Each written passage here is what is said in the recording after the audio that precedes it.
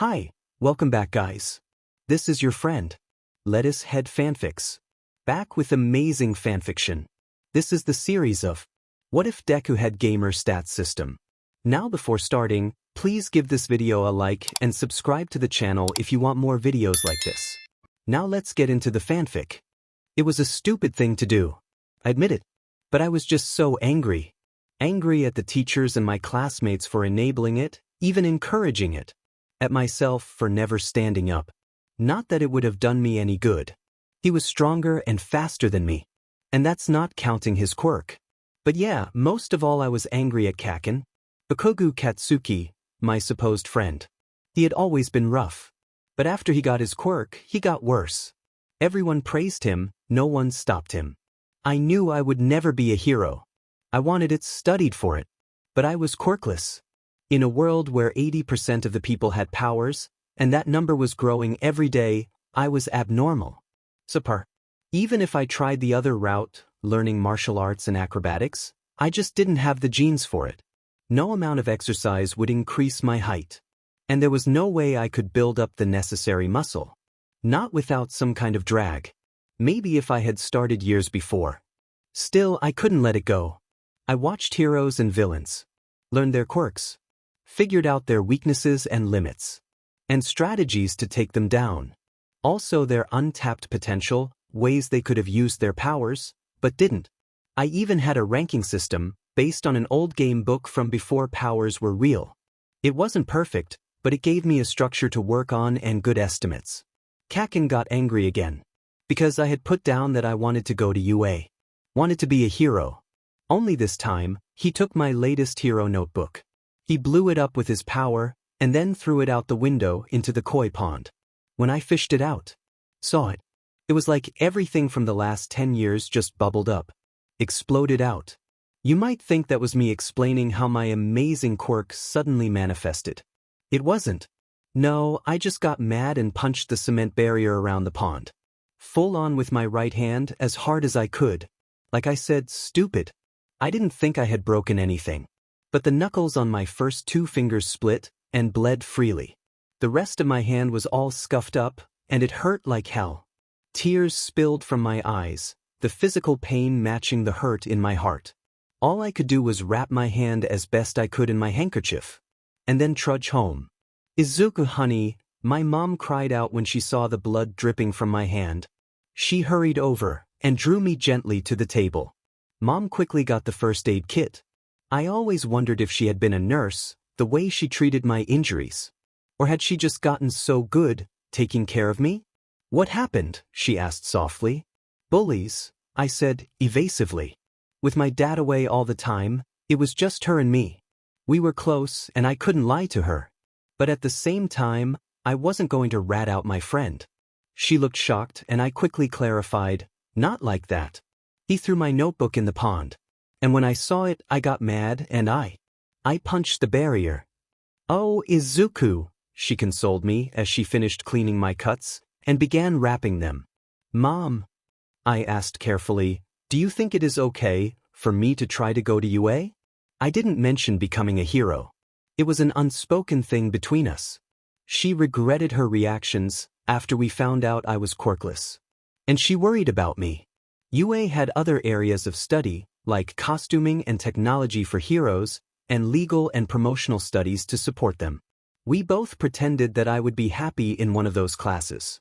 Izuku, I'm not going to tell you that you can do anything, she said firmly, even All Might can't fly or move things without touching them. She illustrated that by pulling the scissors out of the box with her own power. But that doesn't mean you can't try. That you shouldn't try. You should follow your dream as far as you want to. There we go. She taped down the last bandage. After dinner and homework, I had tried to play the Nippon Hero Muzu. I was hoping to finally get All Might up to level. I'm sorry to say I had been maining Mount Lady for the long reach of her normal attacks, and Present Mike for his omnidirectional specials. But now I had enough materials for all of All Might's badges, so I wanted to unleash his full power. Unfortunately, with the pain in my hand and the bandages in the way, I couldn't play very well. So I ended up going to bed early. Have you ever woken up and been caught thinking your dream was real? that you were late for school, or aliens were invading. At first I thought that was what was happening to me. I opened my eyes, only to see a familiar notification screen hovering in front of me. It didn't match any specific game. If anything, it looked more like the yellow boxes from Dad's old American comics. You have had a proper meal and a good night's sleep. Health and energy fully restored. That what I get for playing games while on Tylenol, I muttered, waving a hand before my face before wiping the sleep out of my eyes. The box obligingly vanished. I levered myself out of bed. Normally at this point I would have been stifling a yawn or even hitting snooze. But today I felt really good. Alert and energized. And the normal morning chill didn't seem to bother me either. I skipped my robe and went out to the kitchen. "Good morning, Izuku." My mom looked a bit surprised. "How is your hand?" "Pretty good so far," I told her. I flexed my fingers to show her. "That's good," she smiled. "If you have any pain later, be sure to go to the nurse." "I will." After wolfing down my breakfast, which earned me another odd look, I went into the bathroom to clean up. I washed my face, ran a comb through my hair in vain, brushed and flossed. Then I rinsed with mouthwash.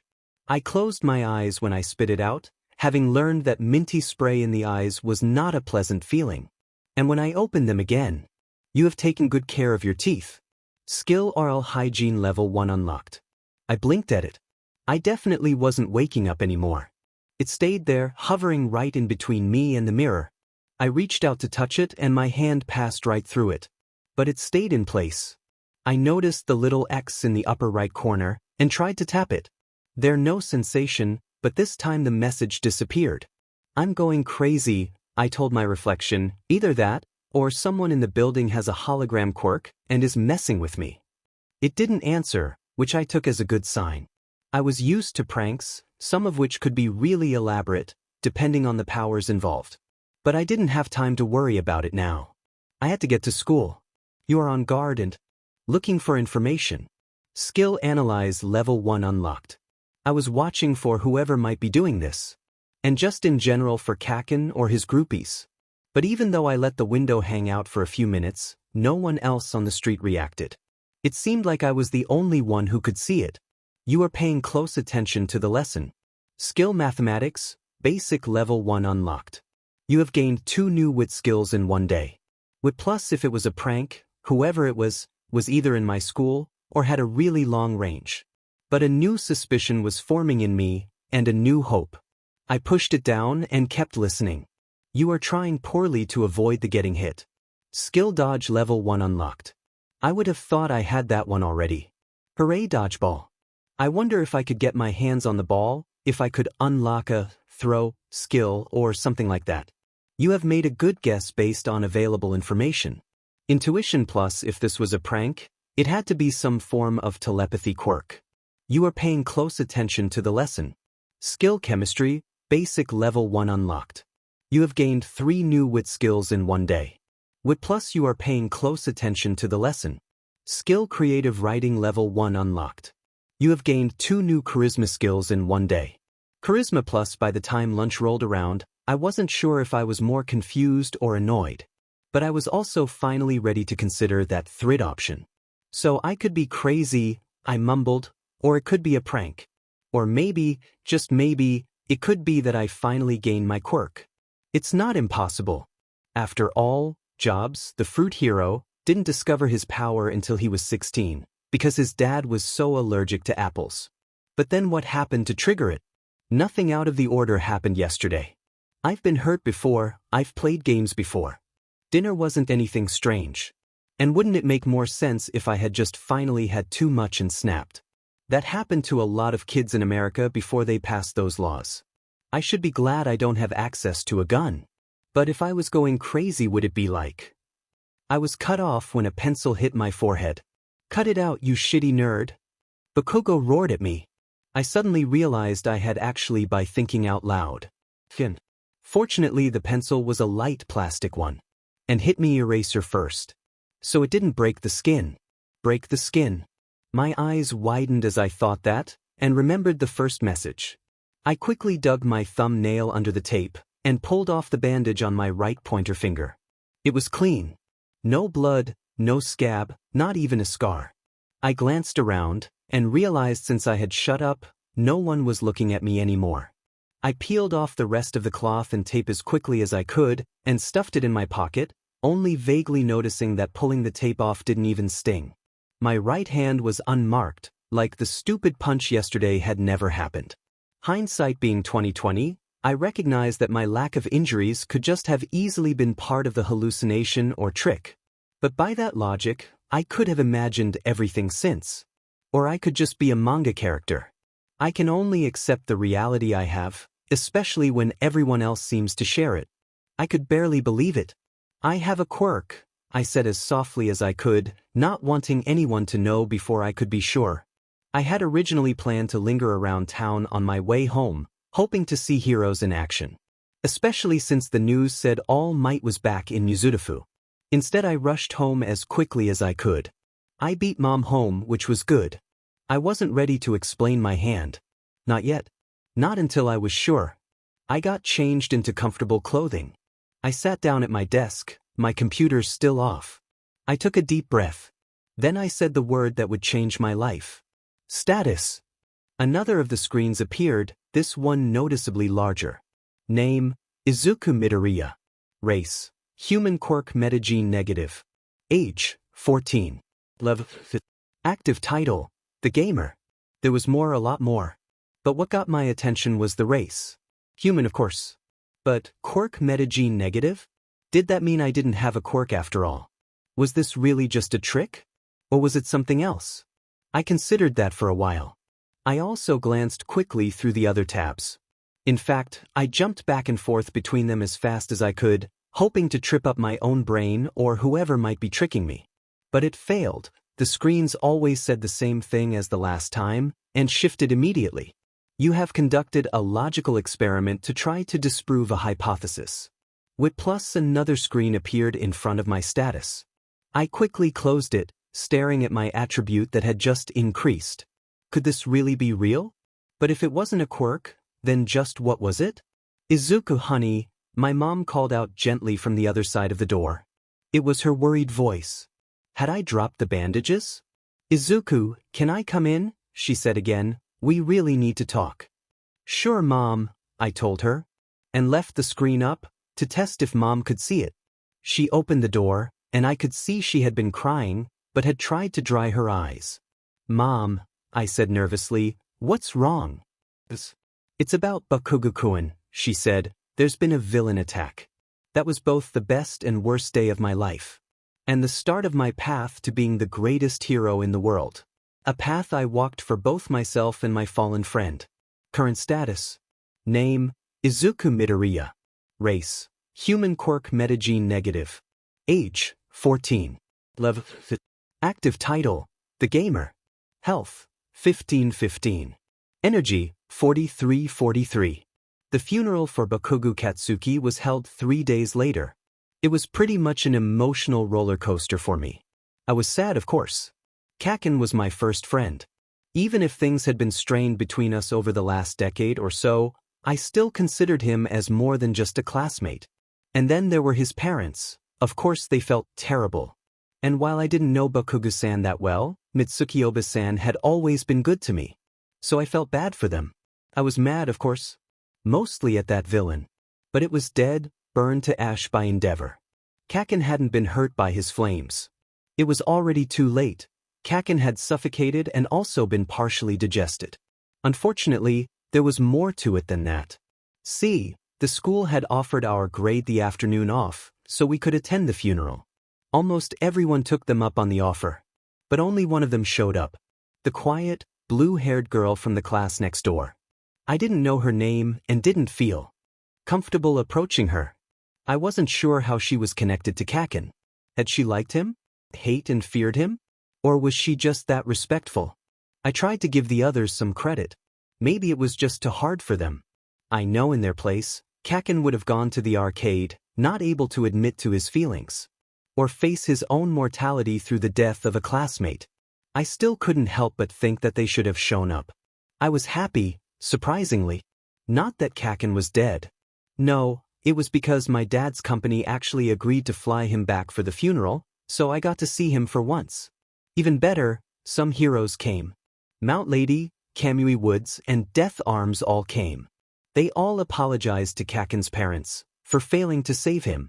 Endeavor was too busy to come, but sent a representative from his agency to offer his regrets. Years later, I learned that that was a lie. Endeavor didn't even know Kaken's name, or bother to learn when the funeral was. His daughter, the representative, did it all on her own. Both Mom and Mitsukiyoba-san were inconsolable. That didn't stop them from trying to comfort each other, which only seemed to make things worse. It hurt me to see them like that. Mitsukiyoba-san, I said, edging slowly closer to the sobbing ladies. Both moms turned to look at me, as did Bakugo-san. I stuttered. Then I took a breath and steeled myself. Kaken and I both had the same dream. To get into UA and become heroes. His dream was even greater, to be the #1 hero, while I would have been happy just to make it in. But not anymore. From now on, I'm going to work even harder. Hard enough for both of us. And I will become the #1 hero. For both of us. I'm sure Katsuki-kun would have been very happy to hear that, but Bakugo-san told me kindly. Really? I blinked. I thought he would have called me stupid Deku and yelled that I would never surpass him. Huh, Mitsukiyoba-san barked a laugh, smiling for the first time that afternoon. That does sound more like our son. Deku? Kaken's dad copied me. Did he call you that?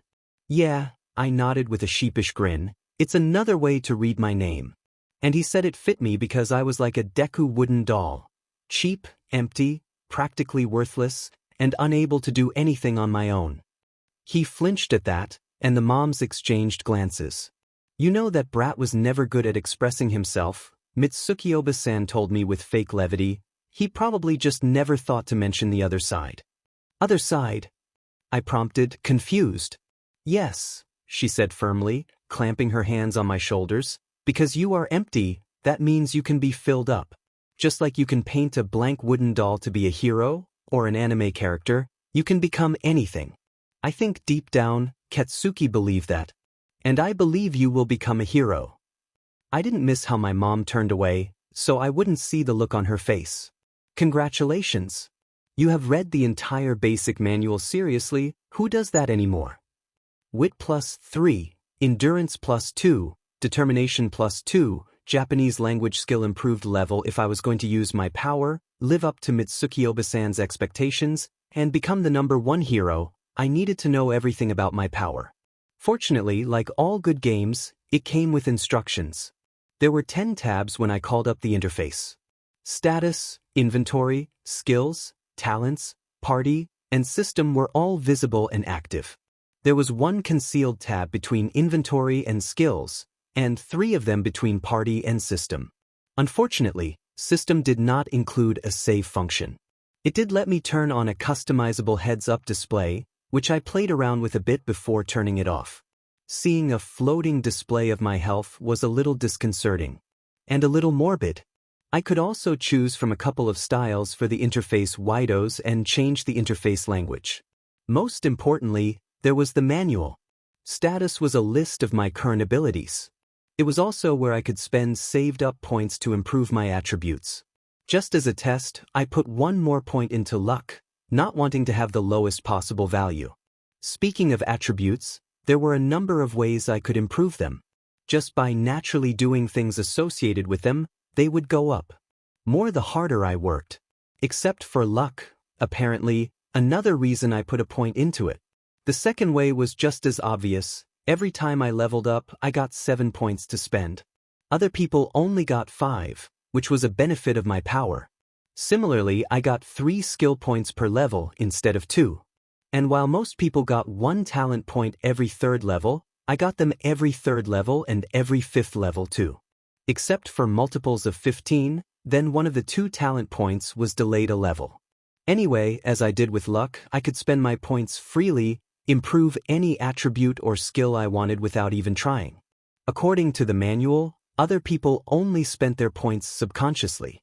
I could also improve my attributes by unlocking certain talents. And there was a 4th method, but it was hidden. Inventory showed what I was wearing and using, equipment if you will. and also let me store a small number of items in an extra-dimensional space. I only had 10 blocks of storage in a 2x5 grid. But small items could stack in some cases. Both a handful of pencils and 3 of my hero notebooks only took 1 block, but each of my school books took up one of its own. My desk chair took 4 blocks, and even when I took everything else out, I couldn't store my bed. Skills gave a deep explanation of the skills I had. It also showed new skills I could unlock, with basic descriptions. I could spend points to buy or improve any of those skills. Also, like attributes, I could improve skills by using them. There were also skill books, which I could use to improve or unlock a skill, but the book would be consumed in the process. It seemed my chemistry book qualified, but I wasn't going to destroy school property. There was a grayed out way to improve my skills too. The Skills tab also showed skills I was close to being able to unlock, along with the prerequisites, as well as dozens of grayed out skills I was either not close to or would never be able to unlock.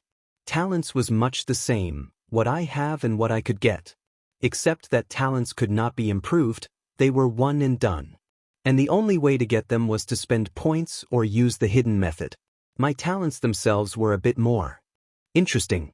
Studious simply gave me a constant bonus to improve my wit and intuition, as well as any associated skills. Gamer's Body let me heal almost anything with a good meal and 8 hours of sleep. There were some status ailments it could not cure, and those might block my healing. It also reduced feelings of pain and fatigue. Finally, it gave me a single energy pool, instead of separate pools for stamina, mana, ki, and psions.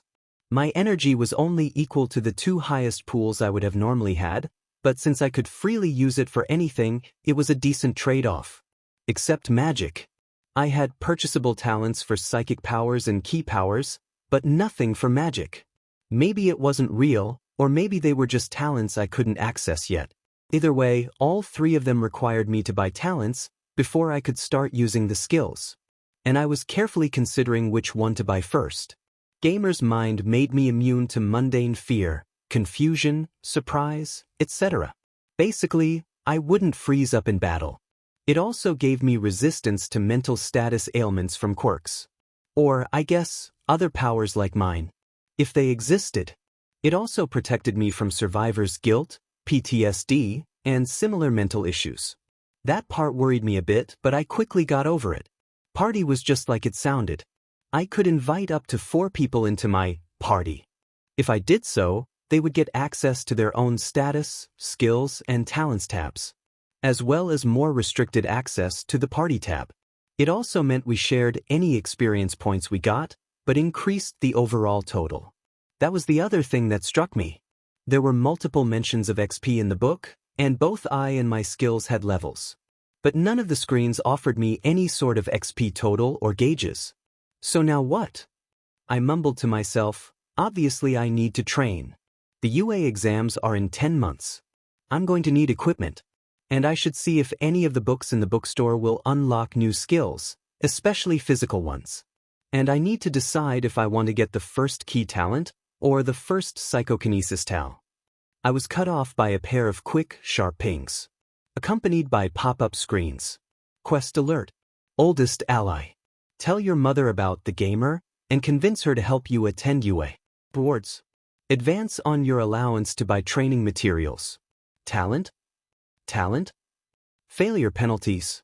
None, however, the reward talents are normally not available until higher levels and you must purchase them on your own. Time limit, 76 hours.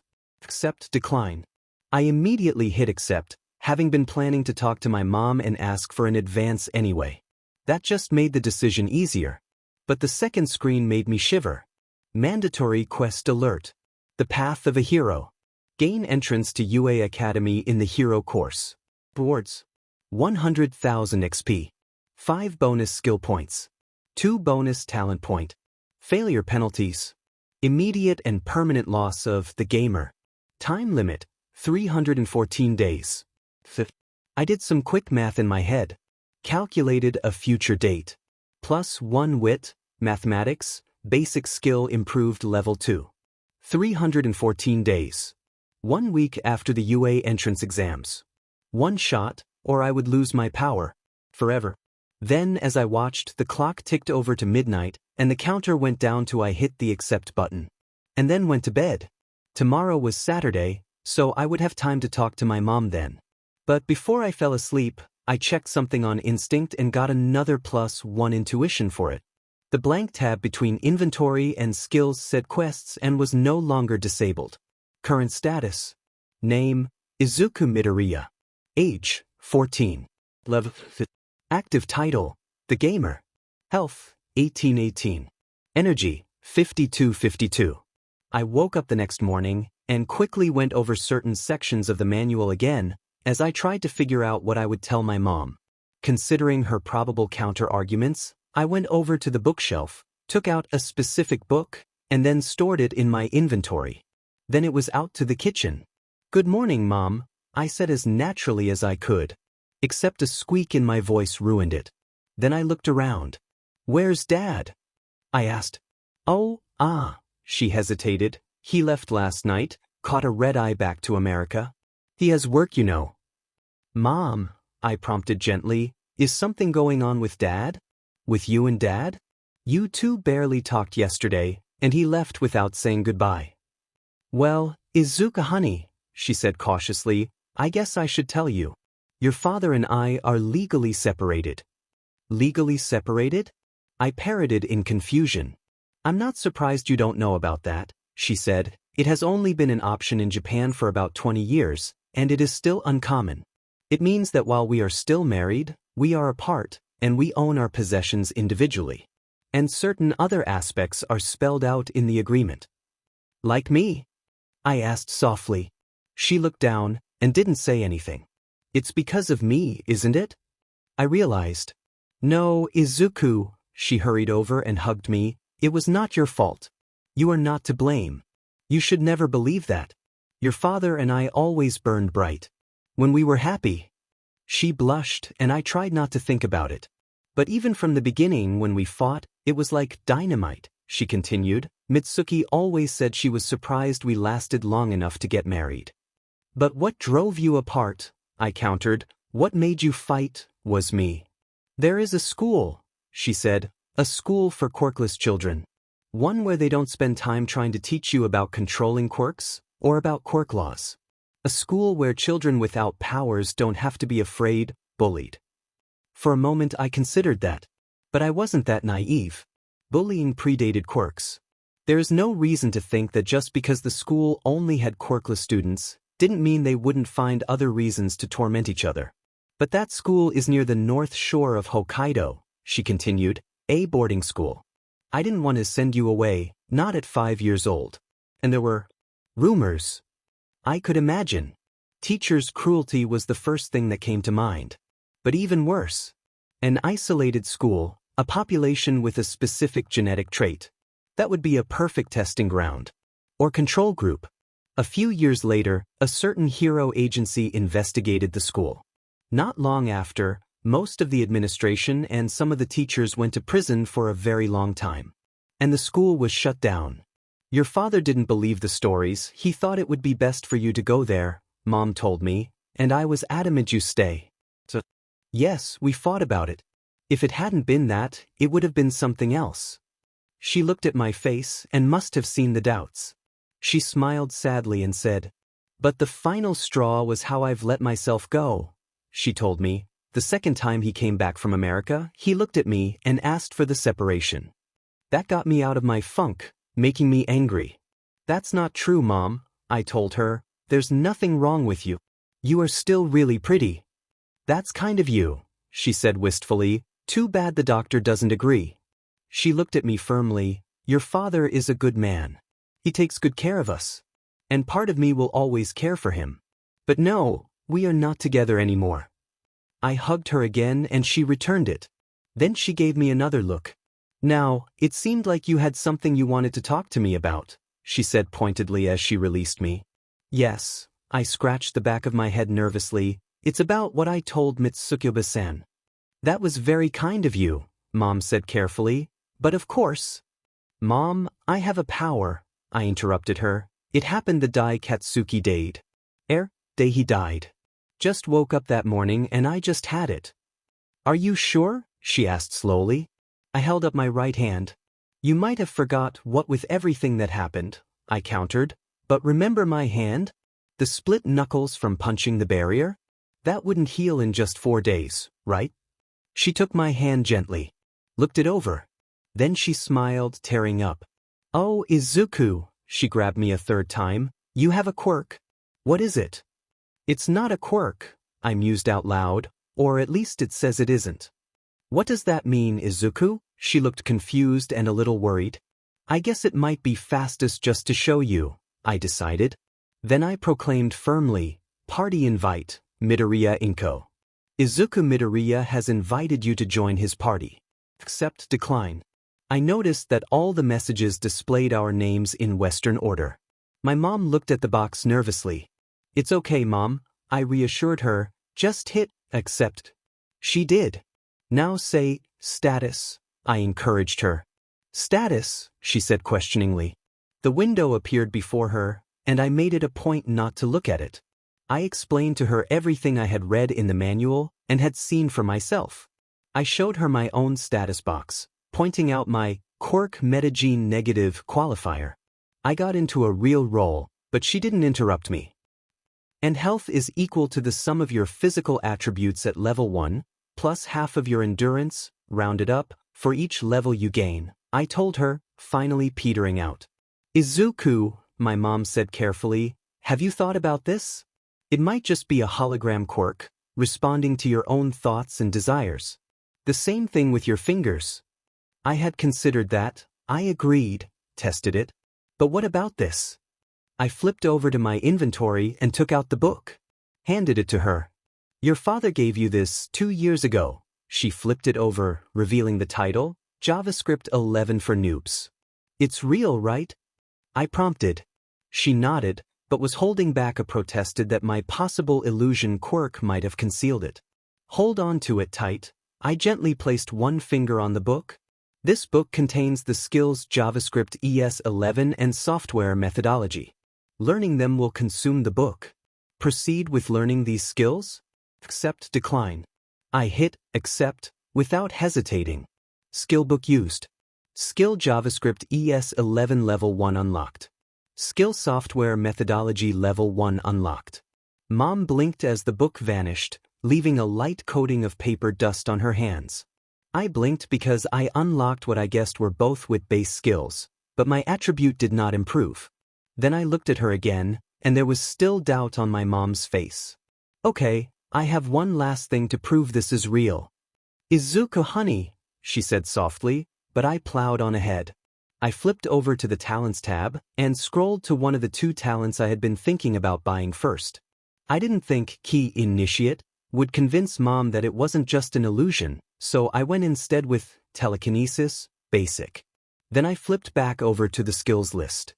3 new unlocked skills has jumped to the top: Telekinesis, TK Attack, and TK Defense.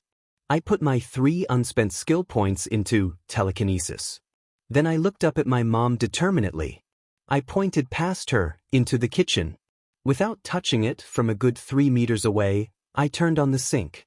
I picked up the dish towel and ran it under the water. I nearly dropped the towel as I turned the water off. Then I clumsily wrung out the towel.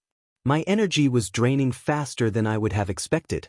But I had just unlocked the lowest level talent, and my skill level was really low. All the more reason I needed practice. I unsteadily pulled the damp cloth over to my mom and held it out for her, saying, "Sorry, I didn't know using a skill book would be that messy." After she wiped her hands off, I dusted the floor with the cloth, still not touching it. Then I set it next to the sink to add to the laundry later. So, what do you think? I asked nervously, silently praying she believed me.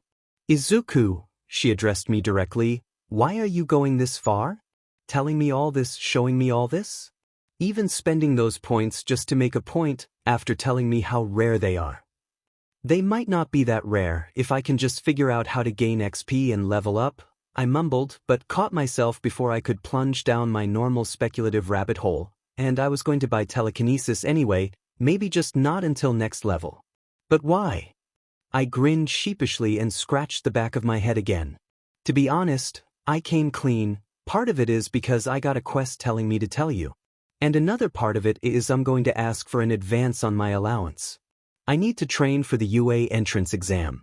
So I'm going to need workout clothing, some training weights, and hopefully I can find some useful skill books at the bookstore. Then I took her hand and squeezed it gently. But mainly I wanted to tell you. I wanted you to know that this isn't just a lark or a crazy dream. I didn't want you to worry about me getting hurt. And I didn't want to hide anything from you. She just looked at me for a moment. Then she smiled. Tell you what, she said happily, why don't you go get cleaned up and dressed, and we will go out for breakfast to celebrate your quirk. Or whatever this is.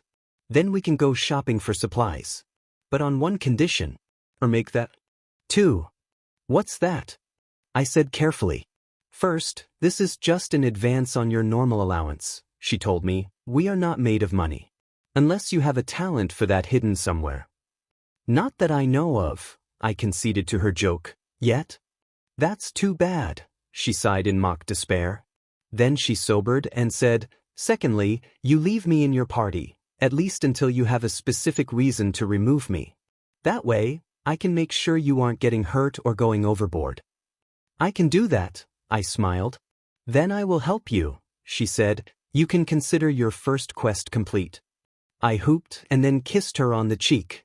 Thanks, Mom, I told her as I darted back to my room.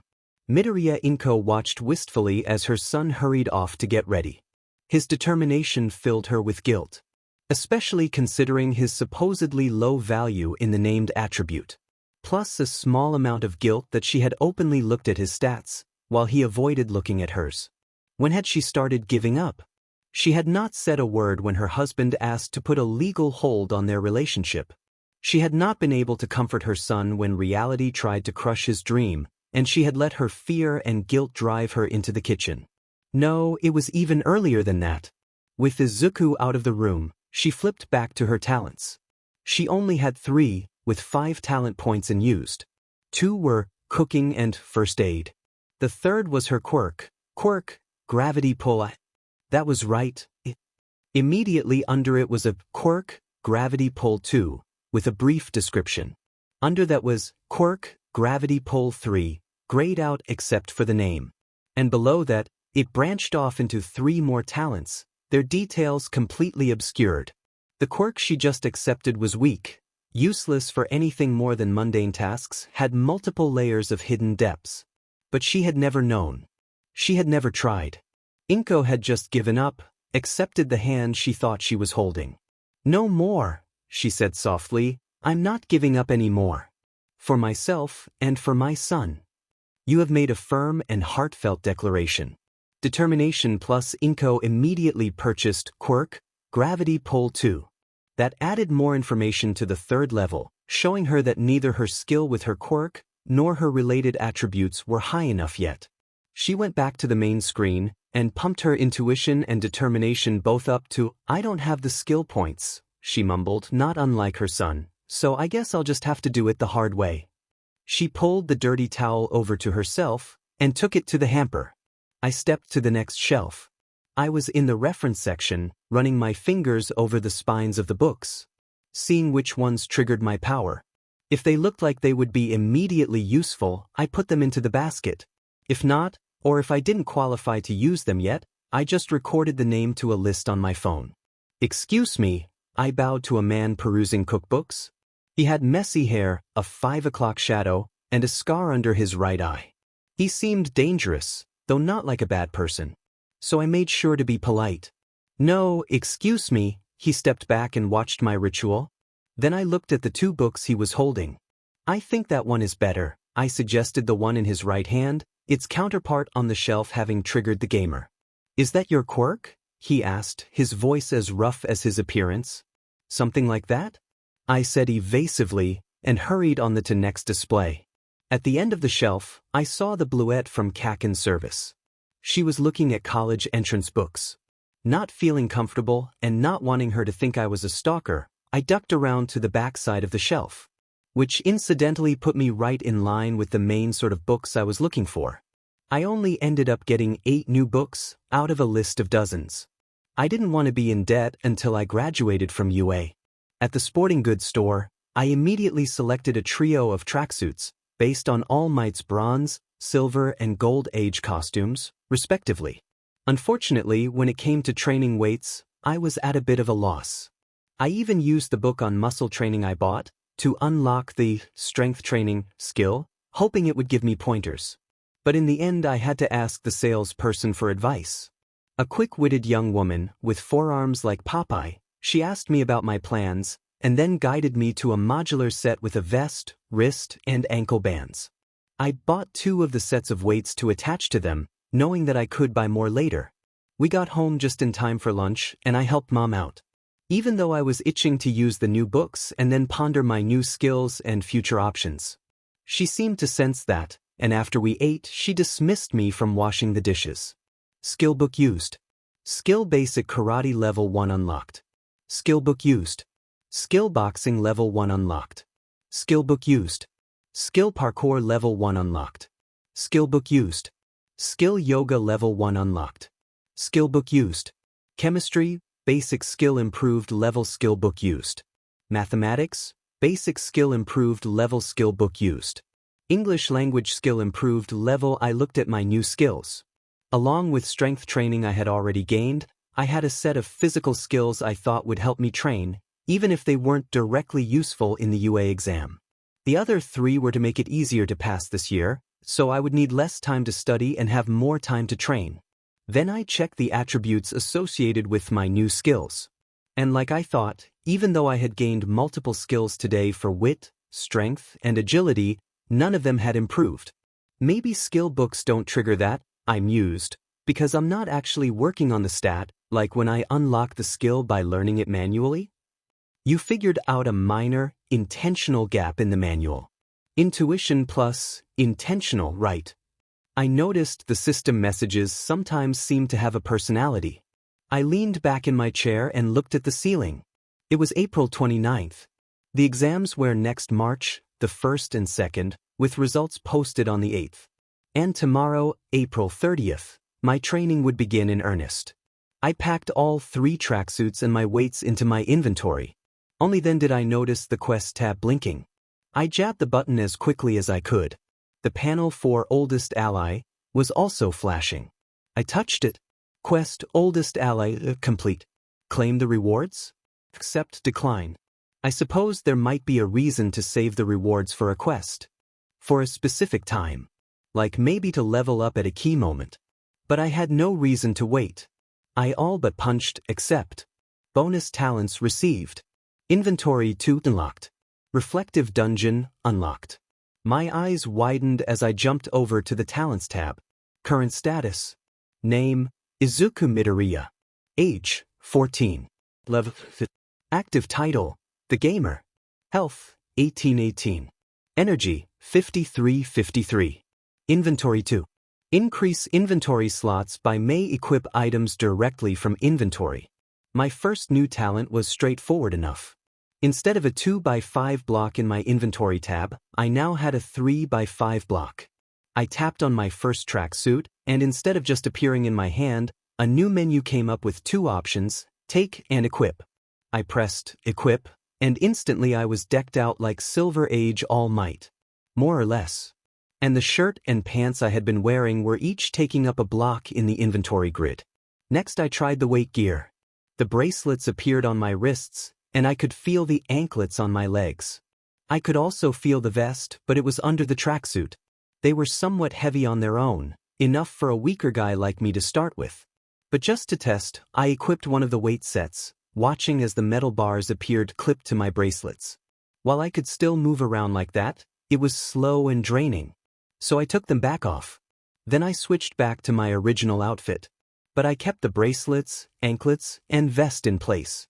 The simpler talent tested, I went back to the tab to read over and think over the other one again. Reflective Dungeon. Transports you and your party to an alternate dimension dungeon representing the essence of a single selected source, person, or item. Defeat enemies and complete quests when offered in the dungeon to enhance the source in some fashion. as well as reap the benefits you would expect from defeating foes in a dungeon crawl. But be careful, the better the source, the more dangerous the reflection. Despite the terminology, a reflective dungeon is not necessarily a maze or cavern. It could just as easily be an open field or an ethereal wonderland.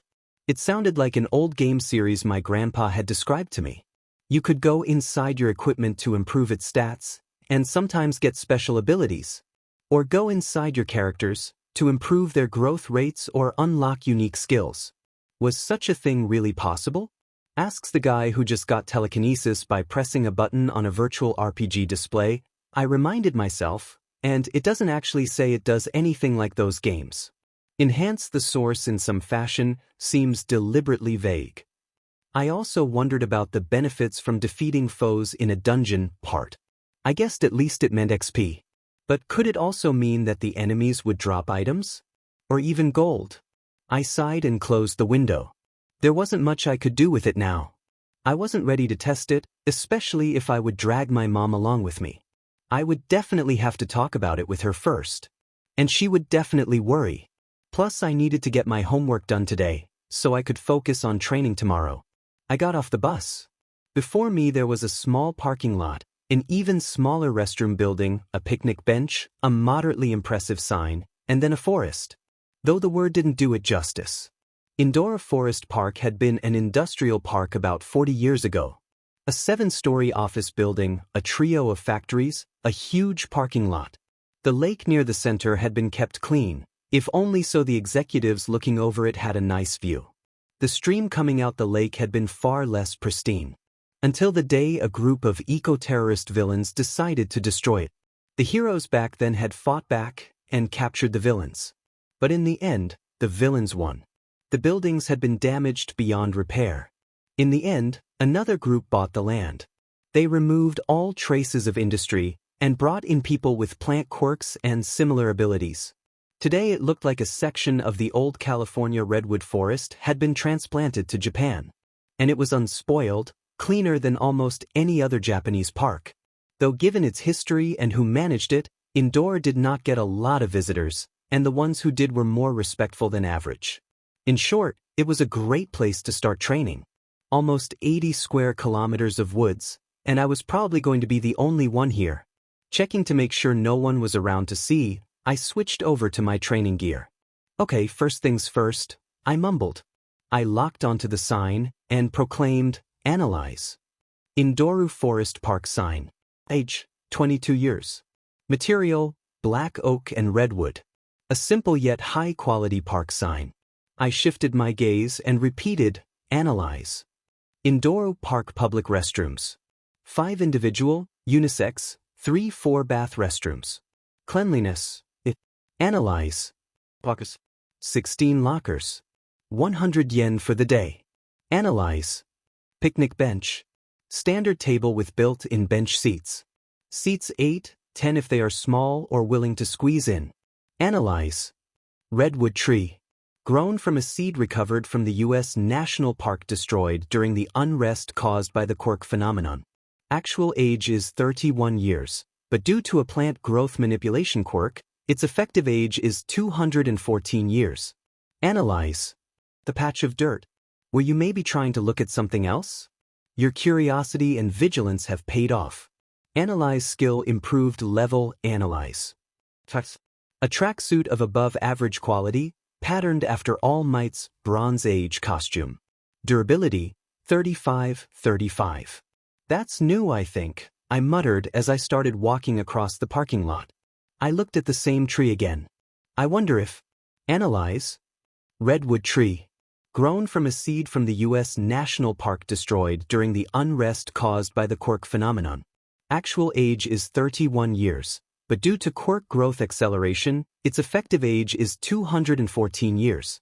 Health, 2,340 2349. Wow. I wondered what would happen if I used Analyze on other people, but I hadn't done it yet. A combination of fear and politeness had stopped me. If I raised the skill level, it seems to provide more information, I mused, maybe I should try it on another person as a baseline. But that's for later. I headed into the forest. Not too deep, I didn't want to get lost. I mean, I still had my phone, safely stored in my inventory. But I wasn't sure how good the reception was here. And my mom also knew I was here. She suggested it, Indora being only about a half-hour bus ride from our apartment. And a relatively secluded place, where I wasn't likely to be discovered. I walked through the trees and brush until I couldn't see the rest area. Then I went another 10 meters deeper, just to be safe. I picked one of the larger redwoods and analyzed it, to make sure it wasn't actually rotten and liable to fall over on me if I hit it. Then I looked around, and found a broken-off branch from one of the smaller trees that occasionally managed to grow between the giants. Okay, I went over my plan again. Step 1, analyze everything. Trees, brush, hopefully some birds or squirrels will pass by.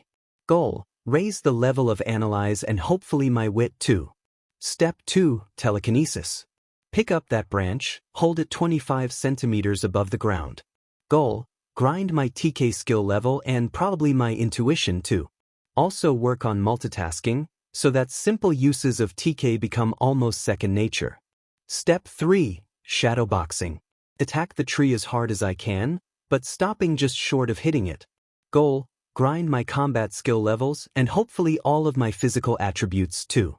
I'll keep doing all 3 at the same time, until it is lunchtime, or I'm too tired to continue. But I doubt my energy will last that long, so I may have to stop using TK sooner. I nodded to myself, fairly confident in my plan for the morning.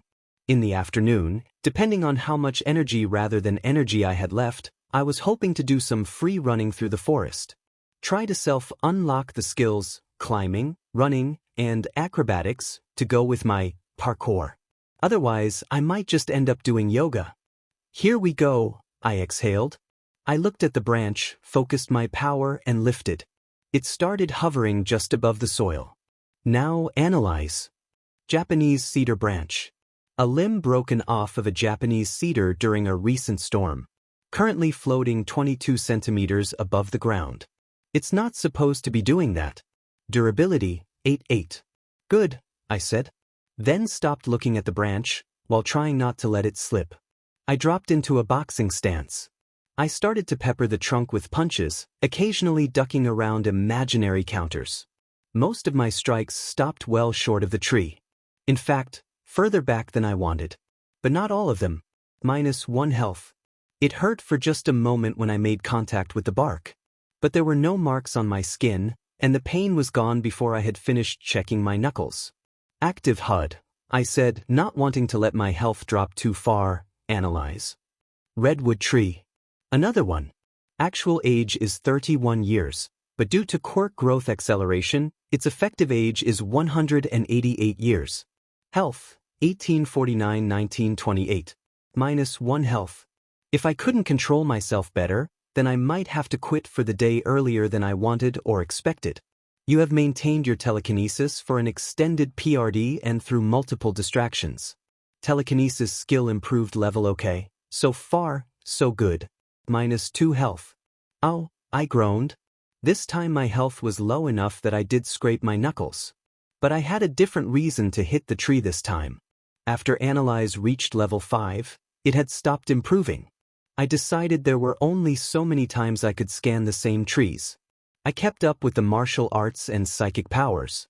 My attributes had all gone up at least 1 point, except for charisma and luck. And so had boxing, karate, and telekinesis. I let myself get complacent, and so I was surprised when bright flash of white shot through the trees maybe 50 meters away from me and 10 meters up. It was probably some sort of bird, but it was gone before I could scan or even properly see it. In the meantime, the distraction made me drop the stick and punch the tree far harder than any of my previous accidents. You have taken multiple impacts from something far sturdier than you are. Skill Physical Resistance Level 1 unlocked. I checked out the new skill and blinked. It hadn't been on the visible, available list of skills before, so it must have had a secret activation. Whatever the case, Physical Resistance was a passive skill that literally and simply reduced damage I took from physical attacks, including self-inflicted ones. Damage reduction was 0.5% per level of the skill, which meant if I could grind or buy the skill up to maximum level, Any physical damage I took would be automatically halved. After I finished ogling my new ability, I took stock. The stick was on the ground. My health was just below half, and my energy was at about 10%. Plus it was only 43 minutes to noon. Lunchtime, I decided. I couldn't sleep, but hoped some food and rest would help restore me for the afternoon. Despite the damage and lack of energy, I wasn't tired and was only moderately sweating. I jogged back to the rest area, analyzing the non-redwood trees I occasionally saw. When I got back, I had this odd feeling. So I walked over to the lockers, opened one that was not in use. I took the towel and lunch my mom had given me out of inventory, using the locker for cover. As I closed it, I heard the squeak of a door pull in need of oil. Your insight serves you well. Intuition plus a girl turned the corner from the bathrooms to the outside wall with the lockers, and we both froze in surprise. She was about my height. She had really long green hair, a shade darker than mine. And her hair was tied in a bow. Not tied up with a bow, her actual hair was drawn into a bow shape and knotted. She had large eyes and a wide mouth with a slightly protruding upper lip. Her nose and ears were both small. All in all, she looked kind of like a frog. Normally that would have been an insult, but somehow on her it looked really cute. She was wearing green sweatpants and a white tank top. She was fairly slender, except very obviously at the moment in the chest. The tank was plastered with sweat, accentuating the shape of her BRSTS and showing her bra through it. Excuse me, I bowed slightly, shifted so she could get past me. She opened up another locker and took out a brown bag. Would you like to use this? I held out my towel towards her. Thanks, but I don't mind being wet, ribbit, she said flatly. Okay, I bowed again, and then hurried over to the picnic table. I sat down and unpacked my lunch. A few seconds later, she joined me, sitting on the opposite side and opposite end of the table. It wasn't really surprising. I think I saw you out in the forest earlier, I said. Are you here training too? She looked at me for a moment as if sizing me up. Then she slid a little closer. I am, she answered. What are you training for? I'm trying to get into UA, I said, in the hero course. She glanced at me.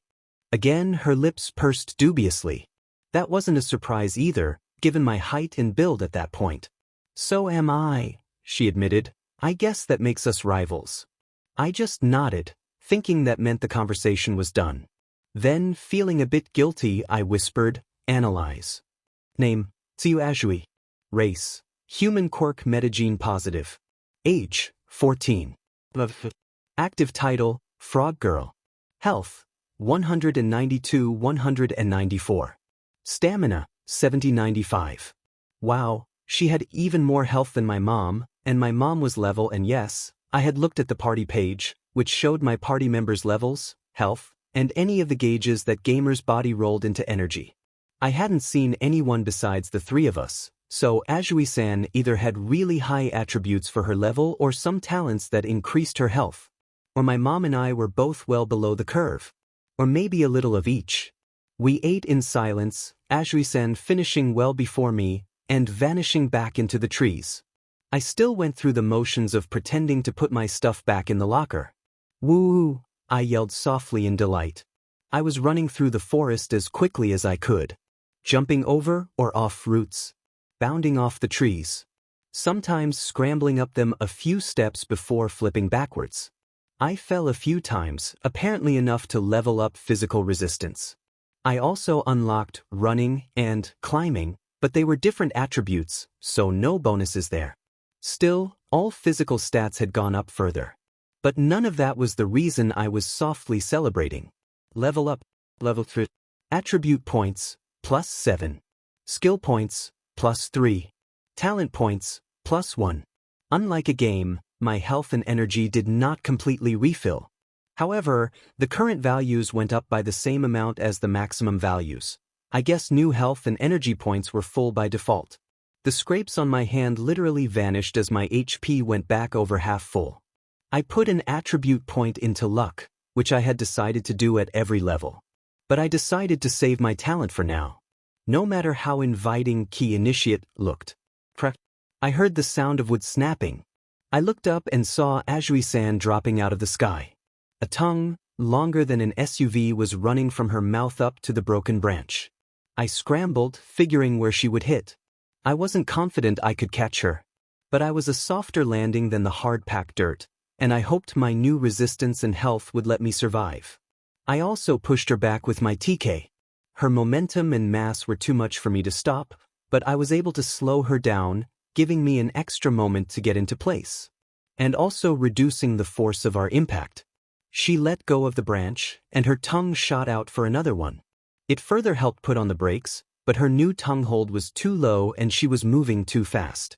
She was still definitely going to hit. She did. She hit me square in the chest. I tried to brace myself, and even skidded back and stayed upright. At first. Then physics kicked in, and we both tumbled. I managed, somehow, to keep both myself under her, and keep my head from hitting anything. After a second collecting herself, she hopped off of me. And then helped me up. "Are you okay?" I asked her anxiously. "Yes," she nodded. "I've had worse falls, but thanks to you I'm pretty much fine." But something about the way she shivered made me think she was not being entirely honest. Still, I didn't press. "Thank goodness," I smiled. "What about you?" she countered. I glanced at the HUD. Health was now 1535, down. I had probably had a damage alert, but missed it in the moment. "I might have a bruise, but I'll be okay," I told her. "Why did you do that?" she asked. "I couldn't let you get hurt," I said, with a hint of sadness. "Not if I could help.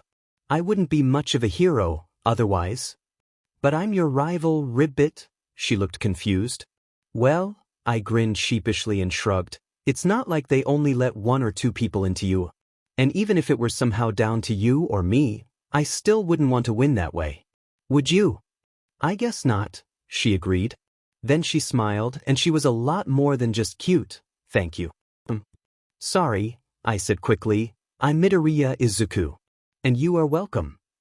I knew her name, of course, but couldn't very well say it.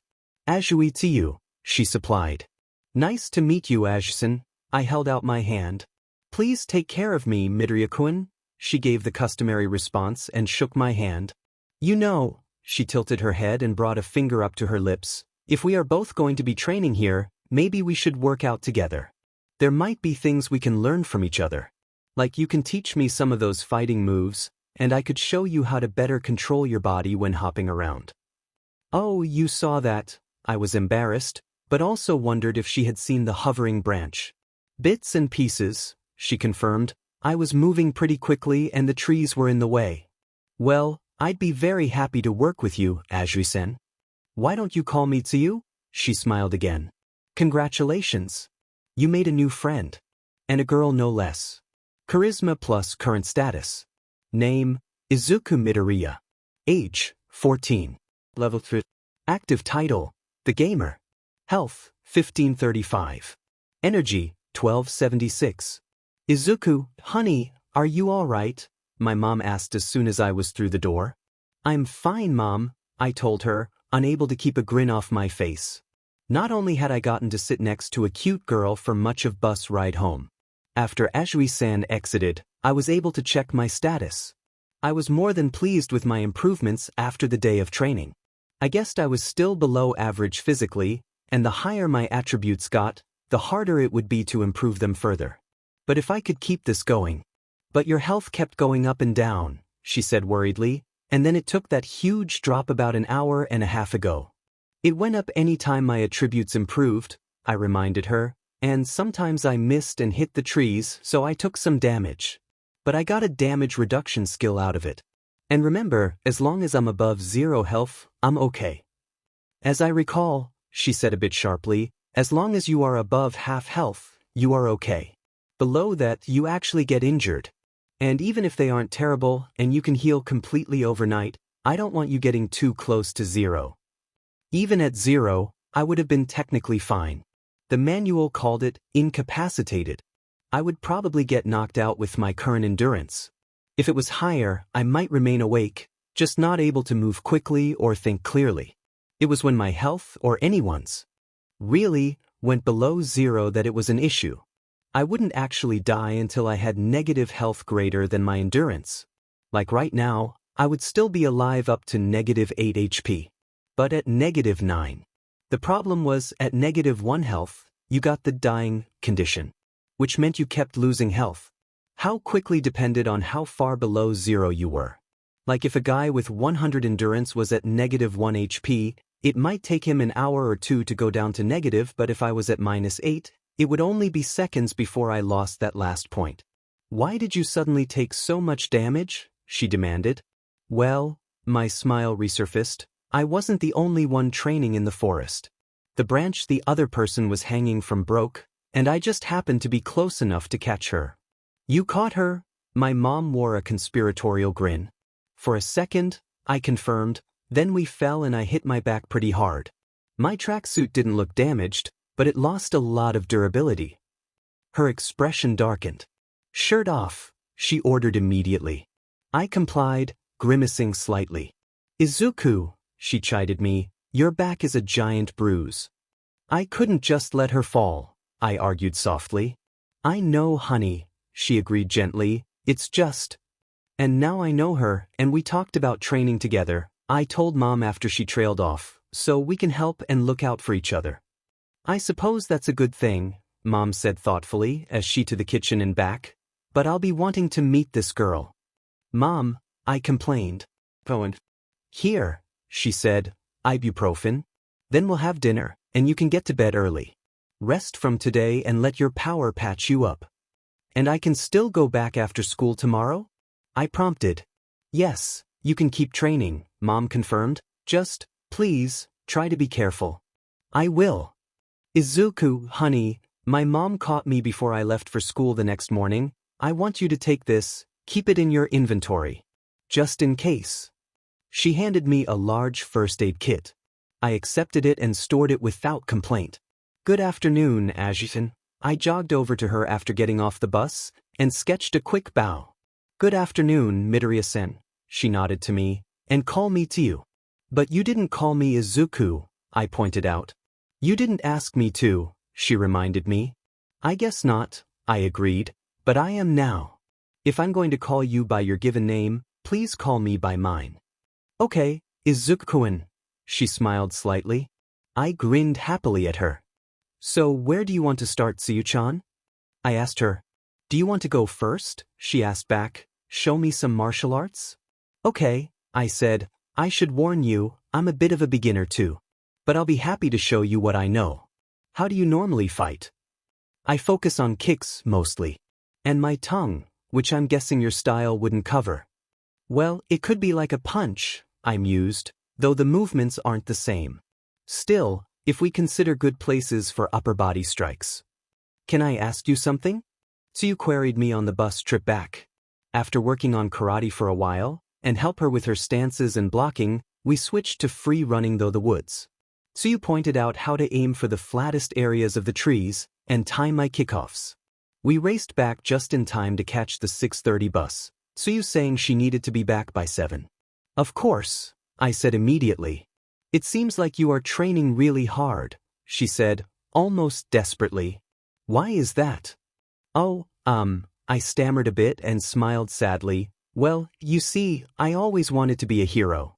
I've studied them my whole life. And my friend did too. Last Tuesday he was killed by a villain. That explosion boy on the news? The one that Endeavor couldn't save, she prompted. Yes, I nodded.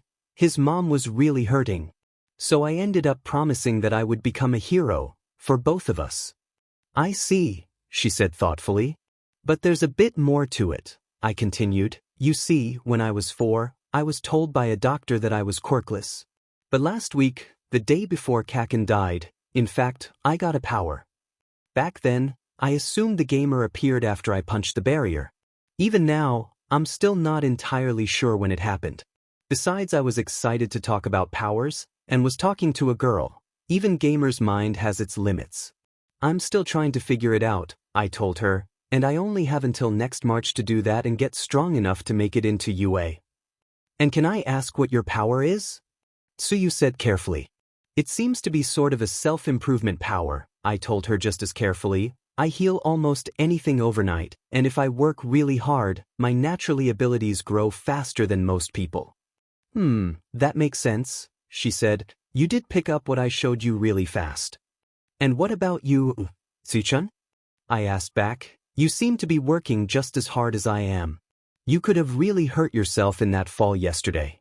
I have to help take care of my brother and sister, she answered after considering it for a moment. I don't have a lot of time to train, so I have to make the most of it, ribbit. Yesterday was an exception. Most Sundays I'd be with them, but yesterday they went to a friend's birthday party. Tsuyu, I grabbed her hand lightly. I'll do everything I can to make sure I don't waste a minute of your precious free time. Thanks, Izuku-kun. Me too. The next week went by like a blur. We met every day after school. Azui was always there first. Her school was more traditional. She still had a half day of classes on Saturday. But I waited for her after my morning training, and we had lunch together before working out in the afternoon. Sunday, like she said, she wasn't there, so I took it easier for my mom. It was the second Thursday after we met. And when I got to the park, Azui wasn't waiting for me. I wondered if she had gone ahead for some reason, or was in one of the restrooms, changing. But I waited a bit and then checked. They were all empty. So were the lockers. I went to the edge of the entrance area, staring into the forest as hard as I could, and occasionally triggering analyze. I didn't want to go further in case she was just running late. But when 5 o'clock rolled around and she still wasn't there, I headed in. Checked all of our usual spots and spread out from there just in case. I made it back just in time for the last bus. There had been no sign of her. Izuku, what's wrong?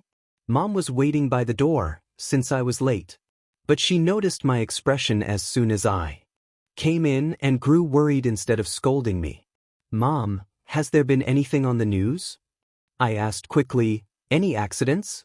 Or villain attacks? My mind couldn't help but go straight to Kaken and what had happened to him. No, nothing like that, she answered. Why? Azui-san wasn't at the indoor today, I told her. She said yesterday that she would see me today, but she never showed up. I looked all over the forest in case she got hurt, but there was no sign of her. I'm worried something might have happened. Even if it wasn't a villain attack, she still might have been kidnapped. Secretly, I was worried that I had driven her off. Done or said something stupid. I knew she wasn't the type to do that, but I couldn't help but remember my life until now. Did you call her? Mom asked. I blinked. I don't have her number. You don't? I always kept my phone in my inventory, to keep it safe, I answered, and I haven't exactly had a lot of people to exchange numbers with. And I never saw her phone either. Maybe her parents don't let her have one. I considered that and wilted a bit. I'm a terrible friend, I said. I barely know anything about her. Izuku, my mom grabbed my shoulders lightly. Don't think the worst yet. Maybe she is sick or got caught up at school. And you didn't ask for her phone number, but she didn't ask for yours either. I nodded. Just go back there tomorrow, Mom advised me. If she isn't there again, then we can start to worry. Try to see if we can find her. And if she is there, make sure to at least ask for her number. Or give her yours if she doesn't have a cellular of her own. I nodded again. Despite my mom's reassurances and gamer's mind, I was still a bit of a wreck the next day at school. I still gave it my all. Now that Kaken was gone, I was determined to make it to number 2 in our grade. Since I knew I could never take number 1 away from Mizuno-san. At least not without min-maxing to focus on my mental attributes and skills. There was a familiar figure, standing by the picnic table. I ran across the parking lot, and just barely restrained myself from hugging her. Azui-san, I said quickly, you're here? I was worried. Sorry, she said, then added, and call me too. Right, Xian? I corrected myself. And you don't have to be sorry. But I was thinking, if you don't mind, maybe we could exchange phone numbers? In case something happens. She brightened up at that, and fished out her phone. I got mine out too, and a quick IR exchange added us to each other's contact list. I should have thought of that earlier, she admitted, but I've only ever exchanged numbers with one friend before. You are my first phone friend, I told her. Not your friend who, she trailed off, not wanting to remind me. We had drifted apart before my mom let me get a phone, I told her. Then I looked her in the eye and asked carefully, "Is it okay if I ask what happened yesterday?" "My sister was sick," she said. "Her quirk makes her sensitive to light, and she is still learning to control it. When she doesn't, she gets symptoms like a migraine. But it's not a migraine, so migraine medicines don't work on it. So I had to pick her up from school and take care of her. I did think about you, but didn't have any way to contact you. I wasn't even sure if you had a phone." "Me too," I told her. "I was thinking, I've been so focused on our training that I've been a bad friend and haven't really gotten to know you.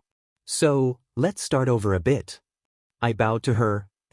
"My name is Midoriya Izuku, age I'm a third year at Aldra Junior High in Muzutafa. I live in Muzutafa with my mother, while my father works in America. Pleased to meet you, please take care of me." Tsuyu smiled and bowed as well. "My name is Tsuyu, age I'm a third year at Danshuin Academy in Hosu." Then she frowned slightly, trailing off. "Izuku, I wasn't exactly honest with you," she said. "I said I helped take care of my brother and sister. But actually, my parents work out of the country most of the time. All around Europe and Australia. We're lucky if either one of them is home more than a week each month. We get help from neighbors and my aunt checks in sometimes. But mostly I take care of them. That's why I need to be back by their school has program for parents who work later or have a long travel time, but I need to pick them up before then. Sorry I didn't tell you." "It's okay," I told her. "We've only known each other a week." I studied her for a moment, then asked, "Tsuhun, do you trust me?" "I think so," she answered, putting her finger to her lips and tilting her head. "Why?" "I want us to skip training," I said, "and I want you to come with me somewhere." "Where?" "Home," I told her. "My mom has been asking to meet you, and I think it's a good idea." "You want me to babysit?" my mother parroted. "You want her to babysit?" Tsuyu asked. Azui agreed to come home with me. I introduced her to Mom and Mom to her. We talked briefly about training, and then I convinced Tsuyu to tell Mom about herself. Then I presented my idea. "Well, I was hoping if you two got along, and if you were willing and Tsuyu thought her siblings would be okay with it," I explained, "then she could bring them over on Sundays, or at least some Sundays, and you could watch them while we train." They both considered it, and considered each other. "No offense to Azui-san or her parents," Mom said, "but I don't like the idea of a 14-year-old girl being primary caregiver to two young children. I'm sure you've done a fine job, but you really should have more time to yourself to be a teenage girl." "I can't really disagree with that," Tsuyu admitted. "I love my brother and sister, and know my parents are working hard for our family, but it can be tough sometimes." "So then," I prompted. "Ashisan," Mom addressed her, "what if you and your brother and sister come over this Sunday? We can all get to know each other. And then if you are all okay with it, we can do something like what Izuku suggested. You all can come over on Sundays, I will watch your siblings while you two train, and then we can all have dinner together. And I'd also like you to have my phone number, in case anything like yesterday happens, or just if you need some help in general. What do you think?" "I think you are a very nice lady," Azui said, "like your son. So I think we can try it. And call me Tsuyu." "I like your mom," Tsuyu told me when she arrived at the park the next day, "and I am looking forward to tomorrow." "She likes you too." May ended, and June began, and with it Tsuyu's namesake, the infamous Japanese rainy season. Though so far it had been lighter than usual. So we had been able to keep training. A couple of downpours had got us, but we had discovered a rocky outcropping, almost a shallow cave, that we could hide in. We were back around to Sunday, the third one in June. My mom and the Azui kids, Samidare and Satsuki, were now well used to spending the day together. And Samidare had said he liked Inko Obasan's cooking much better than Big Sis's slop, to Tsuyu's annoyance and my mom's embarrassment. We got off the bus, and went into separate bathroom stalls to change. Though I just used inventory to swap. I also now had the first set of weights attached to my gear. "So what should we do today?" I asked, pantomiming putting my bag in a locker and dropping a coin in. "You didn't like boxing, so we could go back to karate." "I have another idea," she said. "Okay, what is it?" I asked curiously. "It's a surprise." Just follow me. We had pretty well explored Indoor Park by now. I wouldn't have said we knew every nook and cranny, but we were not going to easily get lost there. Still, we tended to stay close to the entrance, simply for access to the facilities. Tsuyu led me deeper in than usual, but it didn't take me long to figure out where we were going. The trilene broke, and we walked out onto the beach surrounding the lake. We had come here occasionally, to run on the sand for the extra resistance, or just to cool our feet in the water after a hard day's workout. So I wasn't sure at first how this qualified as a surprise. Until Tsuyu reached down to the hem of her shirt and started to lift it. Azui-sen. I squeaked, closing my eyes. What are you doing? What did you say? Tsuyu didn't correct me about her name, and her normally flat voice had an unusual tone I didn't recognize. What are you doing? I'm taking off my shirt, she said evenly, otherwise it would get wet. I couldn't help myself. I peeked. With her shirt off, I could see she wasn't wearing a bra. No, not like that. She had on a bikini top. Not like a CC one either. It was a sporty one, in 2 tones of green. It only showed a little cleavage, but revealed all of her shoulders and her toned stomach. You are going swimming, I realized. Well, I was hoping you would too, she said. It's a good, low-impact resistance workout. Plus, it's an important skill for heroes to have. You never can tell when you might face a villain with water powers, or just by a body of water. As she said that, she undid the tie on her pants and dropped them, revealing a matching boy short tight bottoms. I tried not to stare, but it was tough. But I don't have a swimsuit with me, I stammered a bit. I don't even know if my old one still fits. Well, your tracksuit is like a swimsuit, she suggested, lightweight synthetic materials that shed water. Just take off your top, shoes, and weights, and roll up your pants. Take off my shirt? I looked at her. Well, you would have to anyway if you were in a swimsuit, she deadpanned. Then another head tilt and finger raise later, she added, unless you wore one of those weird, old-fashioned swimsuits. But who would want to do that? I grimaced and nodded. I partially undressed like she suggested, and secretly transferred my boxers into my inventory, so they wouldn't get soaked. As I did, I noticed her eyes locked onto me, her expression hard to read. I knew it, I mumbled and jumped into the water so I could hide myself. No need to be in such a hurry, Tsuyu said. Mom, I turned to her after the Azui siblings left for the night. I know I said I wouldn't ask for anything else after my training gear and books. But, well, I kind of need a new swimsuit. Tsuyu thinks I need to get better at swimming and... For a moment, I could have sworn I saw the kanji in her eyes. Current status. Name, Izuku Midoriya. Age, 14. Level 3. Active title, The Gamer. Health, 62-64. Energy, 73-83. You have had a proper meal and a good night's sleep. Health and energy fully restored. I waved away the message, having gotten used to it. Almost every night I was down a little health and a lot of energy from the day's training. Especially on the weekends, and today was Monday. The last Monday in June, meaning summer vacation, was just around the corner. The second message that immediately popped up was far less common. Quest alert. Duel. Test both your training and your friendship with Tsuyu Azui by challenging her to a race and winning. Rewards. +1 level to all skills used in the race. 1 bonus talent point. Failure penalties. Time limit, 13 days. Accept decline. I almost hit decline. No matter how much better I had gotten, Azui was still a lot faster and stronger than me. I hadn't seen her attributes, but it wouldn't have surprised me to find out they were 2 or even 3 times higher than mine. Beyond that, the way it was worded made me nervous. Test your friendship, what did that mean? Would she be angry if I won? Tsuyu didn't seem like that sort of person. Given I hadn't really won at anything against her yet, I couldn't be sure. Or maybe it was the other way. If I challenged her and lost, would she be disappointed? I was pretty sure she would be upset if I held back, but other than pulling her back with my TK, there wasn't much chance of that. I finally hit accept, and then hopped out of bed. Good morning, Izuku, Mom said as I walked into the kitchen. Good morning, Mom, I responded. Anything special on the agenda for today? she asked, setting bowls of rice and miso soup and a plate of sausages on the table for me. Test results in school, I reminded her. Hopefully I'll make number 2 in our grade and number 1 in our class.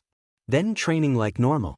Though I did get a quest this morning to challenge Tsuyu-chan to a race and win by a week from this Sunday. Do you think you can do it? Mom asked. You said she is still a lot faster and more maneuverable than you are. There's no penalty, so it doesn't hurt to try, I told her, and I have been wondering if I've been trying hard enough.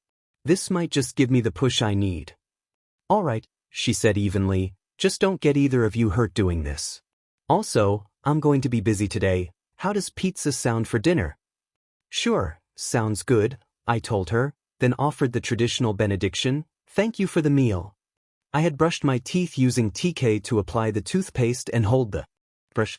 Since I couldn't use telekinesis while training with Azui, I needed to find ways to use it around the apartment. Brushing was a good way to practice fine movements. It netted me a level in both skills, so I must have done a pretty good job. After lunch they posted the test results, and I was pleased to have made second.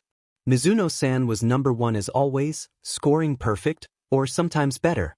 She never checked the scores, so I had never met her.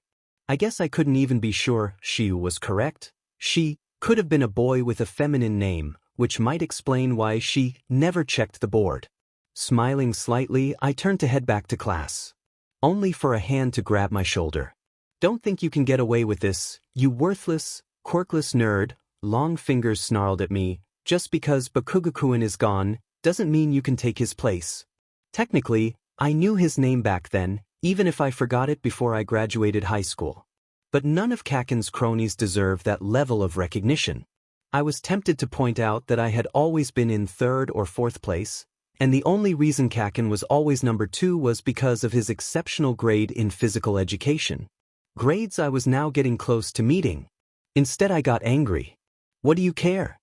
I countered, knocking his hand off. You weren't his real friend. You just wanted to coast on his popularity. You didn't even come to his funeral. That got a few gasps and also more than a few chagrined looks. Most of them were also guilty of that, and they knew it. Why, you piece of... Long fingers tried to punch me, but I casually slipped out of the way. His fingers extended all the way, making his fist even larger, and he tried again. Between my karate and dodge skills and increased attributes, it was easy to avoid him. Part of me wanted to block, or even trip him. But he wasn't worth it. I didn't want to risk getting in trouble over him. So even as he wound up for a 3rd attack, I turned and walked away. Good afternoon, Scene. I called out, jogging from the bus to her. Good afternoon, Izuku. She greeted me in kind. You seem to be in a good mood today. Well, I grinned sheepishly. I made it to the number 2 spot in my grade at my school today, and when one of the bullies tried to attack me because of it, he couldn't lay a finger on me. That does sound like a good day, she nodded. But only number 2? With as smart as you are and the way your quirk seems to work. No, our school has a genius. I shook my head. She, or maybe he, I guess, since I don't know this person, has been the best in our grade for all 3 years of middle school, and is supposedly the top rank in the whole country on mock exams. That is impressive, Tsuyu admitted. In that case I think anyone would be fine with number 2. Right. I nodded. So what do you want to do today? She asked me. Climbing? Or maybe some karate forms. We weren't swimming on the weekdays, both due to the more limited time, and because it could get a little chilly in the late afternoon and early evening. Or at least, that was the excuse I gave Azui. Actually, I was thinking, I started carefully, I know you don't want to spar, and I agree. But what about another competition? We may be friends, but we are still rivals, right? So we should push each other. At least as much as I can push you at this point.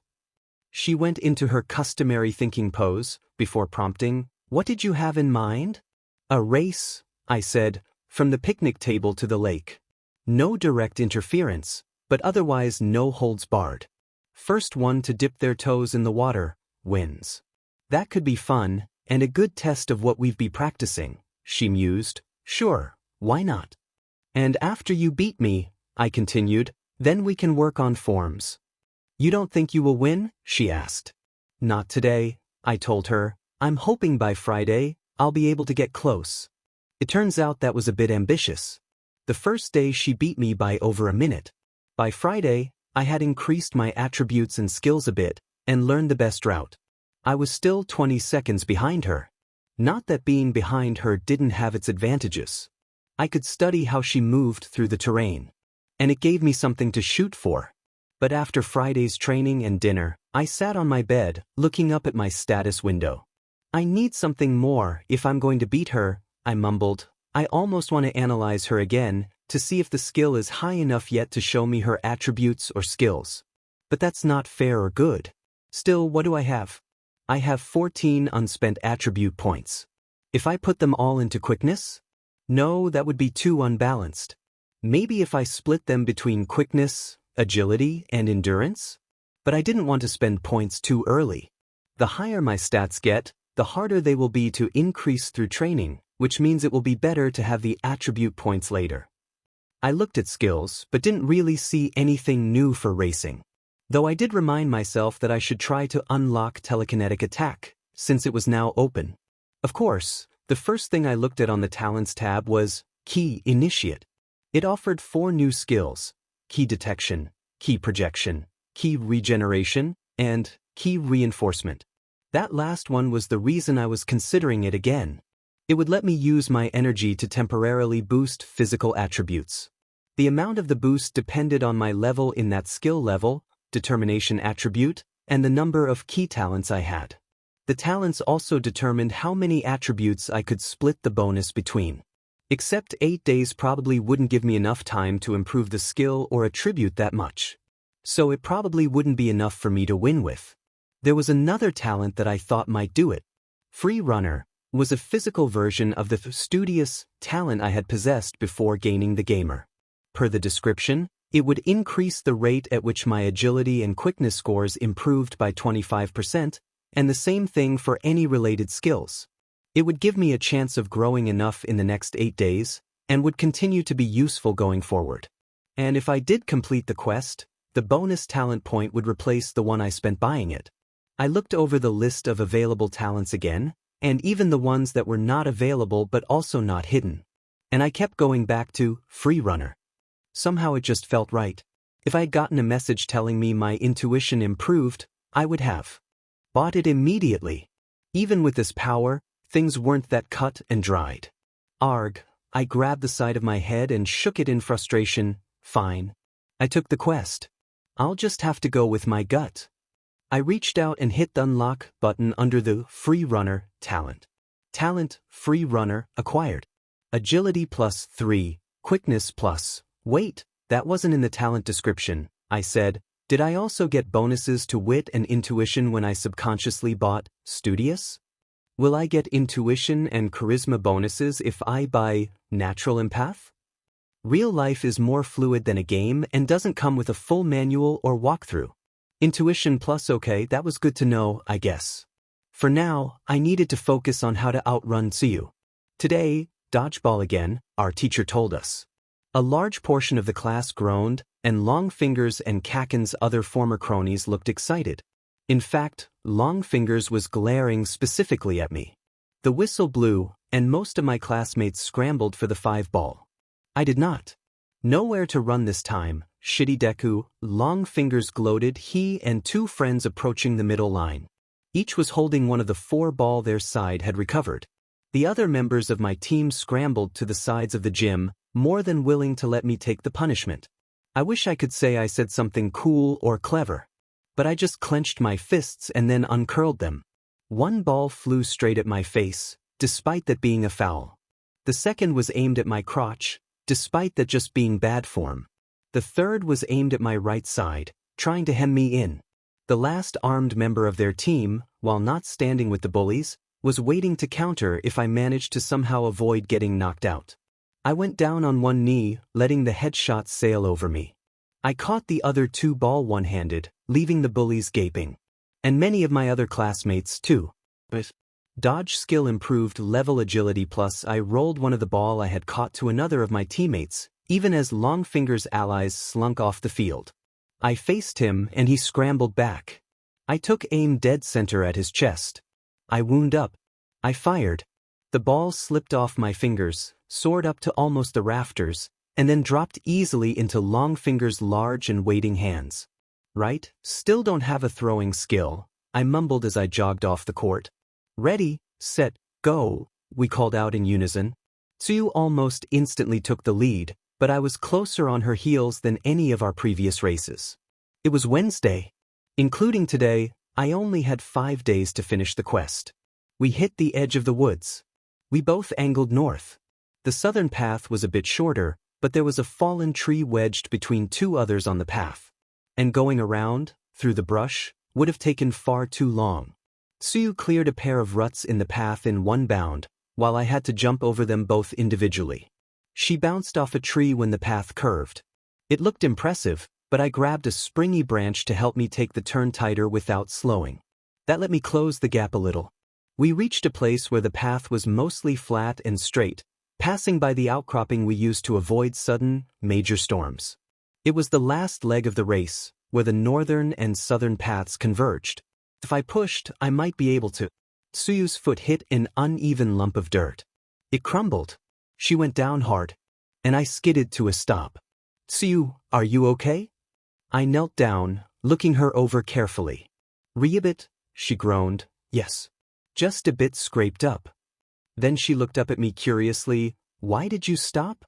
What do you mean? I countered. You could have kept going, she said. You could have won. I already said I wouldn't want to win that way, I reminded her, the first day we met. And that was before we were even really friends. I couldn't just leave without seeing if you were okay, could I?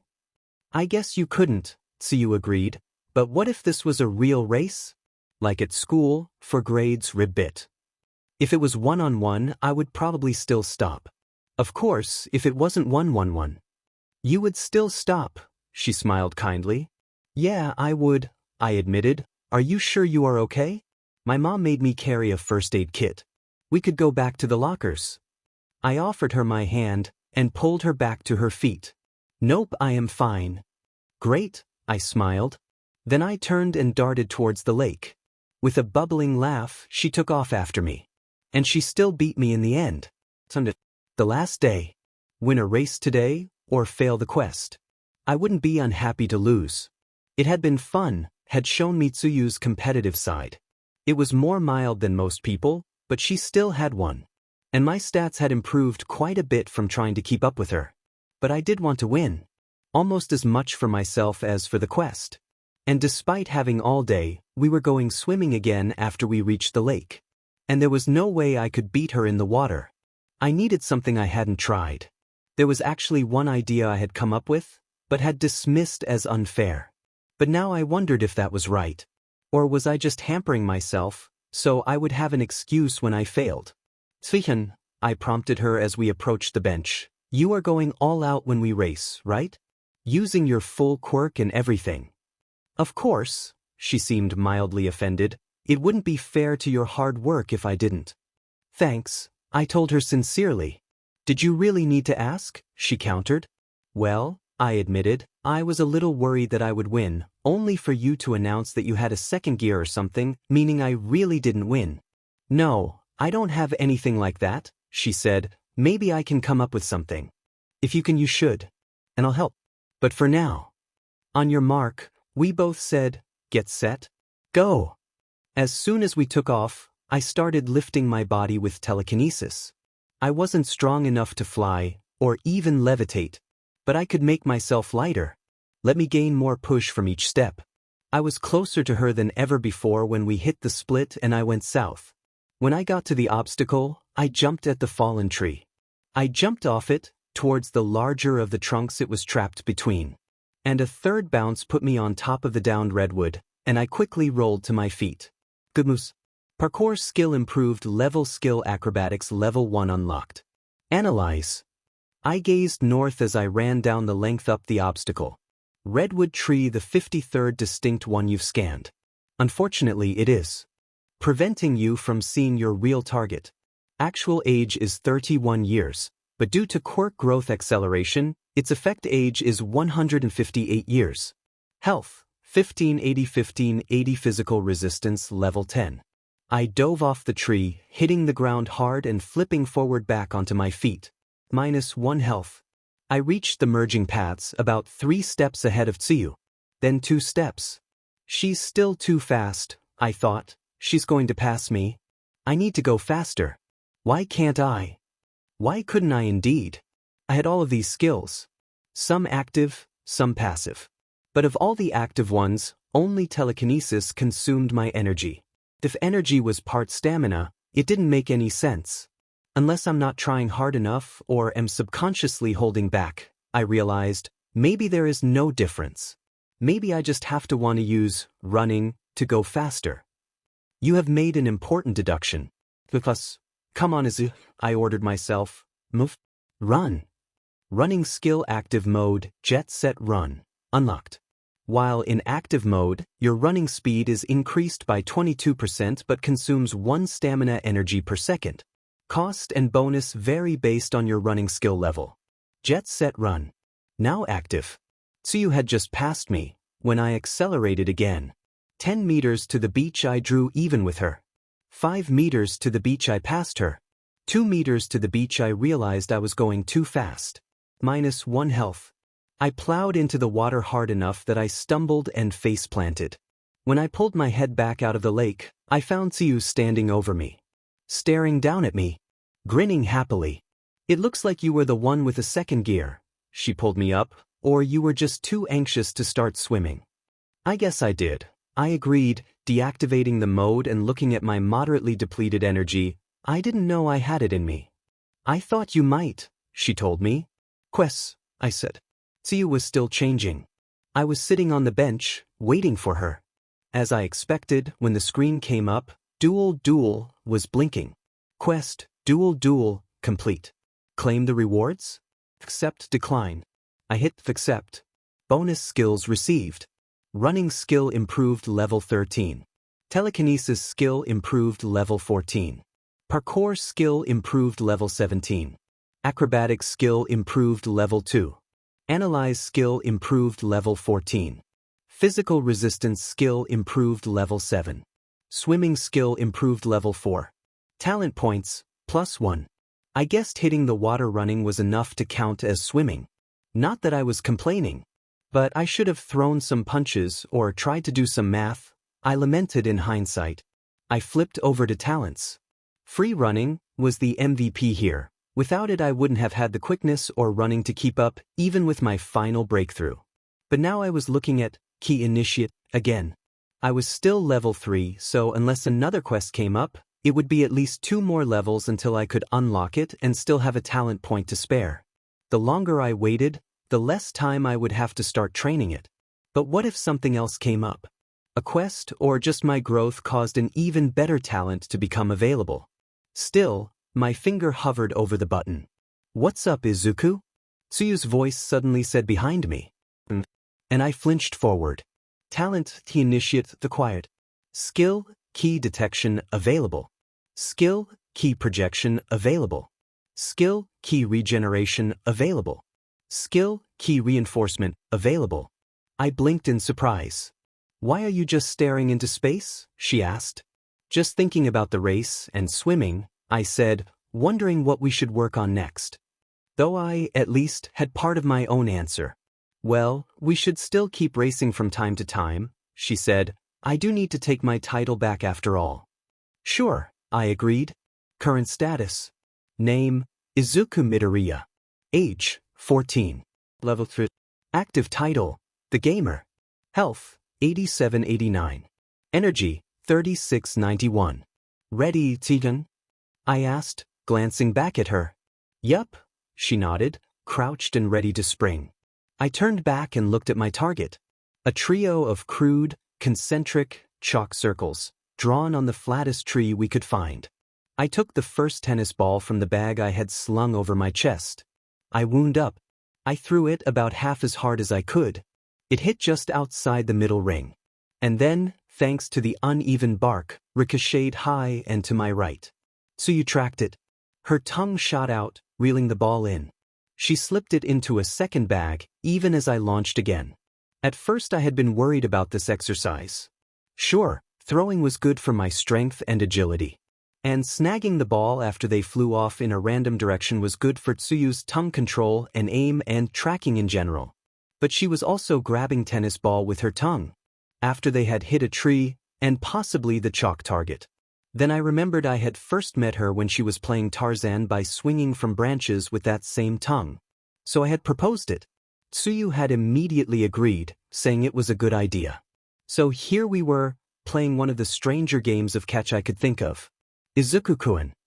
We were switching bags to start again, and Tsuyu had just swished her mouth out. Yes. I stopped at her prompting. Your birthday is next Saturday, right? She asked, 1 week away. Is there something you want? I had to blink back tears. You're the first person to ask me that, besides my mom, I told her at her concerned expression, and just you and your siblings coming over for dinner will be more than enough. We already do that once a week, she pointed out. Then paused to consider. What if I didn't bring them? She asked. What if they stayed with our aunt, and it was just the 3 of us? That would be nice too, I said. I liked her siblings well enough, but it would be good not to have to talk about the latest episode of Momo. Or play Heroes Muzu on the lowest difficulty. Then maybe you could stay over, I suggested, and we could watch Infinity War through Endgame in a marathon. Mom and Tsuyu both agreed that the MCU was a bit too much for the younger Azui siblings. So we could only watch the movies when the kids had something else to do. And since Tsuyu had never seen any of them before, I was determined she see at least the first 40 movies before the UA exam. Besides just being good movies, they were an interesting look into how people had viewed powers before quirks existed. And there were some interesting ideas you could take away from them. That would be fun, she said, but there was a bit of a hitch in her voice. I'll check with my aunt. And I'll ask my mom, I agreed. Are you sure you don't want anything? She. If you really want to give me something, I deflected, you might want to talk to my mom. She always makes me give her a list, and I wouldn't want to risk you two doubling up. Though this year it is mostly study materials. If I had written it down, the kanji for study materials would have read skill books. Maybe I'll do that, she said thoughtfully. Okay, back to work? I said quickly, hoping she would forget it.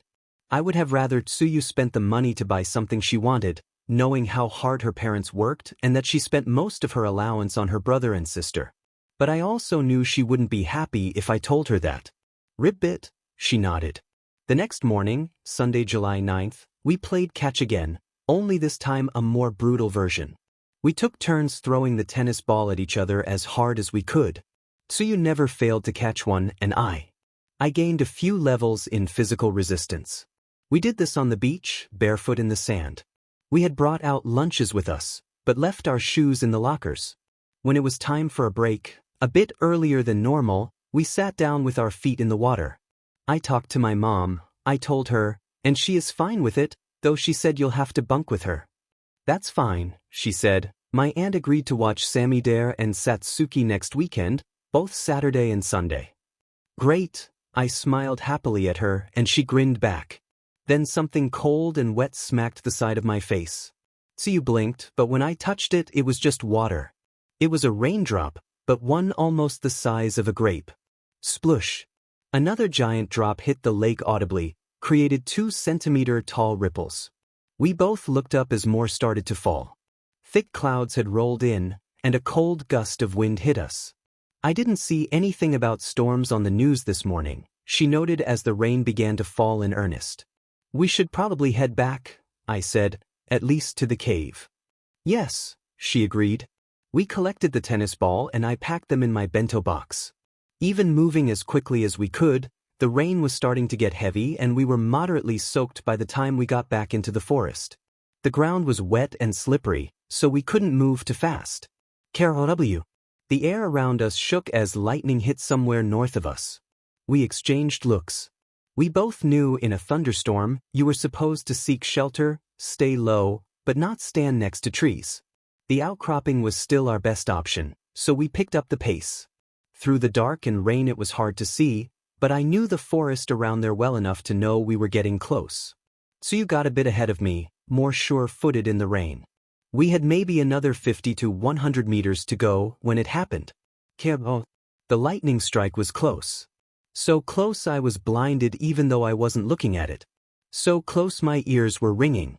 I shook my head trying to clear it when I heard a rumbling and then, "Izuku!" Tsuyu screamed with far more emotion than I had ever heard in her voice before. I looked towards her, my vision starting to clear. Her tongue shot out, wrapped around my waist, pulled me back towards her. Except the ground was slick, and I weighed at least as much as she did. So even I was yanked towards her, she stumbled towards me. We bumped. She let go with her tongue. I slipped and fell to the ground. The forest shook, and a shockwave washed over me. -11 health. I raised my head up and saw Tsuyu lying on the ground, surrounded by a halo of slowly spreading red. "Tsu!" I shouted, scrambling over to her. There was a large gash in her head, deep enough I could see the white of bone through it. Even worse, a broken branch had skewered her, entering near or through her right kidney and exiting near her navel. I felt tears forming in my eyes and panic in my stomach. Then a spike of ice shot down my spine, vanishing the fear and filling me with focus. "Analyze," I snapped. Name, Tsuyu Azui. Race, human quirk metagene positive. Age, 14. Level. Active title, Frog Girl. Health, -24,246. Stamina, 122,132. Condition, dying. She was still alive. But she was dying. And I didn't know how long she had. She had almost 250 HP at level 5, so her physical abilities had to be high. Her endurance should be at least 35, probably over, but that meant she had somewhere between 20 minutes and an hour left. And the rain wasn't helping, chilling her and hindering clotting. Tsuyu had told me she wasn't good with cold. Okay, first thing was to get her out of the downpour. I had to be careful. I wrapped Tsuyu and part of the branch in a shell of telekinesis. My psychic power wasn't enough to lift her, yet. What I could do was hold her steady. Then I activated key reinforcement, boosting my strength. With a single chop, I shattered the branch just outside the barrier. Neither Tsuyu nor the embedded stick moved. I lifted her gently and ordered, "Activate Jet Set Run." She felt so much lighter than that first day she crashed into me. I hoped it was just my increased strength and new and improved skills. I set Tsuyu down as far back in the outcropping as I could, using my body to shield her. Another analyze showed she had lost another point of health. Okay, what now? Amuse. I took my phone out of my inventory. But as I expected, nothing. The coverage in Indoru was spotty at best. In the midst of a thunderstorm, I had no signal. I could go to the road and try to flag someone down, or wait for the bus. But I don't want to leave Tsuyu alone.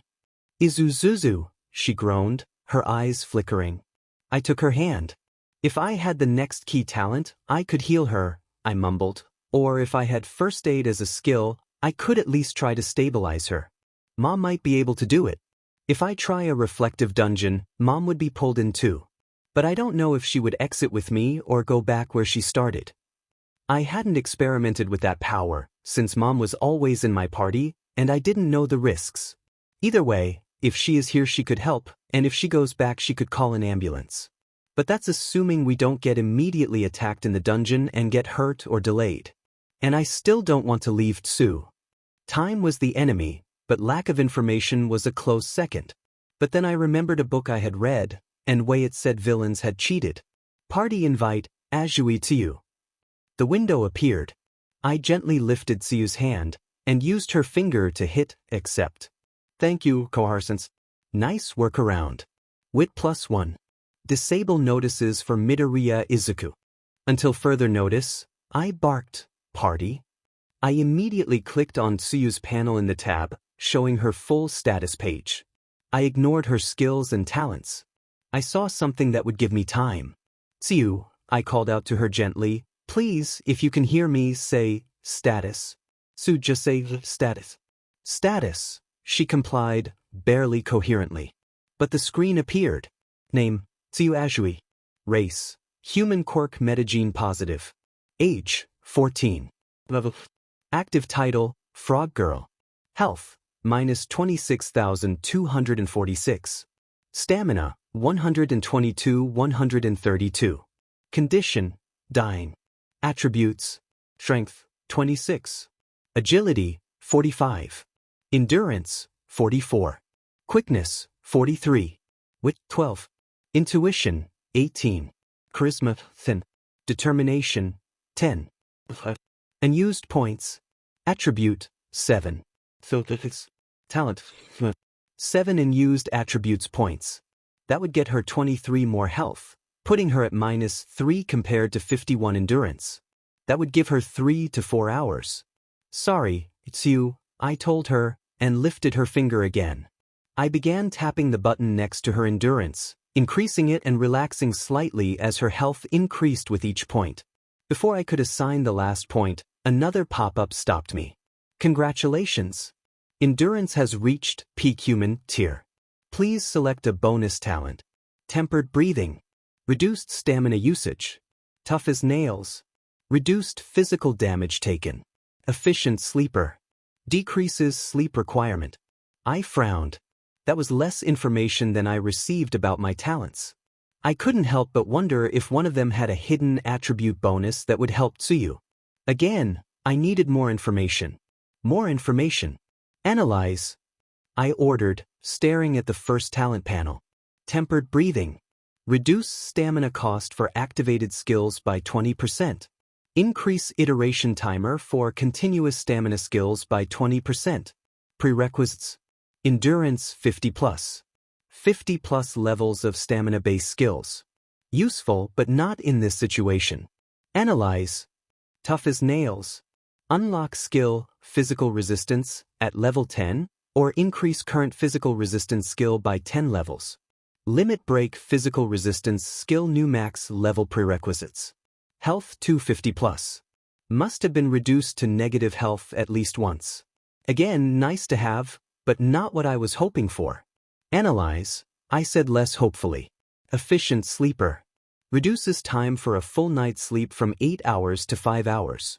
Plus 5 endurance. Prerequisites. Endurance 50+. There was 5 more endurance would put her above 0. I almost hit the button for it. Then I paused. I retrieved my stored first aid kit. I got out the tweezers and filled the pipette bottle with one of the 2 pouches of distilled water. I dropped the reinforcement of my strength, switching it to agility. Then holding Tsuyu still, holding her insides in place, with my telekinesis, I pulled the wooden stump out. Looking inside her, I almost vomited. Gamer's mind kept me steady. Barely. I used the little prongs to remove any splinters or other fragments, then washed the wound out. She lost 2 more health, but as soon as her injury was as clean as I could get it, I lifted her finger. Hit the panel for efficient sleeper. It was interesting and more than a little disturbing, watching her organs regrow before my eyes. In a matter of moments, Tsu was left with 2 large, round gashes, one on each side of her abdomen, and the one on her head had shrunken down to the point I could no longer see her skull. They were 3 bad injuries, enough to send her to the hospital. But they were no longer life-threatening. But it was still better not to move her, not during the rain. Not when her health was still in the single digits. And there was a good chance I could slip. Besides, the wet and cold would still be bad for her injuries. I took out a tube of ointment. The kind that would supposedly ease pain, prevent infection, speed healing, and limit scarring. I rubbed it gently on the wounds on her front and back, and then wrapped the gauze around them. I dabbed it on her head, and wrapped that one too. I took the adhesive bandages, which already had the same compound already applied. I put them over all the smaller cuts. Then I crushed an ibuprofen, mixed it in the remaining water in the bottle, and piped it into her mouth. I rubbed her throat gently to encourage her to swallow. Tsuyu was no longer openly bleeding, but she shivered. I took out my towel and carefully, respectfully dried her as best I could. Then I traded that for my other 2 track suits, and draped them over her. Finally, I settled down next to her, my arm pressed against her back. I pulled the suits partially over me, so she could share my body heat. I felt suddenly exhausted. I checked and found my energy was between all the TK and having both key reinforcement and jet set run. Active, I had drained my tank dry. I shut off the 2 continuous skills. I edged up closer to Tsuyu just in case. I tried to keep my eyes. I woke up to feel something warm and soft pressed against my chest and legs. The side I was laying on felt uncomfortable. I was on a surface a lot harder than my bed. It was quiet, and golden sunlight was hitting my back, warming it slightly. My brain slipped into gear. My memories reasserted themselves. My eyes popped open. In my sleep, I had rolled onto my side, which wasn't that unusual for me. Except I had rolled towards Tsuyu. Against her. We were spooning, my arm pulling her closer. And she wasn't asleep. She had twisted slightly and was studying me. I wanted to believe there was a light blush across her cheeks, but the late afternoon sun made it hard to tell. Embarrassment would have to wait. There was something much more important here. "Tsu," I gasped in relief, "you're awake? How are you?" Rather than speaking, she lifted her hand and pointed. I hadn't noticed the yellow box floating a dozen or so centimeters away from her face. Party plus proximity power propagation provoked. You have had a decent lunch and an extended afternoon nap. Health and stamina fully restored. Analyze, I said blatantly. Status? Name, Tsuyu Azui. Race, human quirk metagene positive. Age, 14. Level. Active title, Frog Girl. Health, 281. Stamina, 163. And my window told me it had been not quite 6 hours since the last time I checked. Thank goodness. I stumbled over the words slightly as I hugged her. I was so worried. I separated from her, pulling my spare workout clothing back into my inventory. Then I dropped the rest of the way down into a full Dejiza kneel. I am so sorry for wasting your precious attribute points and bonus talent, I cried. I swear I will find a way to make it up to you. Tsuyu frowned at me in confusion. Told her everything about the gamer, and how I used it to save her. Azui-san listened closely, only asking a handful of questions. So I will help you gain more levels, I told her quickly. Maybe see if there is some way you can get quests. Or something to make up for using your points against your will. Izuku, she said gently, it's fine. You used something I didn't even know I had to save my life. And you trusted me with this. Only after I hid it from you, I countered.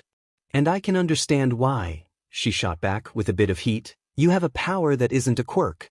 There is no telling how the government would react. Or what villains would do to get their hands on it. I know, I admitted, but that doesn't mean I have to feel good about it. And besides, you saved my life first. Actually, she tilted her head, you saved my life first, I saved your life second, and you saved my life third. You said that fall wouldn't have hurt you, I reminded her, shocked, that you had fallen from higher than that. I might have been exaggerating, Tsuyu told me. I have fallen from higher, but it was more of a controlled fall, and into water. Still, I shouldn't have, I continued to protest my guilt. Izuku, it's okay, she reassured me. I might have even bought that sleeping thing myself. 3 extra hours every day. She adopted a mildly blissful expression, reminding me how busy she was. I'm just happy to come out of it unhurt, Tsuyu said. Speaking of that, I began, can I check? I pointed to the many and various bandages crudely applied. She nodded. I started with the one on her head. Though the gauze was still caked in blood, underneath there was nothing.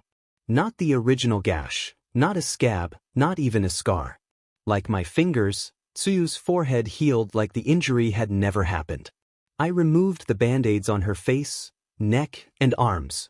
To the same result. Finally, I unwound the large bandage around her abdomen. This time there was some blood stuck to her skin. But I brushed it away to reveal the same smooth, unblemished skin she had shown off with her bikini. You are really okay, I sighed. She looked down at her stomach in amazement. I don't remember a lot of what happened, she admitted, but I did see the branch sticking out of me. For it to heal that quickly and fully. That's a pretty impressive power, Ribbit. We sat regarding her uninjured self for a moment. Well, it is after 5, I broke the silence. I don't think we are going to practice anymore today. And the rain stopped. So should we start heading back? She didn't react immediately. Then her expression told me she had come to a decision. "Hold on, Izuku," she said. She reached down to the bottom of her bloody and ventilated shirt, already partially raised. She began to take it off, so I turned around. "Good idea, you should probably change first," I said, "or Samidare and Satsuki might get scared." It didn't occur to me in that moment that she didn't have anything to change into. "Don't look away," she told me softly. I thought she must have had her swimsuit on underneath. I hadn't really paid attention during the storm. If I had. Tsuyu had fully removed her shirt and was covered on top only by a bra. Not a sports bra, or a simple one either. It wasn't terribly fancy. Nor was it tawdry. But it had just the right mix of lace and cotton, and highlighted her figure well. I should have looked away. Or at least blinked. But I couldn't. She told me not to. And I was young, lonely, teenage, and entranced. Then she reached around behind and unbuttoned? Unsnapped?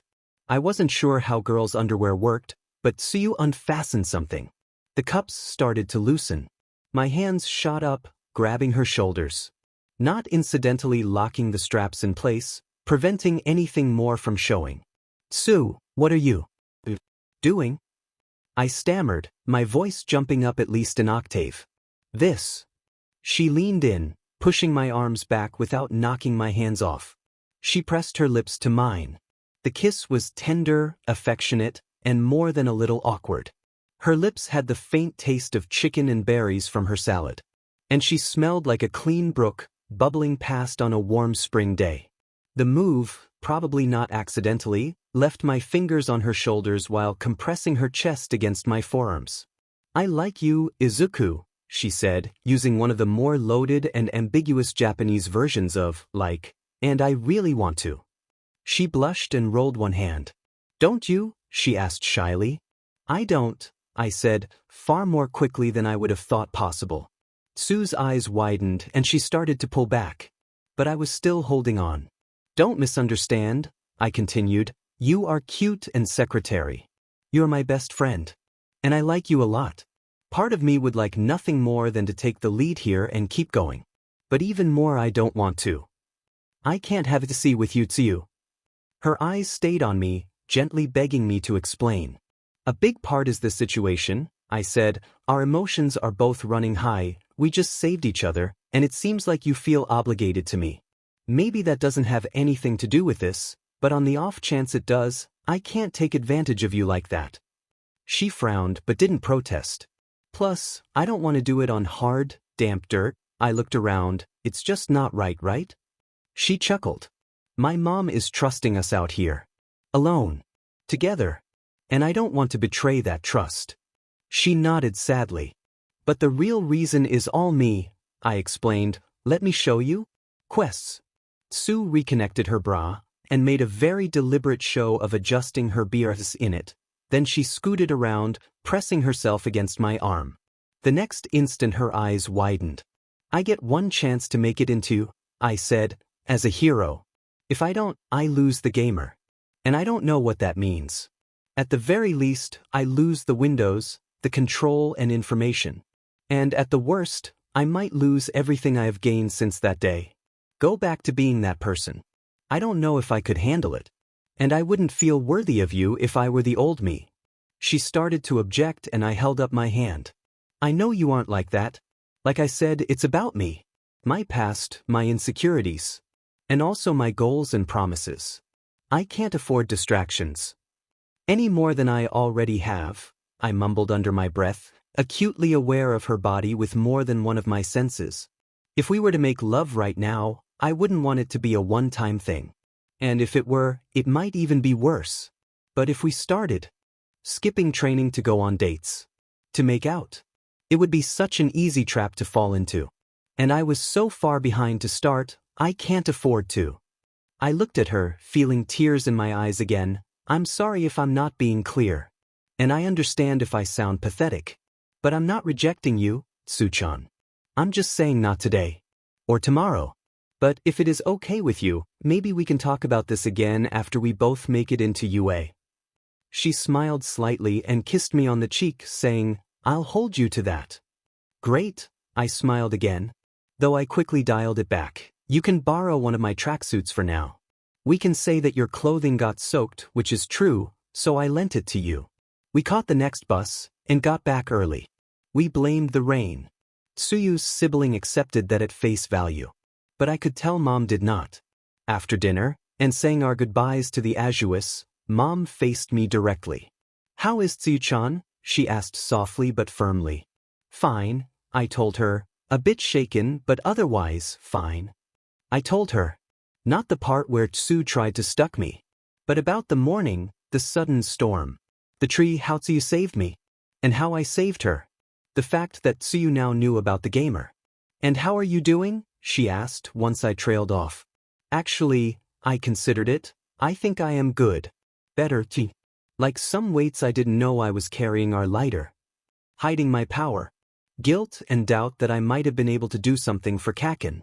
Those pressures weren't gone. But they were definitely less.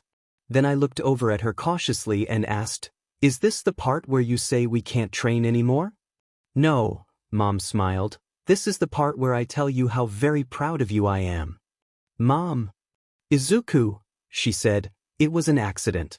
Not much different than if a truck's brakes failed. You can't predict these things. Sir Naite could, I could not help but note. She ignored me. Just locking you away isn't the answer, Mom kept going. You handled the situation calmly and rationally. And you saved Tsuyu's life. You didn't hesitate to give up your secret. Though maybe you could have hesitated a little.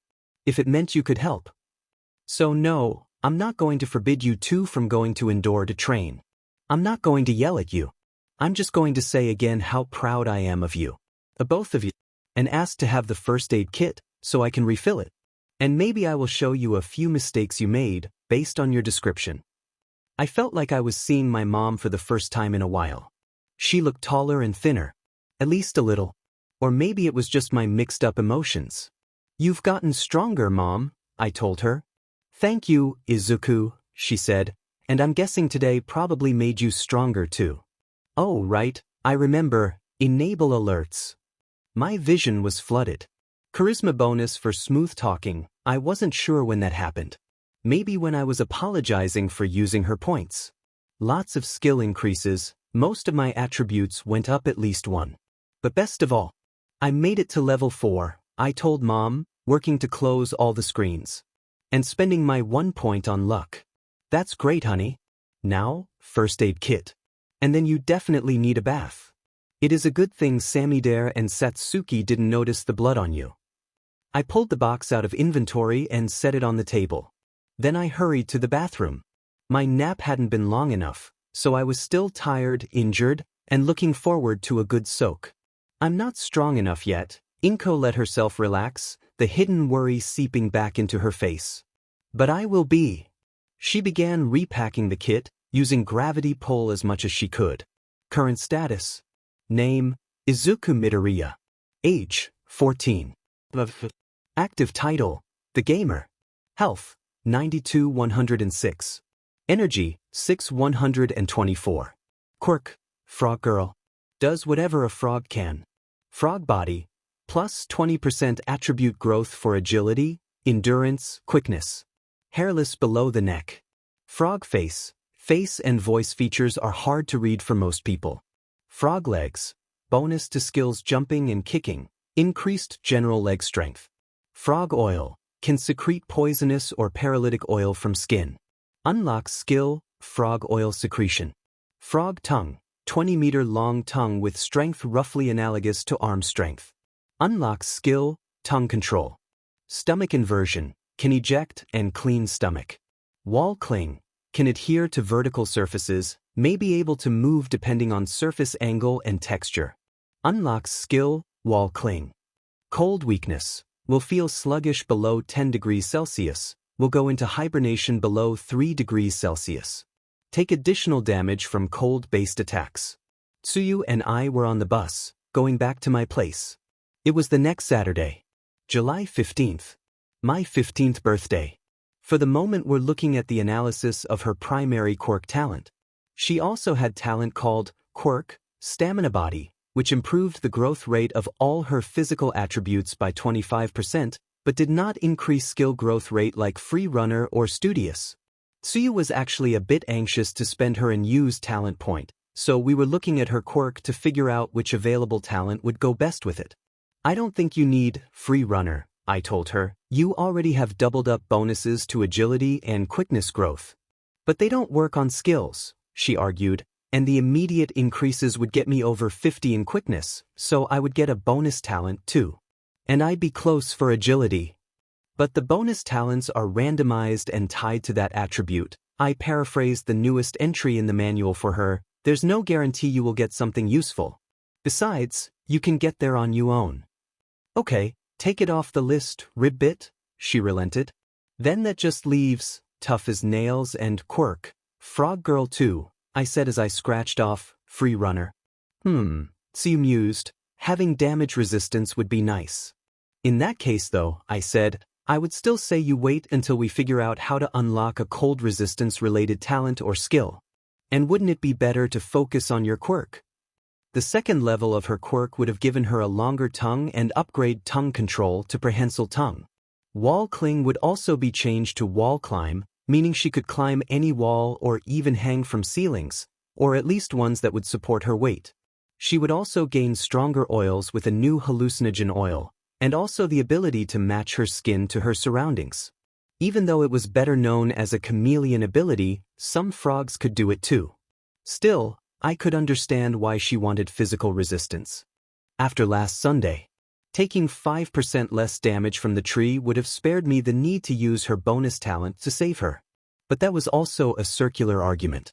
The one other thing I would say, I continued, is that you are 5th level. You get another talent next level. But since we don't know how long that will take, if you upgrade your quirk first, you will have more time to work on it and adjust to it. You talked me into it, Izuku-kun, she finally said. I didn't want to do that, I said quickly and a bit nervously. It's your life, your body, your talents. You should grow them however you want. And I will, she nodded, but that doesn't mean I can't get advice from my smarter and more knowledgeable best friend, right? I'm not sure if that is true, I deflected, but I'll be happy to let you borrow, analyze, or just talk things through with you whenever you want. Just let me know if I am getting pushy or anything. She nodded, and then hit the panel. The bus entered the city proper, and more people boarded at the next stop. So we closed the windows and just quietly enjoyed the rest of the trip in each other's company. Mom had dinner waiting. The main dish was my favorite, her special triple pork katsudon. In addition to the normal pork cutlet, it also had strips of both ham and bacon. She had also made a fresh loaf of bread and bought grape jelly.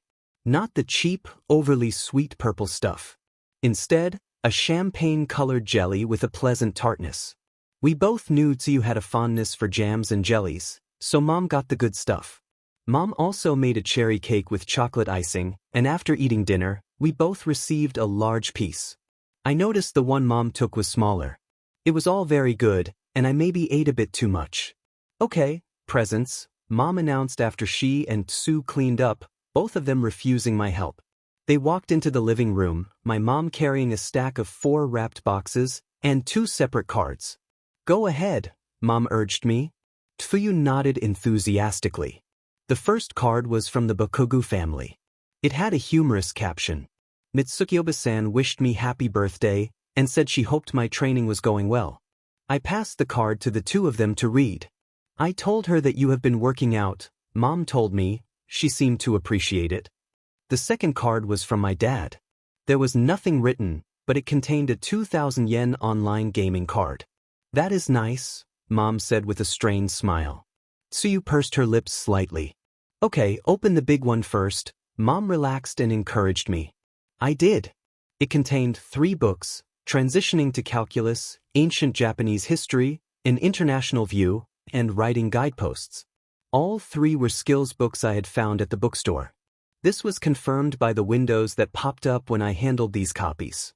This will help me in school. Thanks, Mom. She looked happy and said, keep going. The second package was only a bit smaller, but was heavier. I peeled back the paper, revealing an unfamiliar book. Really more like a tome, it was an older book with a leather cover. Tao of Kung Fu, I read. I wasn't sure if it would qualify as a skill book, she told me, but when I saw it at the used bookstore, I thought it looked like it should be one. And if not, at least it may be an interesting read. I removed the rest of the paper and tapped the cover. This book contains the skills Kung Fu Fundamentals, Meditation, Wing Chun Quan, and Tai Chi Quan. You do not qualify to learn Wing Chun Quan or Tai Chi Quan. Learning the remaining skills will consume the book. Proceed with learning Kung Fu Fundamentals and Meditation skills? Accept, decline. You didn't mention that, Tsuyu noted as we all looked at the message. I haven't seen a skill book like this before, I said as I hit decline. There have been skill books I couldn't use at all. But I've never seen a book with more than 2 skills. Like that one has both mathematics, basic and mathematics, advanced. And I also haven't seen one with some skills I could learn and some I couldn't. I guess I should figure out what I need to do to be able to get all 4 skills. But thanks, Mom. This is really cool. You're welcome, she said. Now, last one from me, and then Tsuyu's present. Don't be too hopeful about mine, Tsuyu added. I'm sure it will be great, I reassured her. My mom's last gift was smaller. Inside was something I had wanted for a while now. Final Fantasy VI, Seer, I said reverently. They couldn't all be skill books? Mom gave me a light smirk. What is it? Tsuyu asked. The definitive version of the best game from the old Square Enix company, I said, winding up. It's a 3D, fully voiced remake that merges both the original game and the continuation. Plus they added some new items and side quests. Some people claim that Final Fantasy VII is best, and others prefer number, but for my time, 6 has both the best story and gameplay. I forced myself to stop as the two of them exchanged glances. Right? I coughed with a bit of a blush. Now, from Tsu-chan. My mom gave us an aside glance at the even more familiar name. I unwrapped the smallest package. It was a long, plastic clamshell box. Inside was a mechanical pencil. But not a simple or cheap one. It was made of military-grade aluminum. It was inlaid with blue-stained and polished oak. And that was emblazoned with the UA logo. The box contained extra graphite and a replacement eraser. Wow, this is really nice, I smiled at Tsuyu. In fact, it might be perfect. That might be overstating it a bit, my friend countered flatly, but I thought it would be good for the exam. Yes, that too, I said, but I had another idea. They both looked at me expectantly. So, I know we were going to watch movies tonight, I began, but I was thinking about something. Last week, when Tsuyu got hurt, I thought about going into the reflective dungeon so I could meet with you, Mom. I thought you might come back with me, or would be able to call for help when you were sent back here. Except I wasn't sure, and I didn't know what we would find. I haven't experimented with it yet, because you would worry about me, Mom. And if you came in with me, I would worry about you. Now there are 3 of us. Still 2 short of a full party. But we might still be enough to go into a reflective dungeon and see what it is like. And watch out for each other, if it is too dangerous and we need to run. If you 2 are okay with it, I was thinking we could use Tsu's present. Its quality is above average, but its rank is still low, so it should be safe. What does that last bit mean, Izuku honey? Mom asked. Once Analyze hit level 15, I explained, it started showing 2 new stats on inanimate items. Quality and rank. Quality is how well it is made, how expensive the materials are, and things like that. While rank seems to be like the item's level. Quality is set when the item is made, but rank improves as the reflective dungeon it cleared. Both of them combined determine how dangerous the dungeon is. I was thinking we could also test where we come back out when we leave, I kept going, if we aren't all together to start. See what the dungeon looks like, what the monsters look like. Maybe test all these fighting skills we've been trying to learn. I'm up for it if you both are, Tsuyu said, but there was a hint I now recognized as anticipation in her voice. My mom studied us both. Then she appeared to make up her mind. All right, she said, we really should know how the dungeon thing works. So we can do this on one condition. If I say we leave, we leave. However it is we get out as quickly as possible. Okay? Yes, I said immediately. Of course, Tsuyu agreed. Then let's watch the first movie, Mom suggested, to give our food time to digest. And then we will try this. That makes sense, Tsu said as I bobbed my head happily. 2 hours and 40 minutes later, give or take, we changed into workout gear. And then gathered around the pencil. So, Mom, I suggested, why don't you go into your room and shut the door? And Tsu-chan can sit on the couch. That will be a good first test of where we are on exit. Sounds good, Tsuyu noted, and my mom nodded thoughtfully. First things first, Mom said, you have your first aid kit, right? I keep it in my inventory all the time, I confirmed, except that once. Tsuyu shuddered slightly, and we each rested a hand on one of her shoulders. Next, Mom walked over to the fridge and pantry, granola, jerky, and sports drinks. Store them. If we are going to be working out, we need to keep our energy up. I wonder if this stuff will help your actual energy? Tsuyu mused. So far it hasn't, I told her, but maybe things will work differently in the dungeon. Anything else, Mom? She shook her head. Then both women left me to assume their suggested starting locations. Analyze, I stated. UA branded mechanical pencil. A thoughtful gift and a really nice pencil. Durability 30/30. Quality 3/7. Right. I wasn't sure why quality was on a scale of 7, but decided it didn't matter.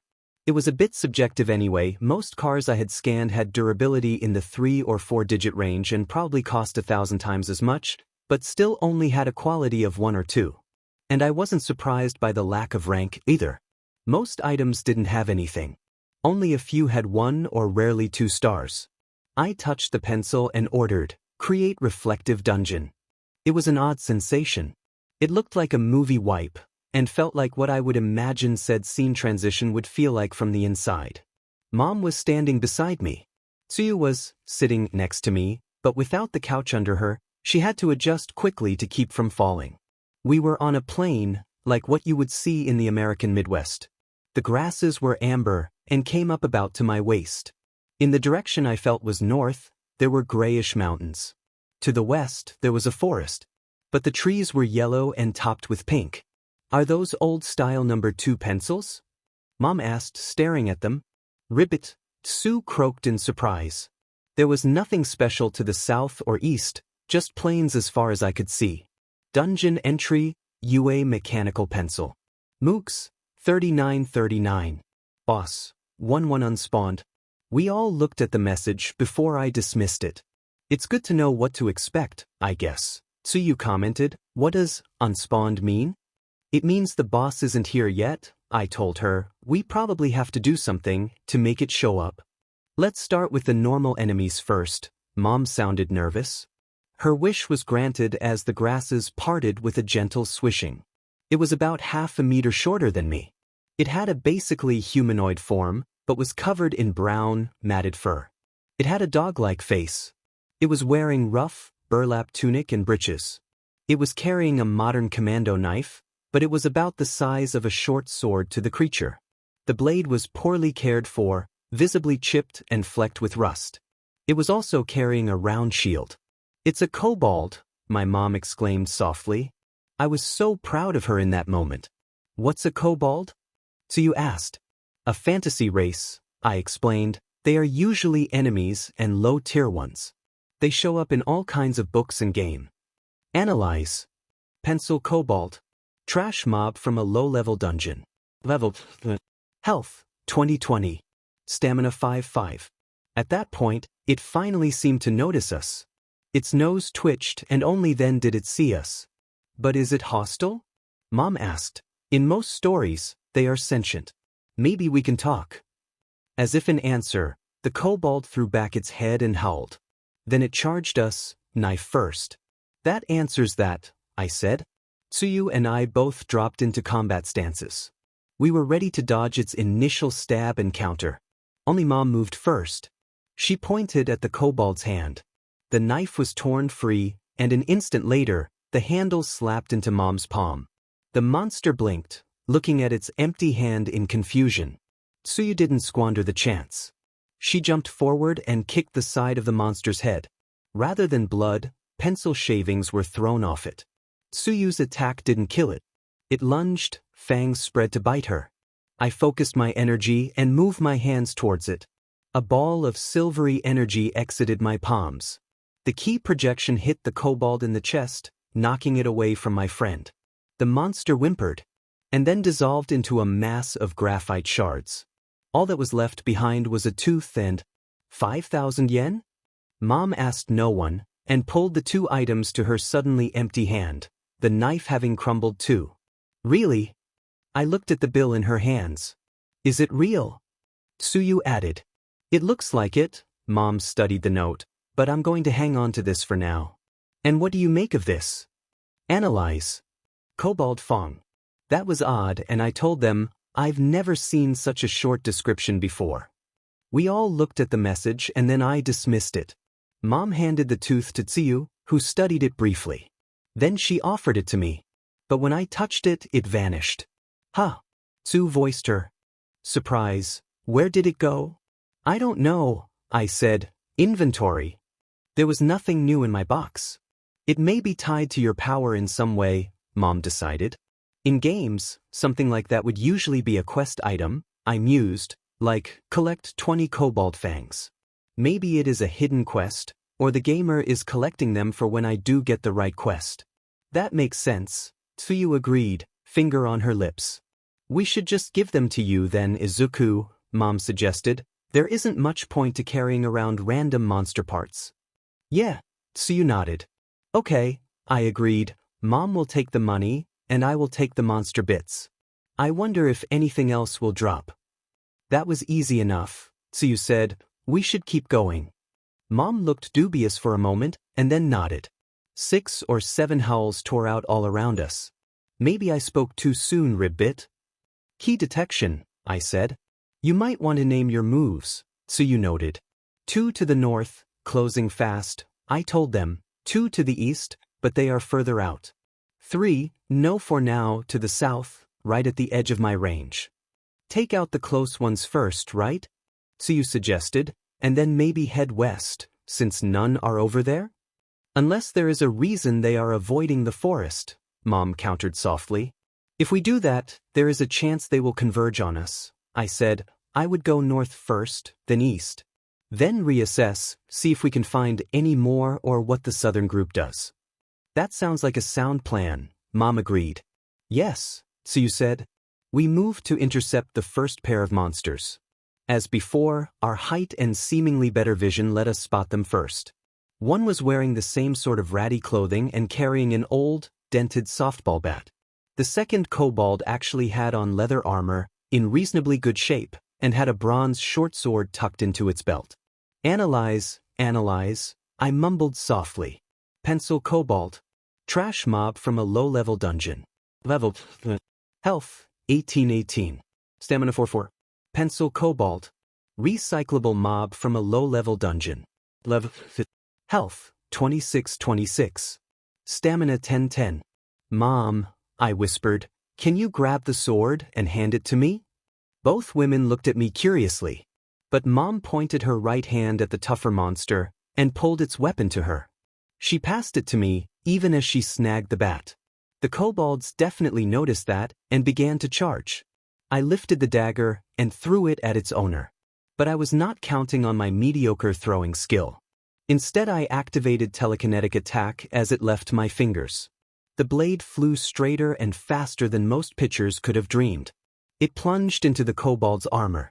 Analyze, I said again, even as I started running. Pencil kobold. Recyclable mob from a low-level dungeon. Level. Health, 1126. Stamina 1010. I reached it a second later. My fist drove into its face, which hurt much less than hitting a redwood. Then I hopped up and kicked the pommel of the knife, forcing it deeper into the kobold's chest. That seemed to do the trick as monster and weapon crumbled. Tsuyu's tongue hit the second kobold in the neck, with force of a right hook. It whimpered and grabbed for its throat.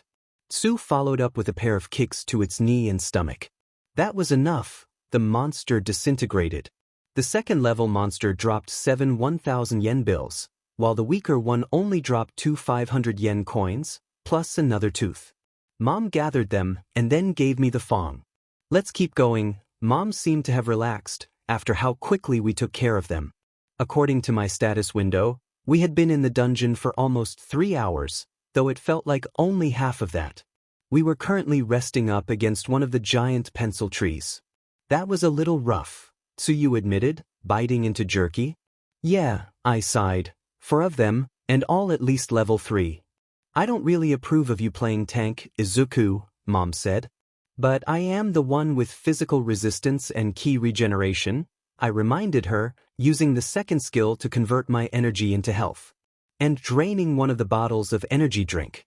As Tsu suggested, in the dungeon it did actually refill my energy, and their stamina, if only a bit. I'm curious about that wolf meat, Tsu deflected for me. Besides the kobolds, we had also encountered some wolves. The wolves dropped less money than the kobolds. We were lucky to get 150 yen coin off of them. But they also dropped wolf pelts, which I absorbed like the kobold fangs. And a few had also dropped wolf meat. That did not vanish at my touch, and Analyze gave a much more thorough description, claiming it was lean and delicious. I had stored the tenderloins in inventory, so they wouldn't go bad and we didn't have to worry about the smell attracting other monsters. Maybe I will try cooking some of it tomorrow, Mom offered, then added, I wonder how we are doing. I lost count of how many enemies we have defeated after you two both leveled up. Along the way, Tsuyu and I had both gained levels at the same time. She was now level 6, while I was I considered that dungeon status? Analyze dungeon? Quest. The first 2 did nothing, and there wasn't anything new under the quest tab. Or any other tabs. Nor was the occasionally growing manual any help. Key detection. My frequent use of the skill had increased its level and range. I feel one more monster, I said, but I still can't cover the whole island. It turned out the dungeon was an island, smaller than Indoru's area. Oh, and the grayish mountains? They were made of graphite. Do we want to go for it? I asked. Or should we retreat and come back later? I'm still fine, Tsuyu noted. On the party screen, I was in the worst shape. Tsuyu had lost a bit of health and used up some of her stamina, but she was still far ahead of me in both. Mom hadn't taken any damage yet, both of us being protective of her. But her stamina and psions were both low. I was at 7,120 health and 5,149 energy. I think we can continue, Mom said. Despite her complaint, she had grown more confident and comfortable with each victory. And she had been our MVP, disarming every kobold we had encountered. Except the one with the giant, two-handed axe. It had been too heavy for her. Fortunately, it was also too heavy for the kobold. But if the boss does appear, we need to leave, she said firmly. We both bobbed our heads in confirmation. Even now, I sometimes tell her it was her fault for saying that. Especially given our average luck score back then. Analyze. Pencil kobold ace. From it. Low-level dungeon. Level. Health, 60-60. Stamina, 30-30. This was the highest level monster we had seen so far. It had leather armor and a pair of commando knives. But the equipment was in much better shape. The armor was clean and fit the little monster perfectly, and the blades were sharp and unmarked.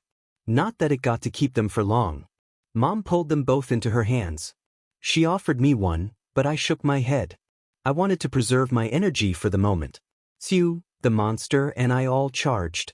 Unlike the others, it did not drop its guard after being disarmed. It managed to block my first punch and leaned away from Tsuyu's kick. She still clipped it, but it didn't appear to be overly hurt. It pushed me back and tried to bite Tsuyu. I grabbed its arm and pulled it with me, before twisting into a hip throw. It slammed into the ground, though between the dirt and grass it was cushioned fall. Then Tsuyu's tongue smacked the side of its head. Analyze, I said again as I tried to stomp its stomach. I was only concerned about its health, which was still 42. My stomp missed, and the kobold spun its legs out, forcing us back a bit as it regained its feet. Only for Tsu and I to sandwich its head in mirrored roundhouse kicks. It growled but shut up when I delivered a rabbit punch to its kidney. Or at least where its kidney should have been. Tsuyu's tongue snaked around its arm, locking it at extension. I grabbed the other limb, locking it in place. We started to kick it again, until we noticed Mom walking over. So instead we kept it trapped, while she stabbed it in the neck with both knives. This time as the monster disintegrated and the wind carried the graphite away, we were surprised. 2 fangs, which was a first. A 10,000 yen bill amongst the cash, another first. And this time only one of the knives disappeared. Analyze. Ontario 6 Malawian Kwacha's Navy knife. Standard issue weapon for the U.S. Navy Elite Forces, formerly known as Navy SEALs. An excellent, multifunction combat knife. Durability, 248-250. Quality, for 7. Right. Izuku, Inko-san. Tsuyu was not looking at the knife like we were. She was looking behind us. I immediately turned, positioning myself between them and whatever had spooked Tsuyu. The graphite from the monster we had just killed was swirling in a small tornado. It seemed to contain the remains of the other mooks, too. The shard gathered together and solidified. Ilfeng, Mom gasped. She was wrong. Copyright issues aside, its fur was the dark green, not red. It wasn't big enough. And it was carrying a war sledge instead of an axe or sword. Still, it was easy enough to see how she made the mistake, since the boss towered over us and appeared to weigh more than the 3 of us, combined. Like the ace, its weapon and armor were in perfect condition. Unlike the ace, the boss was wearing a vest of chainmail over its leather armor and a steel skullcap. Analyze. Cobalt Baron. Boss of UA Mechanical Pencil. Level 3. Health, 150-150. Stamina, 90-90. Izuku, Mom called out. Dungeon exit, I ordered. Only for a loud buzzing to fill the air. Exit disabled within dungeon boss's control zone. You must leave the zone or defeat the boss. How big is this zone? Tsuyu asked rhetorically. Fight or run? I asked Mom as the beast roared. I'm not sure how far I can run, she admitted, and we don't know how big this control zone is. Just please be careful. I nodded, glaring intently at the boss. Do you want the knife? Mom asked. No, you hold on to it for now, I told her. I'll start with a Kirin blast. The sphere of ki slammed right into the boss's face. It barely seemed to notice. That name could use work, Tsuyu commented as she jumped forward, diving past the boss. As she passed, she kicked out at the back of its knee. Given how fat it was and how skinny its legs were, it was a good idea. But the Baron didn't go down. I'm guessing that hammer is too heavy, Tsuyu shouted to my mom. Yes. Analyze. Cobalt Baron. Boss of UA Mechanical Pencil. Level 3. Health, 144-150. Stamina, 90-90. Your combat vigilance has paid off. Analyze skill improved level battle scan effect acquired. Battle scan. After you analyze an enemy, you can continue to see its basic status as long as you remain in combat. Sure enough, floating over the kobold's head was a smaller window showing Kobold Baron HP, 142-150 SP. 90. Tsuyu had smacked it with her tongue while I was reading the message. And I was a bit worried that the boss was taking noticeably less damage than the mooks. Mom, the helmet, I shouted. Her eyes widened. Kirin blast. I aimed for its gut this time, trying to keep its attention on me. It worked, and I had to drop almost to the ground to avoid the giant hammer. Gravity pull. I don't know if Tsuyu influenced her, too, or if Mom was just trying to focus. Instead of pulling the Baron's helmet to her, she just gave it enough of a tug that it fell down over the monster's eyes. It grunted in anger and swung wildly. Tsuyu was forced to hop back, but I rolled closer. I came up in a crouch right next to it, and threw 3 hard punches into the same knee Tsuyu had already hit. Kobold Baron HP, 127-150 SP, 90-90. It let go of the hammer with one hand and swatted me away. I got my arms up to block, but still. -8 health. That stung. And I was thrown back.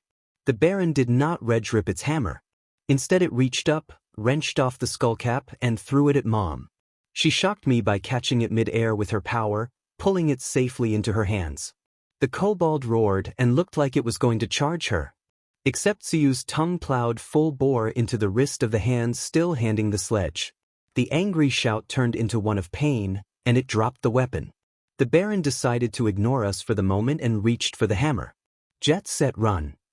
I ordered. Key reinforcement, quickness. At the time, I didn't realize I had done it without speaking. It might have saved me trouble later, if I had. I darted forward and dove into the handle of the sledge. I wrapped my arms around it and rolled away from the Baron's grasping hands. I made it clear, but when I tried to lift it, the hammer felt heavier than Tsu. Key reinforcement, strength. I hissed from the strain. The bonus moved and I was able, barely, to pick up the weapon. The Baron snarled at me and thundered towards me. Doing my best impersonation of an old Olympics hammer throw, I spun completely around. I drove the hammer into the Baron's side. The force knocked the boss down, but I stumbled too. Heavy swing. +1. Kobold Baron HP, 97 150 SP, 90. Can you do that again? Tsu asked quickly, inching closer. Yeah, I agreed. I think so. The Baron and I both climbed back to our feet. I lifted the hammer and clumsily placed it over my shoulder. It looked at me and snarled cautiously. I stepped closer, preparing to swing. Its eyes lit up and it charged again. It thought it could get too close for me to hit it with the hammer's head. But off to the side, Tsu nodded. I rotated again, hammer as far out as it could go. As I did, Tsuyu ran forward. When I reached a point where the sledge was the same distance as the Baron, just not far enough around the circle, she jumped. Tucking under in midair, she slammed her feet into the haft of the sledge. Then she jumped off with all her prodigious leg strength. -3 health. The hammer accelerated, painfully wrenching my arms with it.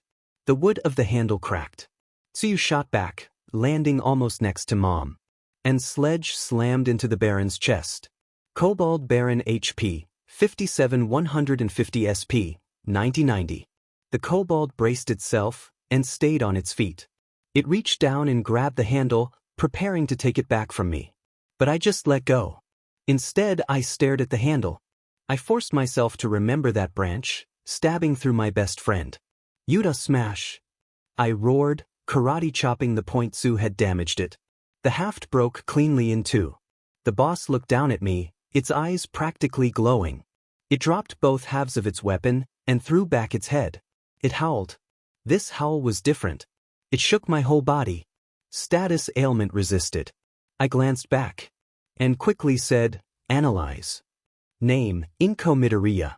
Race, human quirk metagene positive. Age 36. Level, 17 active. Title, hardworking mother.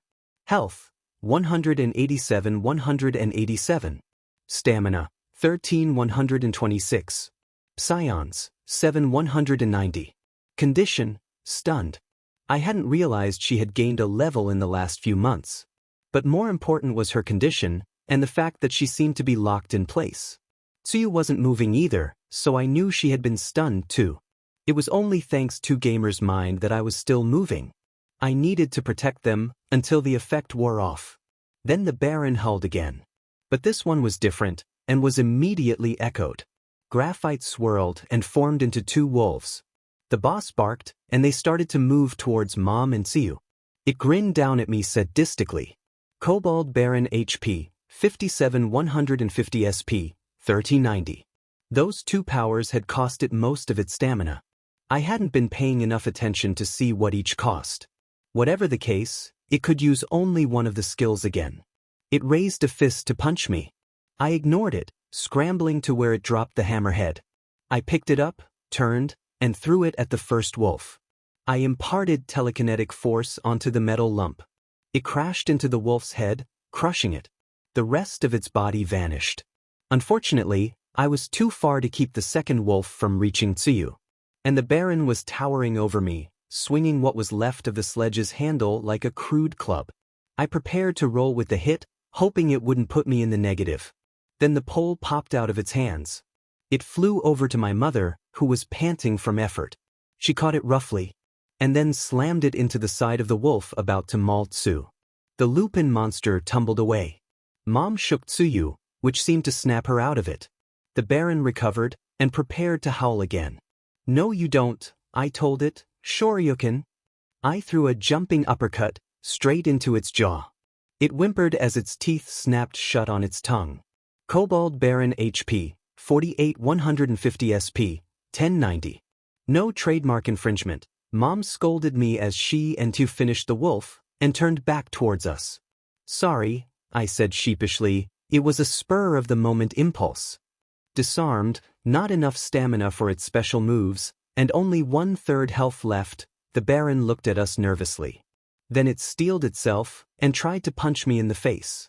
I blocked and dodged together and drove my other fist into its elbow. Then I slid in and kicked its damaged knee again. This time there was a crack and the beast's leg folded under it. Tsuyu rejoined us with two-footed jump kick to the side of its head. Mom stayed back, but she had both the knife and club at the ready. Kobold Baron HP, 22 150 SP, 1090. Last push, I told myself, tired due to my low energy, disable jet set run, key reinforcement. Tsuyu's tongue slapped its face twice. Unable to stand, it tried to force her away, but she was too nimble. Dragon burst. I called out tentatively. It was the same key projection and hit the kobold in the chest. Better, Tsuyu commented. Maybe we should forget the names, Mom commented. I don't know, Tsuyu countered. I liked the All Might riff. Maybe more like that. Even as she said it, she kicked the Baron again. That claimed the last bit of its health, and it crumbled.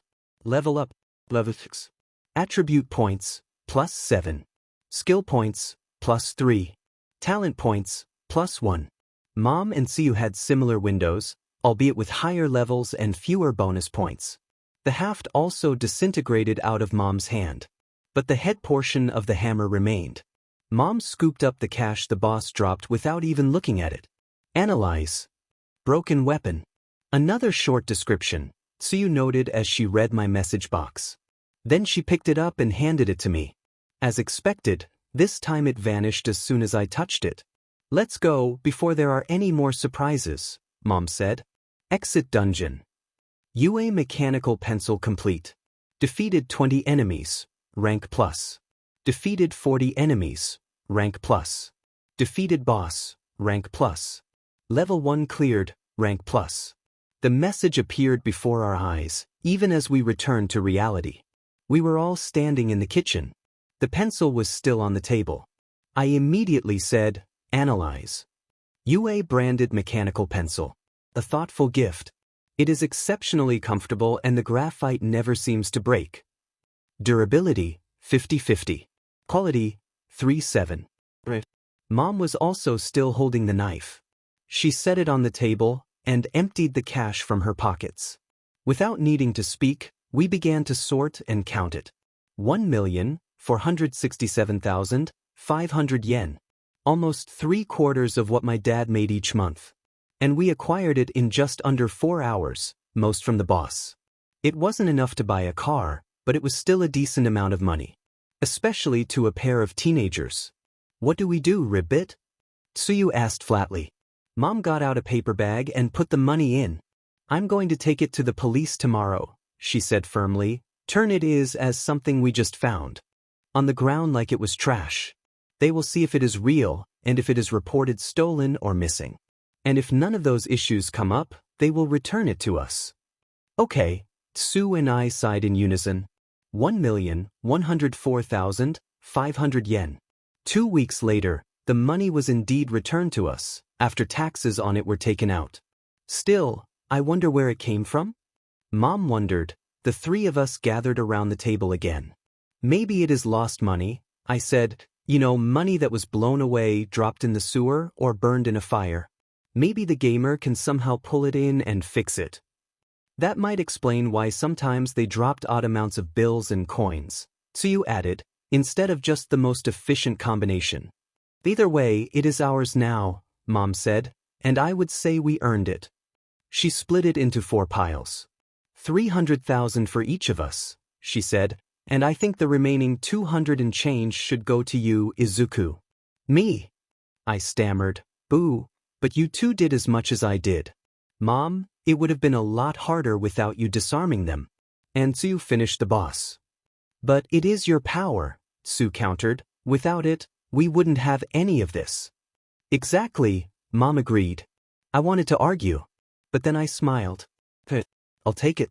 Then I'll give it to you, Mom, to pay back the advance on my allowance, and to pay you for babysitting.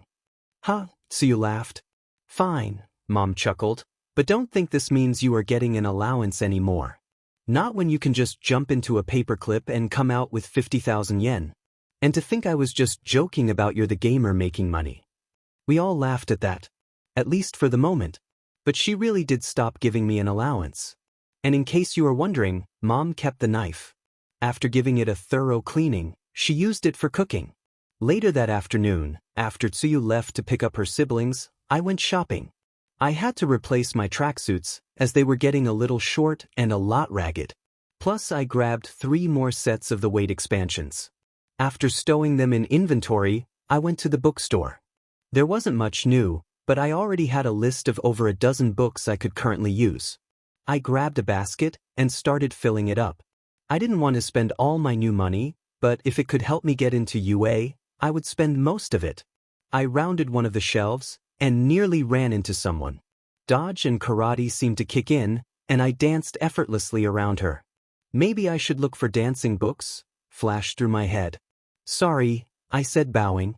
No, I was not looking either, Midoriya-kun. It was the blue-haired girl. And she knew my name. I'm sorry, have we met? I prompted regretfully. I recognize you from school and Kaken. Bakugo's funeral. But I don't recall us being introduced. You accidentally made her day. Charisma +1. No, not officially, she confirmed tentatively, but you are famous at Aldera for being quirkless, I filled in sadly. Yes, she nodded. I am Mizuno Ami. You are? The top scorer? The rumored genius quirk. I don't have a genius quirk, she said quickly, not intelligence, memory, or other informational quirks. I'm sorry, I said. I didn't mean to imply anything. It's just no one knows what your quirk is, and your scores are perfect, so people just assume. No, I am sorry, she said. I do hide my quirk, and I know you have reasons not to deride others. It just makes me upset that most people think I get my grades through a power rather than hard work. Can I ask what your quirk is? I prompted carefully, so I can correct anyone else I hear saying that? She smiled shyly and nodded. She took a water bottle out of her bag. Mizuno-san held it up and then released it. It dropped slightly and then stopped in midair. I looked at it closely and realized what had happened. The water had not moved, but the container itself had dropped and the air was now at the bottom. Hydrokinesis, I said. You are holding up the water, not the bottle. Yes, she seemed impressed. I call it ice water because I can control both water and ice, and it works better the closer they are to 0 degrees. How much can you control? I prompted, reaching for a hero note that wasn't there. I don't know, she admitted. I've never tested it. When I first used it, another boy in my class was drowning. He had turned into metal in the pool and sank to the bottom. I lifted a square of water out of the pool and held the rest back until he was rescued. Wow, I was amazed. With a quirk like that, you will be an amazing hero. I'm not going to be a hero, she denied, shaking her head. Then she looked down at the books in her arms. College-level material. I am planning to be a doctor, like my mother, she added. Oh, that's too bad, I said. I think you would make a great hero. Plus, it would be nice to have another person from Aldera at UA with me. You are really going to try out for UA? She blinked, even though she blushed at bringing up my supposed infirmity. I just smiled. To that, I have 2 things to say, I told her confidently. First, is that not all heroes have great combat powers. Eraserhead. Have you heard of him? He avoids the press and doesn't market himself, so he's not very well known. Anyway, his quirk lets him shut off other people's quirks. The exact limits haven't been published, but either way, that means that physically he is just a normal person, making villains fight him on even terms. And Midnight, if her sleep pheromone doesn't work on a villain, she also had to take them down with just tools and martial arts. So if someone works hard enough, they might be able to be a hero, even if they have a weak quirk or even none at all. Her eyes flickered over to my arms, which were a little thicker and a lot more defined than they had been 3 months ago. And second, I lowered my voice conspiratorially. Just like everyone knows you have a genius quirk, everyone knows I am quirkless. Are you saying? She gasped slightly. I am saying that things change, and just because the majority of people believe something, doesn't make it real. Like how everyone knew Jobs was quirkless, because his father was allergic to apples. She studied me for a moment, then looked at the books in my basket. Well, it was nice to formally meet you, Mizuno-san, I told her. I will let you get back to your shopping. Years later, Ami told me that if I had looked back in that moment, I would have seen her take a taekwondo manual off the shelf.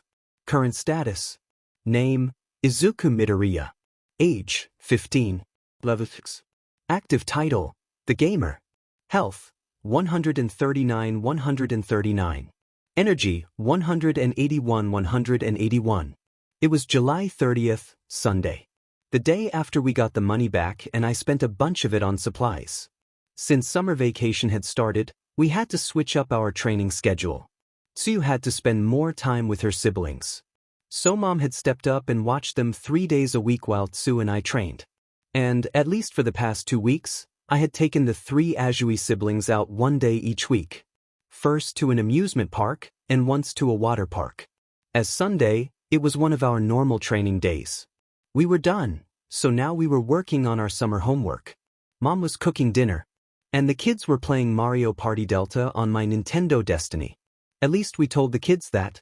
They didn't seem to realize that being from different schools, our assignments would be different. In reality, we were looking at Tsuyu's menu, invisible to anyone not in my party. See, when we were training today, Tsuyu had reached 50 in agility.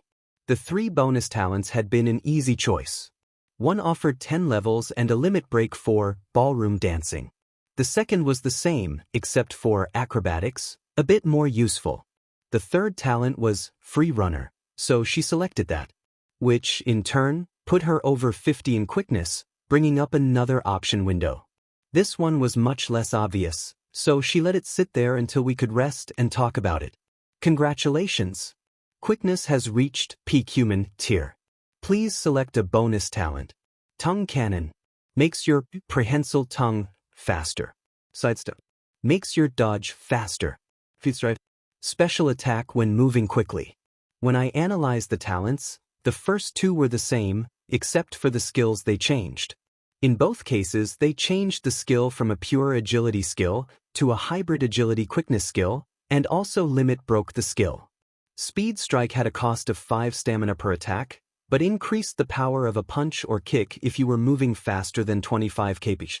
I don't know about this last one, Tsuyu admitted softly. It has a good bonus for the cost. But even though I can run faster than 25 kph, I would have to gain some distance and accelerate to meet that speed. Realistically, I could only use it once or twice a battle. Maybe not, I whispered back. After all, it only says you need to be moving at that speed, not running. I don't know what your top speed is for a single jump, but if it is over 25, then this might be a good attack for you. Maybe, Tsu mused, but I don't want to pick it, only to find out my jumps are too slow and it will take me forever to make them fast enough. I think you should buy the dodge power, Mom offered, bringing dishes over to the table. I set down my pencil and started distributing the bowls. Plates would have to wait until Tsu and I put our books away. You just say that because you want us to stay safe, my friend immediately pointed out, though she did not sound upset by the fact. That is part of it, Mom admitted wistfully, maybe even most of it. But the fact is, as heroes, you won't be able to help anyone else if you are hurt yourself. Mom considered for a minute and then added, and I don't really understand why dodge is not tied to quickness to begin with. If you are too fast, I explained, you might move too far. Or lose control and hurt yourself.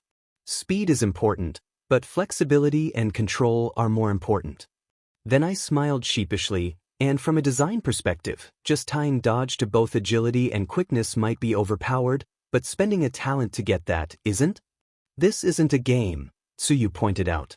Tell that to my power. My smile grew slightly. Well, I was leaning toward tongue cannon, my friend continued, but now I'm back on the fence. Your tongue is one of your biggest advantages, I said thoughtfully. I can see why you would take any chance to make it better. What would you do, Izuku? Tsuyu asked me. Honestly, I said, I would probably flip a coin between tongue cannon and speed strike. Speed strike is the most powerful of the three, but you are right about the drawbacks, especially if there is a chance you can't jump fast enough or jumping didn't work with it. But having your tongue be faster and being able to go past 100 in the skill is almost too good to pass up. I'd research my jump speed, Sue said, but I'm not sure if there is any sort of limit on the selection. It has been almost 2 hours, but what if after 4 hours it just picks for me? So I'm going to go with tongue cannon, and I can maybe get the other ones later. She tapped the top panel. And then she looked at me firmly. What about you, Izuku? True prompted, you have 2 talent points now, right? Don't you think you should spend at least one of them? I want to, I said, but I also worry that I might miss out on something better. Or there might be a time when I suddenly could need a talent I didn't buy, and now I can't. You are still thinking about the storm, Mom noted, bringing the salad bowl over. Today she was making a more Western-style meal, wolf steaks, fresh bread, and a light salad with tomatoes and strawberries. Yes, I agreed, even more softly than our current whispers. Then why don't you get Key Apprentice? Mom suggested, so you have Key Healing? What if I encounter a situation where Key Healing isn't enough? I countered. In that case, Psychic Healing wouldn't serve you any better, Mom reminded me. Why not? Tsuyu asked. You never told me what the difference is. Key Healing is basically like natural healing, I said, only a little better and a lot faster. For example, if someone had taken a hit that damaged their lung, Key Healing could restore it, because lungs can regenerate under the right circumstances. But if your whole lung had been removed, there is nothing Key Healing could do about it. Psychic Healing could, though. It can heal pretty much anything, if the patient is alive. The counter is Psychic Healing is hard. It takes 6 talents to even unlock the Psi Biology tree. And then, like a doctor, you have to know what you are doing. Plus it takes a lot more energy, from what talents and skills I can see right now. Key Healing only takes 2 talents, and takes less energy. And you don't have to know what you are doing. At least not from a medical or biological standpoint. You just send your key into the target with the intention of healing, and the target's own cells and key. Do the rest. It sounds like it would be good to have both, Tsuyu said. It would be nice, I agreed, but to have both types at a reasonable level would take a lot of talents. And skill levels. And in an emergency, Mom pointed out, buying a psychic healing power is going to be less useful than a key one. Improving an existing one is another matter, but you are not there yet, Izuku. The frog girl considered, then said, well, personally, I was going to suggest you take tactile telekinesis. Why is that? Mom asked her. Because when we apply for UA, we have to tell them what our quirk is, Tsuyu answered, and Izuku could list tactile TK as his quirk. Then she turned and addressed me, that would cover most of your powers. Key reinforcement is only slightly different than telekinetic aura, right? If you don't get hurt because of Gamer's body, it could just be attributed to your TK defenses. If I accidentally use regular telekinesis, I continued her train of thought, I could just say that my power is growing or something. Even key projection, in its current state, would be like me forcing a burst of air away from me. It will get you closer to psi biology. Since you have to have either that or microkinesis, right? Mom reminded me and maybe explained to Tsuyu. Tsu hadn't known about the gamer as long, and with our training schedule it was harder to just sit down and talk about powers, hers, mine, or others. And if you do it now, that will give you around 7 months to practice it for the exam, Tsuyu said, and decide on names. There is that, I agreed. I don't know why you two are so fixed on naming your moves, Mom sighed. There's a bunch of reasons to name your attacks, I said, and they told me later my eyes started twinkling. Names act as a mnemonic device, conditioning our minds to perform the move, making it easier. It also can serve like a ki, helping to distract an opponent and regulate breathing. And if you become famous and your moves are well known, you can call one move and use another to catch your opponent off guard. That one is a bit harder given the mnemonic conditioning part. Plus you can't do it too often, or the villains could get wise to it. It's also for branding, Tsuyu added. Think about how much more you pay for an All Might doll. Action figure, I interjected. That says, Texas Smash. My friend ignored me. When you push the button to make it punch. That makes sense, Mom relented. Then she looked at me. What are you going to do, Izuku? I guess I will still have one left if I need Key Apprentice, I murmured, and it would be good to get used to those powers. Okay. I flipped over to the talent screen and scrolled down to the telekinesis tree. Mom and Tsuyu both watched as my finger hovered over the button. I thought I had decided, but it wasn't an easy thing. Is it time to eat yet? I flinched forward as Satsuki's voice called out right next to my ear. Talent, tactile telekinesis acquired. Overall psionic rank, 2. Overall telekinetic rank, 2. Skill, telekinetic armor, available. Skill, telekinetic available. Skill, tactile telekinesis available. I'm going to have to stop doing that, I told myself. The next few months seemed to go by very quickly. Especially after summer vacation ended. We settled into a new routine. Instead of going to Indoro on Monday through Saturday, Tsu, Mom, and I went into dungeons. It saved Tsuyu and I the bus trip out to the park and was shorter for her going to pick up her brother and sister, so we had more time. We still went to the park on Sundays in September and October, but by November it was getting a bit cold for Tsuyu. Then we switched to a dungeon on that day too. But I removed Mom from the party first. We always used the pencil of solitude, and I invited Mom again as soon as I saw her. That was how I was able to confirm that party invite only worked on line of sight. I pondered if one of the hidden menu tabs was a friend list, but nothing happened, so I guess there wasn't an easy way to add people to my party remotely. When I say dungeons, they were all pencils. My mom bought a giant pack of cheap, plastic pencils, and every Monday, Wednesday, and Friday, the three of us cleared one of them. The enemies and environments varied, and the monsters were a lot weaker and the drops a lot lower than the Pencil of Solitude. We still won between 100 and 150,000 yen in each dungeon, but monster drops and meat were rare, and we didn't get anything else. We had tried going into one of my weight sets once. We found ourselves at the edge of a castle courtyard. Dungeon entry, training weights. Mooks, 5858. Mid-boss, 1-1 unspawned. Boss, 1-1 unspawned. We were mostly hidden behind a crumbling wall. Which was good, because in the middle of the broad, flat courtyard there were 7 lizardmen. Each was at least 2 meters tall, and wore a metal breastplate.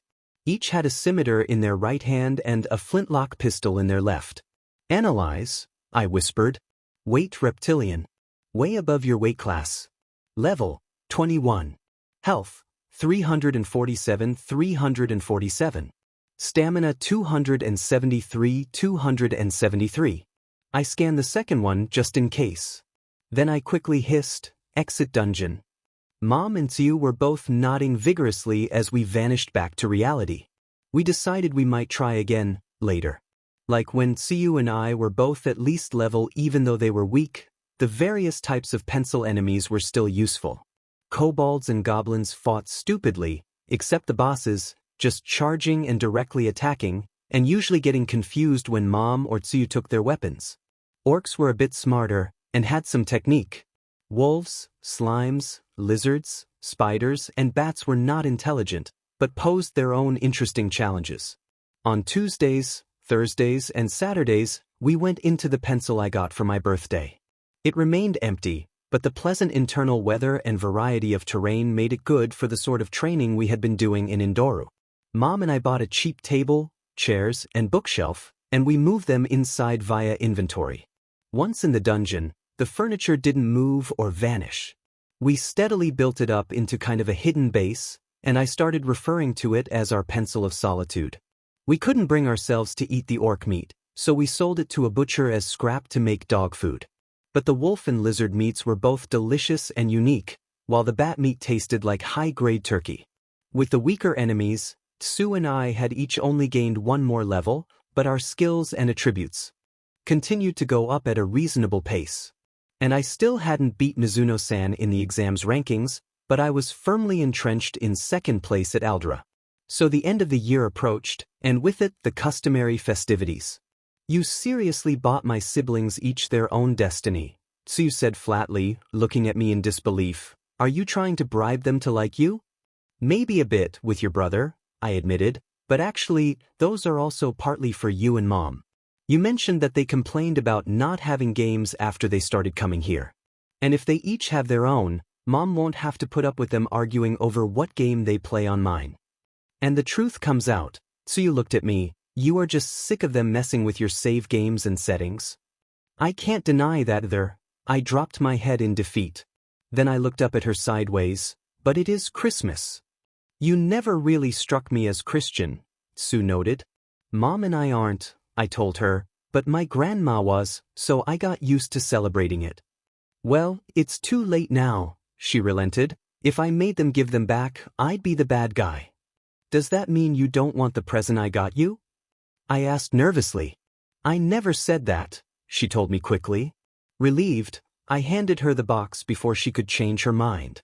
She meticulously removed the paper and then opened it. It was a silver chain charm bracelet. There were 5 silver charms on it, a large frog with synthetic emerald chips for eyes, a smaller frog, a small salamander, a bear, and a squirrel. Me, my siblings, your mom, and you? She prompted. I nodded vigorously. I was looking for a charm for the other friend you mentioned, but I couldn't find a mongoose. Actually, that's just her name, Tsuyu told me. She looks somewhat like a snake, and her quirk lets her stop someone for a few seconds. Oh, I blinked at the irony. Well, maybe I can find one for your birthday. Thank you, Izuku, she said, buckling it on. You're welcome, Tsu-chan. I thought we might be done, but then she opened her backpack and took out a clumsily wrapped gift. For me? I asked.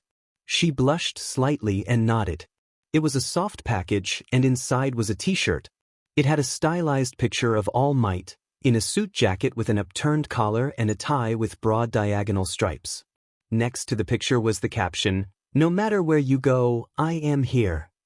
I've never seen you wear that one, so I thought you probably didn't have it, she explained. It's supposedly a reference to some old movie. It's great, Tsu-chan, I told her, and no, I haven't seen this one before. Thank you. I hugged her, and she quickly returned it. Izuku, honey, Mom said tentatively, there is something I want to talk to you about. It was New Year's Day, just after our shrine visit. We had met the Bakugos there, but Tsu and her mother and siblings went to a different shrine. Their mom was only in town for a day, so they were spending it with her.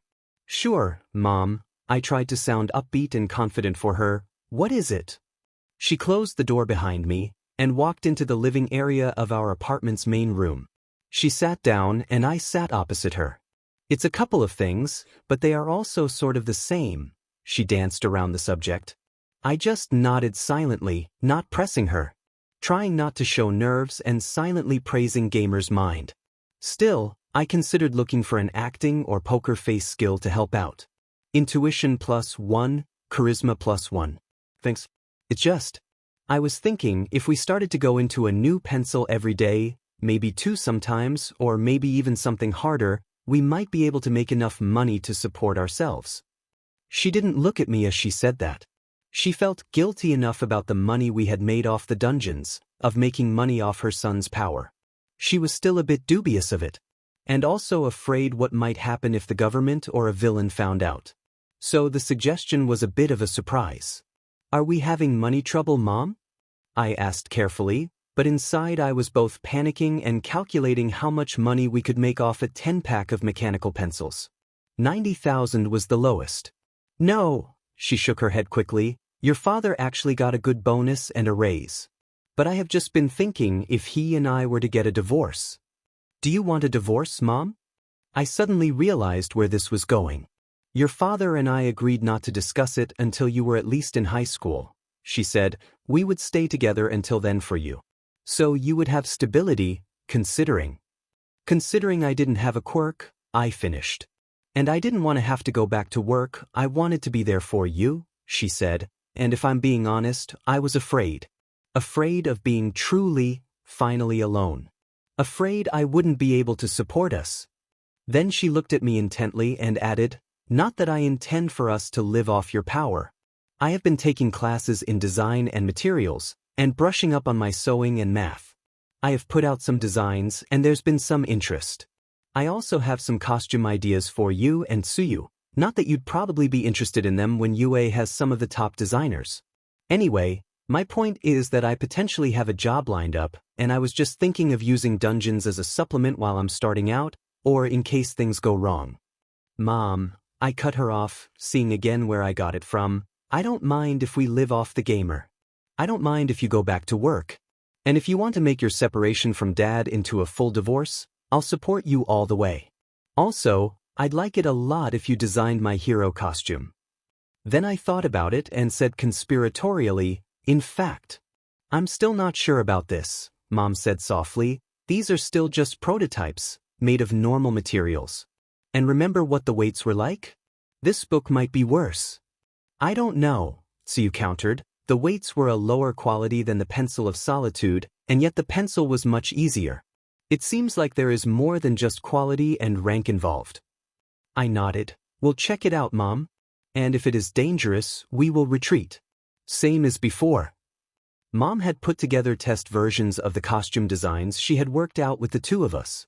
They were made out of normal lycra and cotton, but if we liked the design and the fit was good, we could turn them over to UA to be remade from armored fabrics and with some gadgets added. To make sure we didn't damage them in this test, we had also cleared the dungeons for the prototype costumes. They were about the same as the Pencil of Solitude in terms of challenge, except we were stronger now. My costume had been populated by skeletons, and Tsu's was full of goblins and wolves. Tsuyu's costume was like a dark green and very form-fitting wetsuit. It had a lighter green triangle downward from her shoulders to her births, and a line of the same color running from her palms, up the inside of her arms, and down her sides and legs to where it meshed into her integrated shoes, which looked somewhat like swim flippers. There was a cutout in the back of the cowl for her hair, and a pair of heavy swimmer's goggles. Since Tsu didn't need them, they were parked up on her forehead. There was also a black HRSS belt with some pouches and gloves, the gloves and belt having the lighter green as accent colors. I don't like the goggles, Mom fussed over Tsu, partly as a perfectionist and partly as a delaying tactic, but they were the best I could find. And these parts. She ran her hands over the lines down Tsu's sides. My friend giggled slightly. In the final version they would have a thermal gel to help combat your cold issues, Mom concluded. You'd be able to control the temperature from controls. Maybe on gloves, or the HRS. My new costume was a blue-green shirt and pants, not quite so tight as Tsu's. It had a trio of white chevrons on the chest, biceps, and the outside of MYE thighs. There were also tan leather pauldrons with matching gloves and work boots. The boots were steel-toed, and the gloves had a metal panel on the back of the hand. Finally, my costume also had a belt with pouches, but in white. And mine left my head uncovered. The fit is good, Mom checked me over. I left it a little loose considering all the muscle you've put on over the last 7 months, and since you were getting a bit taller too. But otherwise, I think it looks good. What do you two think? It wasn't the first time she had asked that, but I knew she was nervous. It's really great, Inko Obasan. Tsuyu confirmed. I like the design, and the fit is good and easy to move around in. But I do agree about the goggles. Maybe the school will have something with night vision or polarization or something. I like it a lot too, Mom, I reassured her. Okay, she seemed mollified. Then she looked down at the table and sighed. If we are going to do this. On the table was the Kung Fu tome from my birthday. I had finally met the requirements for Wing Chun Quan and Tai Chi Quan. Both required 30 in agility, plus a total of 30 levels in other unarmed combat styles. Between basic karate and boxing, I had met the latter goal back in October. But I had just hit 30 agility before Christmas. That was when I decided we should try diving into the book before I used it, to see what a ranked-up skill book did, if anything. Analyze, I confirmed it again. Tao of Kung Fu. A master's tome, comparing and contrasting two martial arts styles. Durability, 2235. Quality, 5.7. I touched the book, and then hit decline with my other hand when it prompted me to use the book. Create reflective dungeon. Dungeon entry, Tao of Kung Fu. Students, 7777. Assistant masters, 2 unspawned. Master, 1 unspawned. Izuku, Mom said nervously. The dungeon was a dojo. Bright, clean wooden panels and floor, with a padded mat in the center. Sunlight filtered in through the shoji walls. Wooden panels, etched with combat techniques, were hung on all sides. At the end opposite us was a door, leading further in. It wasn't just the number of potential enemies that had Mom concerned. There were already 20 opponents in the room. 10 seated along either side wall. But unlike the previous dungeons, while they were obviously aware of us, they were not moving. As the dungeon was unique, so were the enemies. They were humanoid and human-sized. But they were made out of paper. Folded paper, like large origami dolls. Holding up a hand to tell Mom and Tsuyu to stay back, I walked carefully and deliberately over to the mat. One of the paper figures stood up and walked over to the opposite side of the mat. Analyze. Kung Fu Origami. A student of the dojo. Looking for a fair fight. Level 5.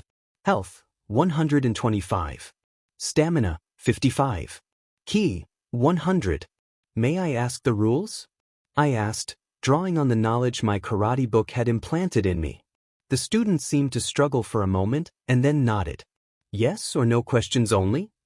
I prompted. It gestured apologetically, but also nodded. May I use my skills? It nodded, then shook its head, then shrugged. Too generic? I can use some skills, but not others. It nodded. Can I use key skills? Again it repeated the uncertain gesture. Some of them got me another nodded. After a few minutes, I had the rules figured out. We could use skills that use stamina. We could use melee or personal enhancement ki, but not ranged ki. Psychic powers were prohibited, even telekinetic aura. Unarmed combat only, not that we brought any weapons. And the fights were one-on-one, but Tsuyu and I could switch between rounds. And Tsuyu's tongue was allowed. Mom wouldn't participate, but took the first aid kit and some of the snacks to administer to whichever of us was resting. I stepped into the ring and was immediately interrupted. Dungeon quest alert. Dojo invasion. Defeat the students and masters of the dojo in martial arts matches according to their rules. Rewards. Bonus boss. Rare item drop. Failure penalties. Varies depending on reason for failure. Losing a match will not have additional penalties. Violating the rules will result in all remaining opponents attacking. Time limit. Must be completed in a single dungeon excursion. Accept decline. I hit accept almost immediately, worried that we might get swarmed if I did not. Then I moved up to the line on the mat, bowed, and then dropped into a fighting stance. Despite being higher level and having better technique, the first group of origami students went down pretty quickly. They were not terribly strong or tough. And they had very little mass, so it was easy to control the flow of battle. A solid hit would put them seriously off balance, and Tsuyu's kicks could send them flying. They also seemed to flutter whenever we took a moment to eat or drink. I wondered if they were jealous. When defeated, they bowed before vanishing and left the normal pile of money. All bills this time, no coins. But they also had not dropped anything else. Tsu and I split them between us, 5 at a time. And then we took a short break and let Mom worry over us before proceeding to the next room. It was the same as the first room, except one of the origami creatures was more detailed. It immediately turned to face us. Well done in making it here, it spoke, shocking me. However, my personal apprentices will be far less easily waylaid. To make it more fair, and to better test ourselves, we are willing to lift one restriction. Would you like to use your full range of key abilities? Or have access to your psionic personal enhancements? I frowned thoughtfully. I hadn't used any powers in the first room. At least not to fight. I had regenerated some health. What if I said neither? I asked. The construct tilted its head in surprise. That is acceptable, it said. May I ask why? Well, 2 reasons I guess, I told it. First is that my partner doesn't have ki or psionics, so it is more fair to her that way. And second, we are here for martial arts, so it feels better to focus on that. Very well. Its voice sounded impressed. I scanned them. The students were level 11, while the ones in the first room had all been level. Their health and stamina also suggested higher attributes. And the assistant master was level. I'll go first this time, Tsuyu told us, stepping towards the mat. Okay, I nodded to her. She stepped onto the mat and assumed her crouching, frog-like fighting stance. The first origami student approached Tsuyu. It bowed and she inclined her head. It charged forward with a flat punch, only to find Tsuyu hopping up and slightly forward. Her foot planted in its chest, and the lightweight opponent fluttered backwards. It kipped up and took a more defensive stance. Azui didn't hesitate, her tongue shot out, followed closely by a second kick. The third room was similar to the second, the students one level higher and a bit stronger. However, we took a moment to rest and to munch. So we were in good shape and took them down just as easily. The final room was somewhat different. Namely, the master of the dungeon looked human. He was also level 15 and noticeably tougher than his assistants. After we defeated the students, he made the mistake of inviting us to fight him, 3-on-1 and no holds barred. Mom immediately gestured towards the back wall. She pulled the plaque illustrating a certain kick to her. Unfortunately, the master's head was in the way. Tsuyu did not hesitate either, hitting him with her tongue. Key reinforcement, strength. Telekinetic aura. I activated both. I darted forward, punching him in the chest. The master grimaced slightly, but minus 25 health. Ouch, I shouted, feeling like I had possibly broken bones in my hand or forearm. Ki and psionics do not naturally meld, young man, the master instructed as he blocked Tsuyu's next kick. It is not enough to simply learn them, or even master them individually. Especially when focusing them on your strength or speed. What do I need to do? I asked, and switched to Ki enhancement, endurance. How should I know? He shrugged. I'm not a telekinetic. I realized he had the voice of Master Oogway. Or at least something close. It didn't matter, but it distracted me for a moment, and his elbow nearly hammered my side. I intercepted with my arm at the last instant, but still took some damage and was pushed back. Before he could capitalize, the wooden instructions for a backhand strike smacked into his spine. Then Tsuyu slid in, trying to sweep his legs. He jumped over her. I fired a right cross at his stomach, and Tsuyu's tongue shot at his left temple. He blocked both but lost a few HP and tumbled back. Mom, meanwhile, crept around the border of the room, getting the next plaque in line. I would prefer if you would stop that, young lady, he told her. This may be a temporary dimension, destined to be subsumed by your son's power, but I still feel like I will need to clean up around here later. Young lady? My mother giggled and blushed. What? I stopped and backed off. Don't fret, young man, he said kindly. I am not real. No native of these dungeons is. You are not killing me if you win or use the book. My intelligence is formed from fragments of yourself and the origin of your power. That's why I talk like a movie character. That's good, Tsuyu said, driving up with a double inverted heel kick. She connected firmly with his jaw, lifting him off the floor and taking off a good amount of HP. Yes, I agreed. I don't have to feel guilty about this. Chicago smash. I moved my hand forward, and ball of silvery ki, larger than my head, shot forward with the speed of an arrow. It hit him in the chest, keeping him airborne. Then Mom recovered, and the third plank smacked into the back of his head. That brought him down to 48 of his original 512 health. He landed and held up a hand. Hold, he requested hastily. I surrender. We stopped, but Sue and I both held our stances. Our dojo has been menaced recently by an ancient terror, he said, sounding less alive than when we were fighting. My students and I have been unable to defeat it, or even drive it away. But I believe you may be able to do so. Will you save us? He smiled and winked, and then waved his hand in an innocent manner, but one that just happened to indicate the window that popped up. Final stage of Dojo Invasion Quest. Proceed, give up. I looked at Mom and Tsuyu. Both nodded. Proceed. Thank you, he said. The master walked over to the back wall, which had appeared solid. He pressed it, channeling his ki into it, and a door opened. Then he disintegrated into flecks of paper, leaving behind more money and 2 very fantasy-like parchment scrolls. Before we could properly examine them, a roar shook the room. Mom took the money like always while I stored the scrolls. Something struck the back of the dojo, cracking the wall. We hurried out before we could get trapped or crushed. Paper dragon. It may not breathe fire obviously, but don't underestimate it. Level 20.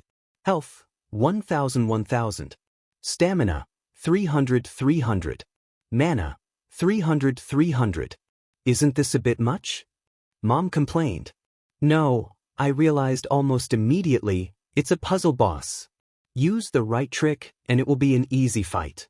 But we don't have fire, Tsuyu noted. Not fire, I told them, materializing a third of my inventory. 2 large jugs of sports drink. 1 gallon of water.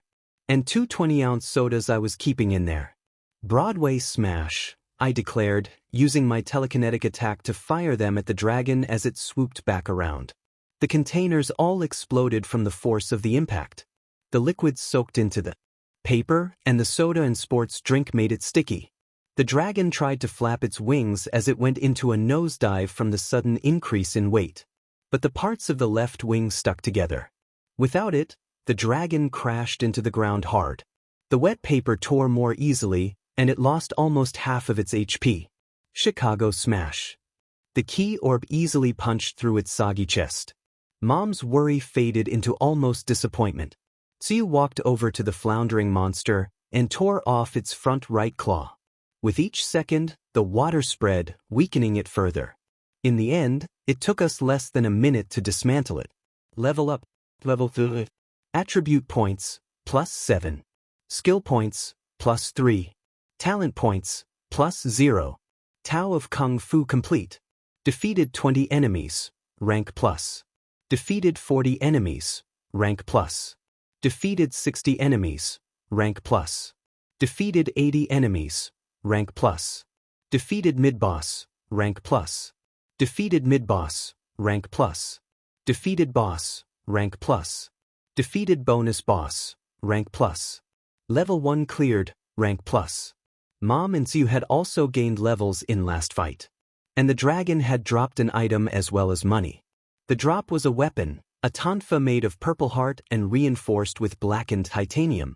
The metal did more than just strengthen it, it also gave the club the look of stylized flames. It was a beautiful weapon with impressive stats, but none of us had a use for it, so it went back into storage. That felt right, like I might find a use, or user, for it later. Instead we were all focused on the other items. The book, and the 2 scrolls the master dropped. Tao of Kung Fu. A master's tome, comparing and contrasting 2 martial art styles. Mysterious annotations provide additional tips and advice. Relic of 0KBV5Z. Durability, 4760. Quality, 57. Plus, rank bonus. Added skill levels. Scroll of Kung Fu Fundamentals, Tsuyu Ajui. A rare drop found only in true skill books from 0v1 Su. Acts as a skill book for the bonded individual. Durability, 1-1. Quality, 0-7. Cannot be strengthened. The second scroll was the same, except with Mom's name. And different garbled characters. When I analyzed the book again, that mix of kana, ramaji, digits, and other random characters had changed. Well, are we going to do this? Tsuyu asked. We both looked at Mom. You aren't concerned at all? Mom countered. No, Tsu said without hesitation. I trust Izuku, and I trust his power. Besides, I really want to know what using a skill book feels like. Mom looked at the screen I had left up again. If you want, I'll go first, Mom, I told her. Izuku, are you sure? You bought this book for me, Mom, I reminded her. Before we dove in it, it didn't have this redacted information. So if I hadn't insisted we go into the dungeon, I would have used the book without ever seeing this. And it's not like it's the first time the gamer has held something back. I didn't have the quest tab right away, and there are still the 3 hidden ones. She shook her head. I'm letting you 2 show me up again.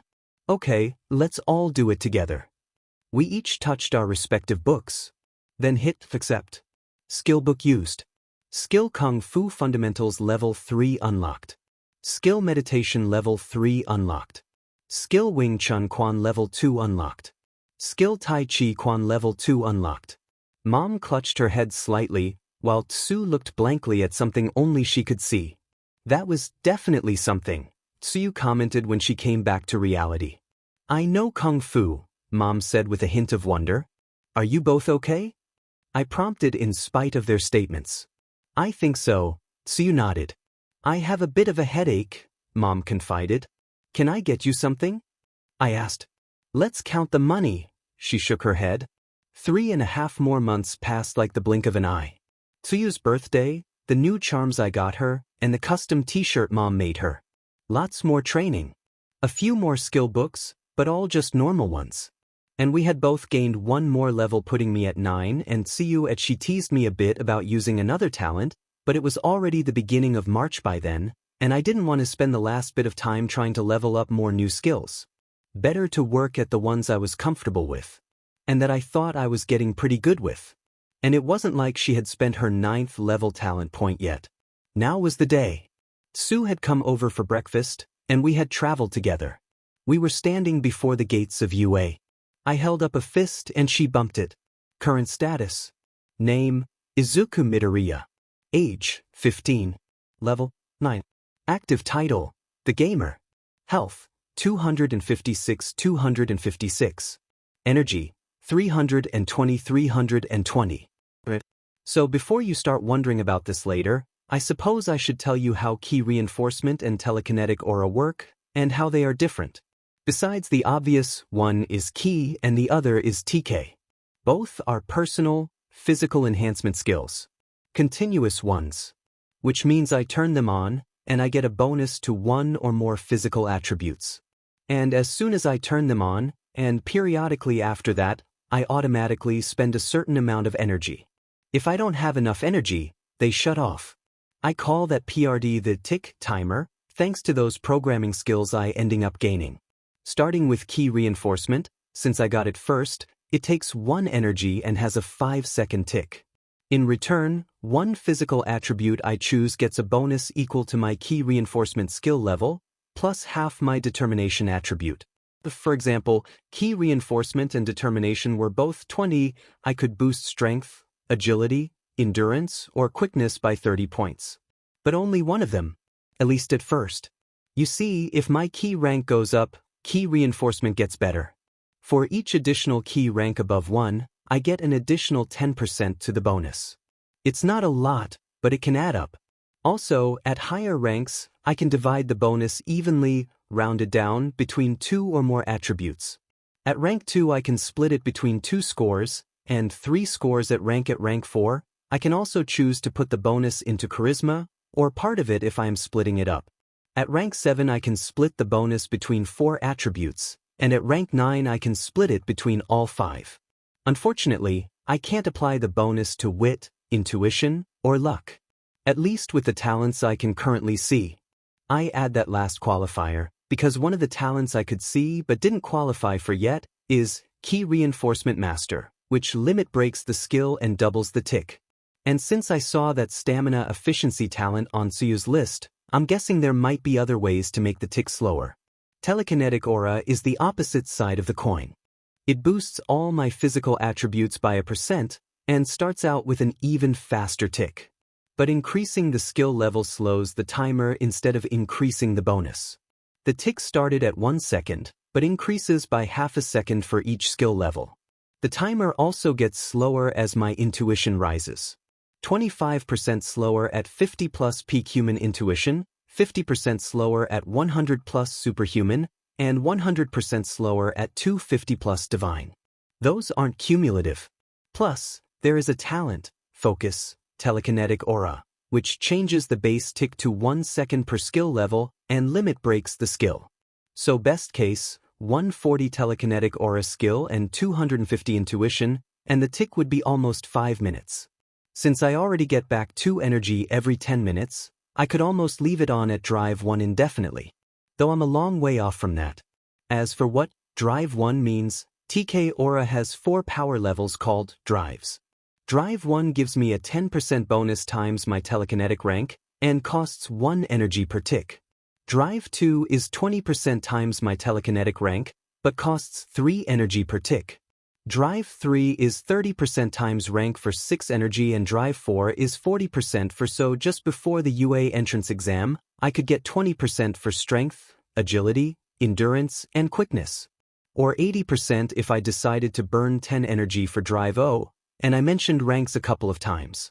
Both Ki and Psionics have ranks, which is basically the number of talents I have in them. Though the manual did imply there might be talents that are worth more than 1 rank, or other ways to gain ranks. Ranks are frequently a requirement for what talents I can buy. And like I mentioned before, many skills also get stronger the higher the matching rank is. Tsuyu and I split up immediately. Our written exams were not only in different rooms, they were on opposite sides of the campus. "See you at the practical," she said.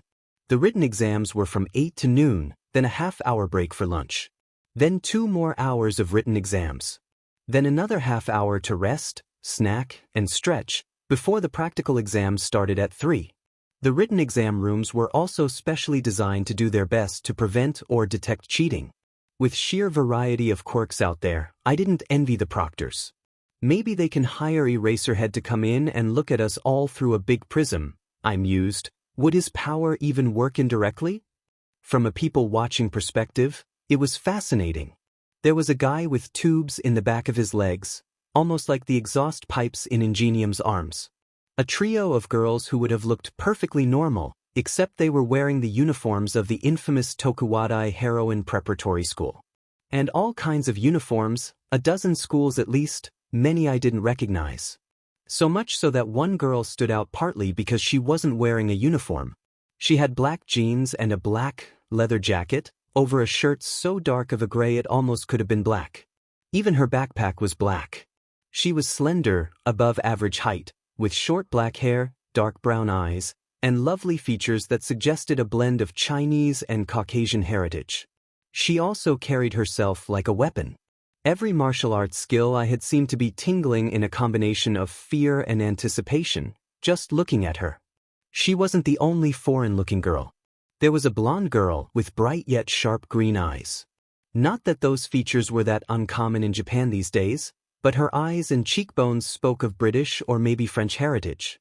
On the other hand, she was wearing a uniform I recognized, so who is to say if she really was a gaijin? All that rubbernecking almost cost me. Because no matter how high your agility score or movement skills are, when the universe takes a look at your luck score and starts laughing, you trip and fall. Of course, with my health and physical resistance, it wouldn't kill me. It probably wouldn't even leave a mark, but was more than a little embarrassing. And why hadn't I hit the ground yet? I opened my eyes and realized I was floating. And there was a hand in front of my face. I took it and the owner helped me right myself. Then she clapped her hands and gravity resumed.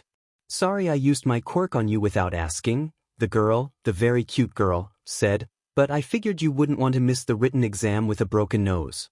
"No, you are right," I agreed quickly. "That would be bad. Thank you." I bowed deeply. "Well, I better get to my exam room," she said kindly. "Good luck." "You too," I called after her. Then looking at my watch, I started jogging too. A tribute to the gamer, and how hard we had studied, but the written exams were a piece of proverbial cake. There were a few questions that got me, but I would have been very surprised to learn I had scored under 90% on any of the tests. And Tsuyu and I were not able to meet for lunch, since they brought food in and didn't let us leave the classrooms.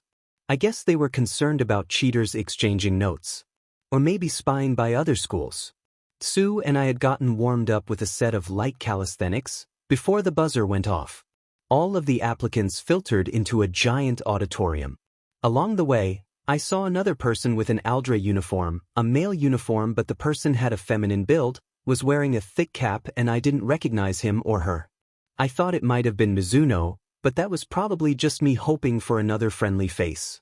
"Good afternoon, new listeners," a thin man with giant hair and a spiky black leather uniform exclaimed from the stage. "Welcome to today's broadcast of the UA High Entrance Exam.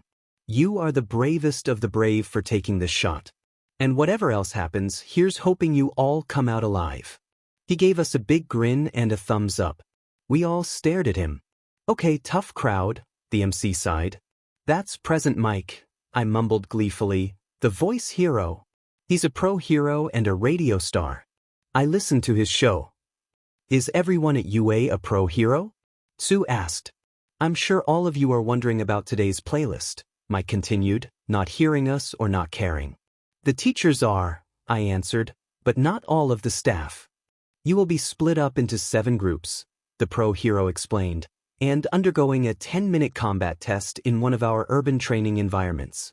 But first up on our countdown is that hit single, 2 ground rules.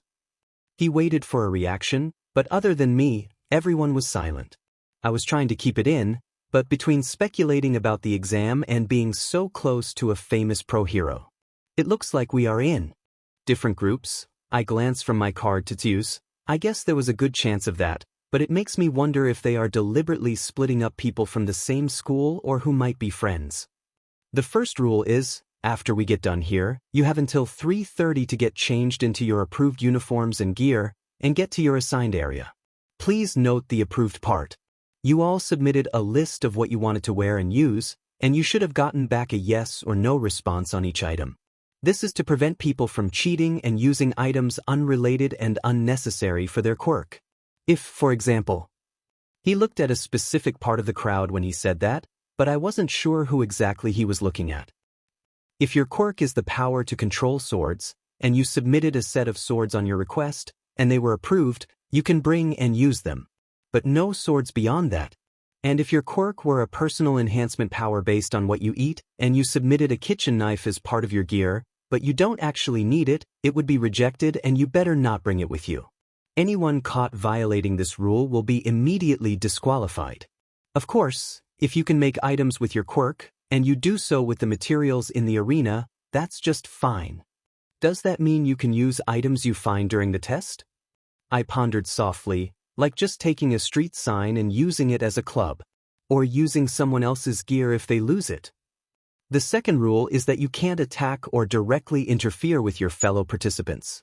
If you deliberately attack someone else, or use your quirk to hinder them, that's an immediate disqualification. Helping others is okay, if you think it's a good idea. If you hit another listener accidentally, the first time you get a 10-point penalty.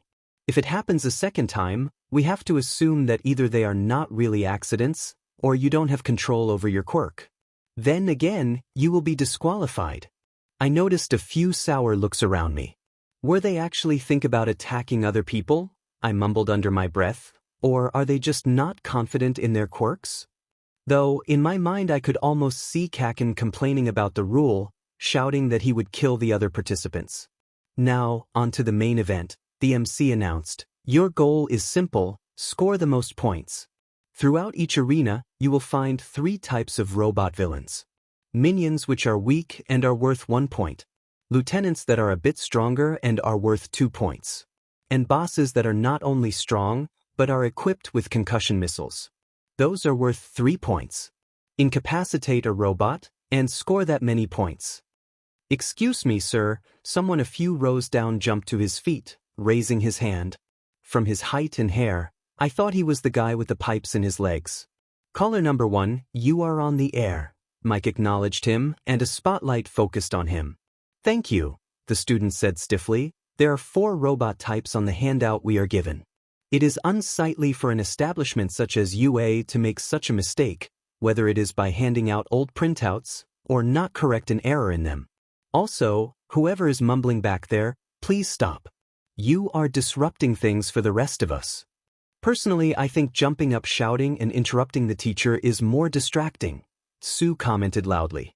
I thought his mumbling was rather insightful myself. Present Mike looked at me, nodding.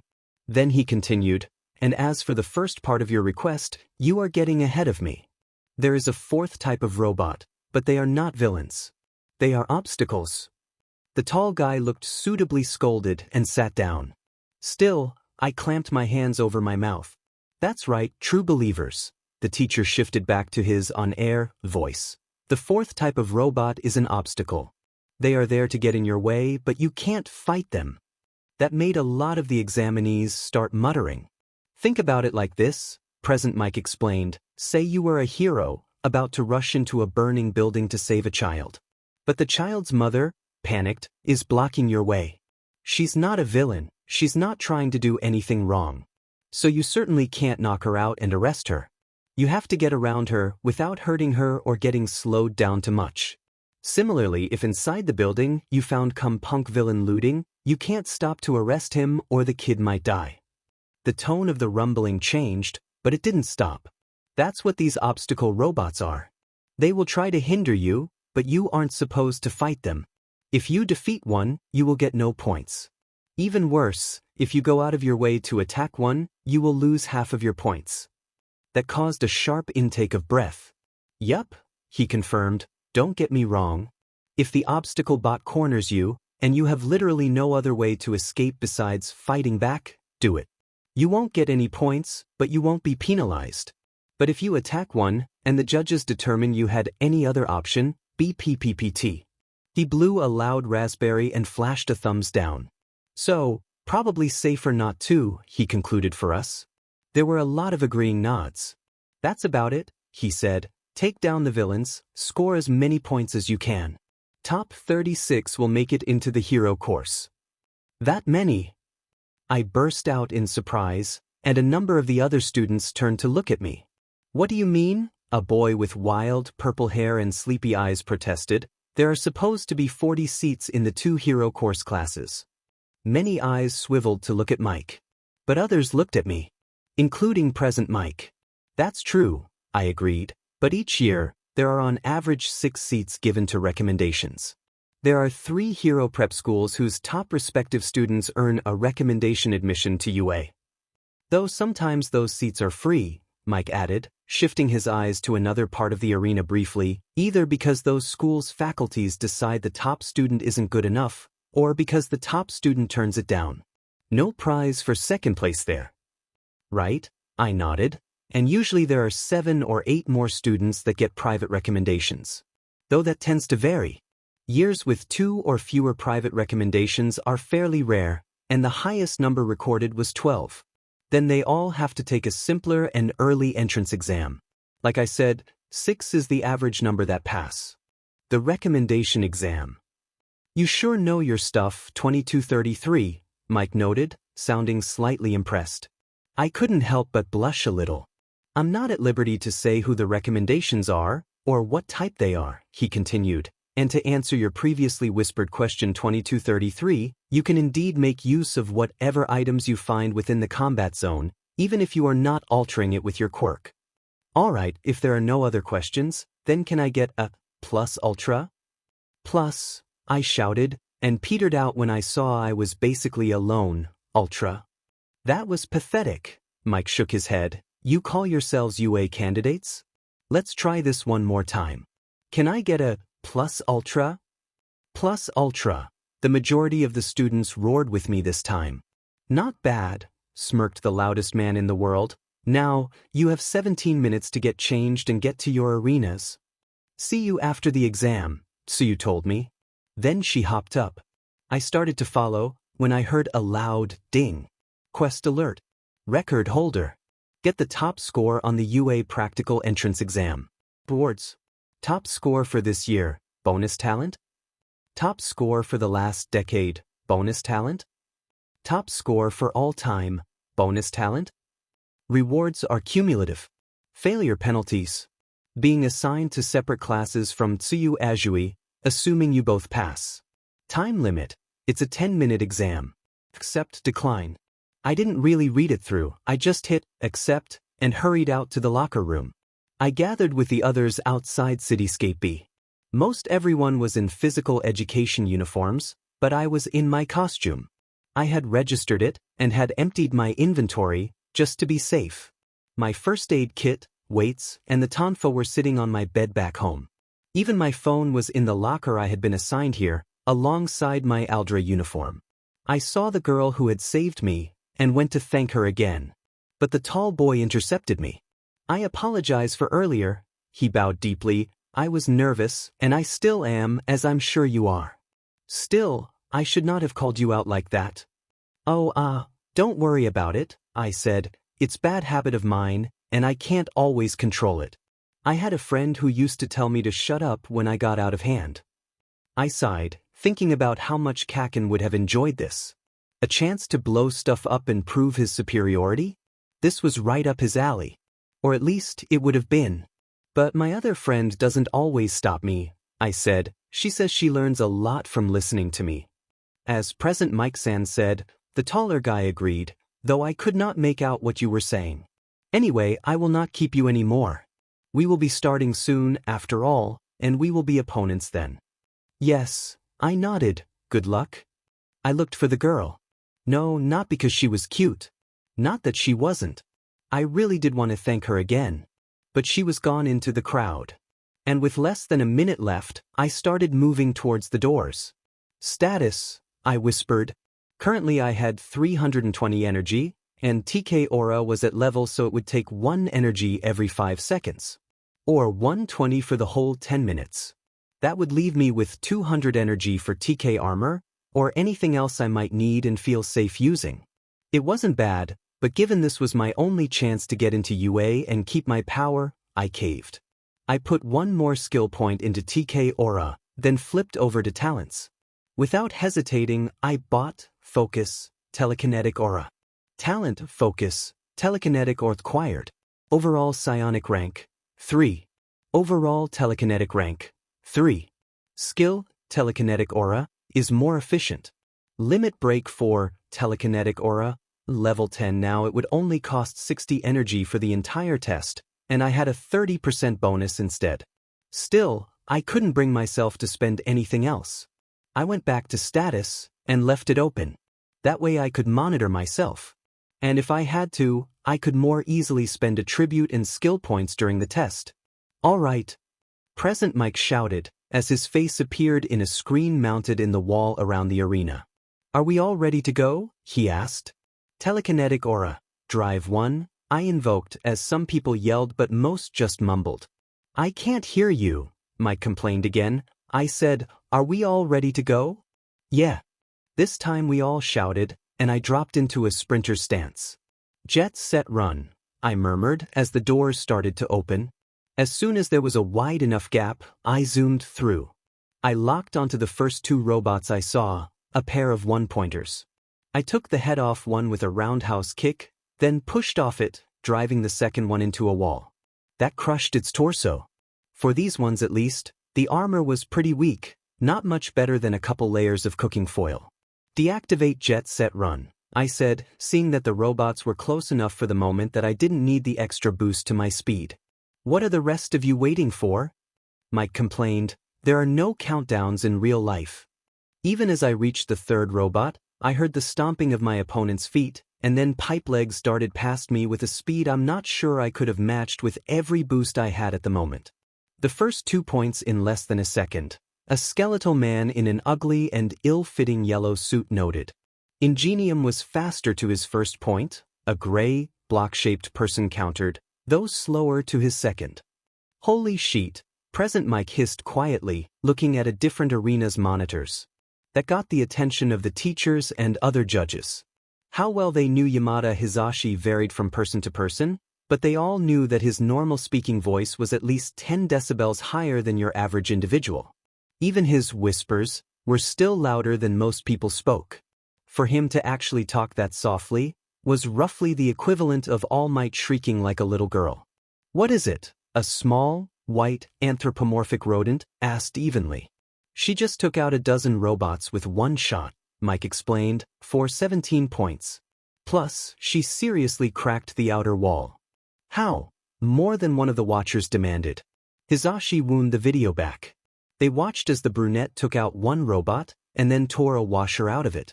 She flipped the washer into the air. When it came down, she flicked it. With a sonic boom, it blasted down the street, clearing it of robots. I told you it wasn't fair to let her skip the recommendation for the normal exam, Nizu, a voluptuous woman in a skin-tight costume told the rodent. I personally agree with you, Narumi-chan, Principal Nizu told.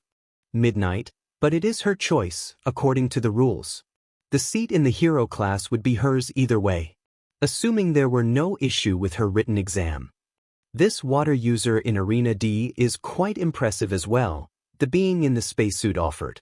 I darted around a corner and saw an interesting sight. A person with a black hooded sweater and jeans.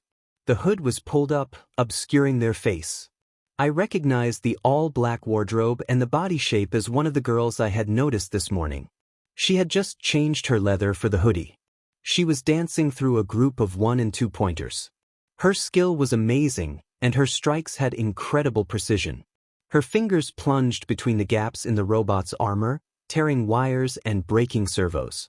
But one of the 2 pointers had gotten behind her. With the hood up, she couldn't have seen it. I raced forward.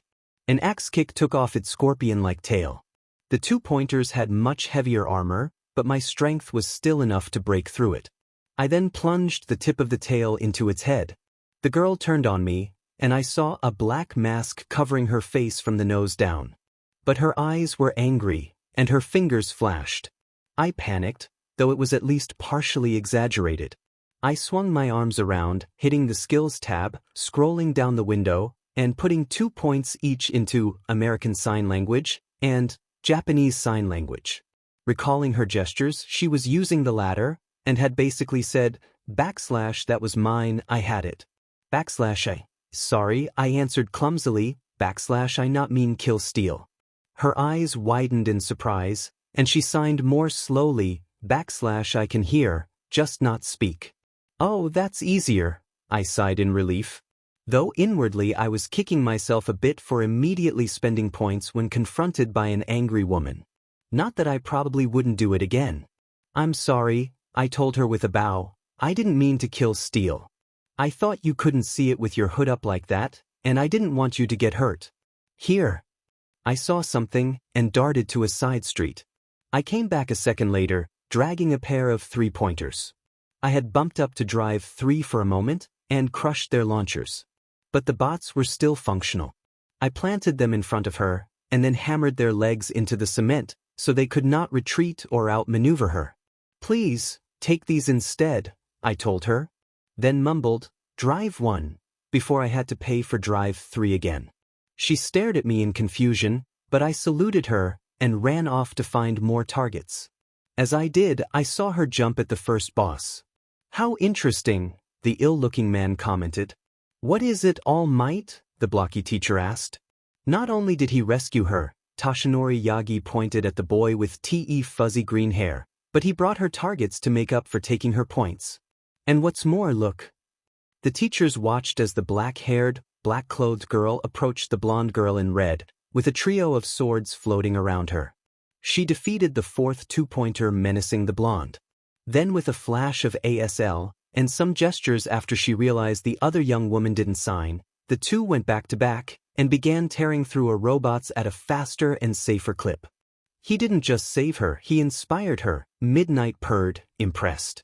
And maybe something else that wasn't appropriate considering the green-haired lad's age and position as her potential student.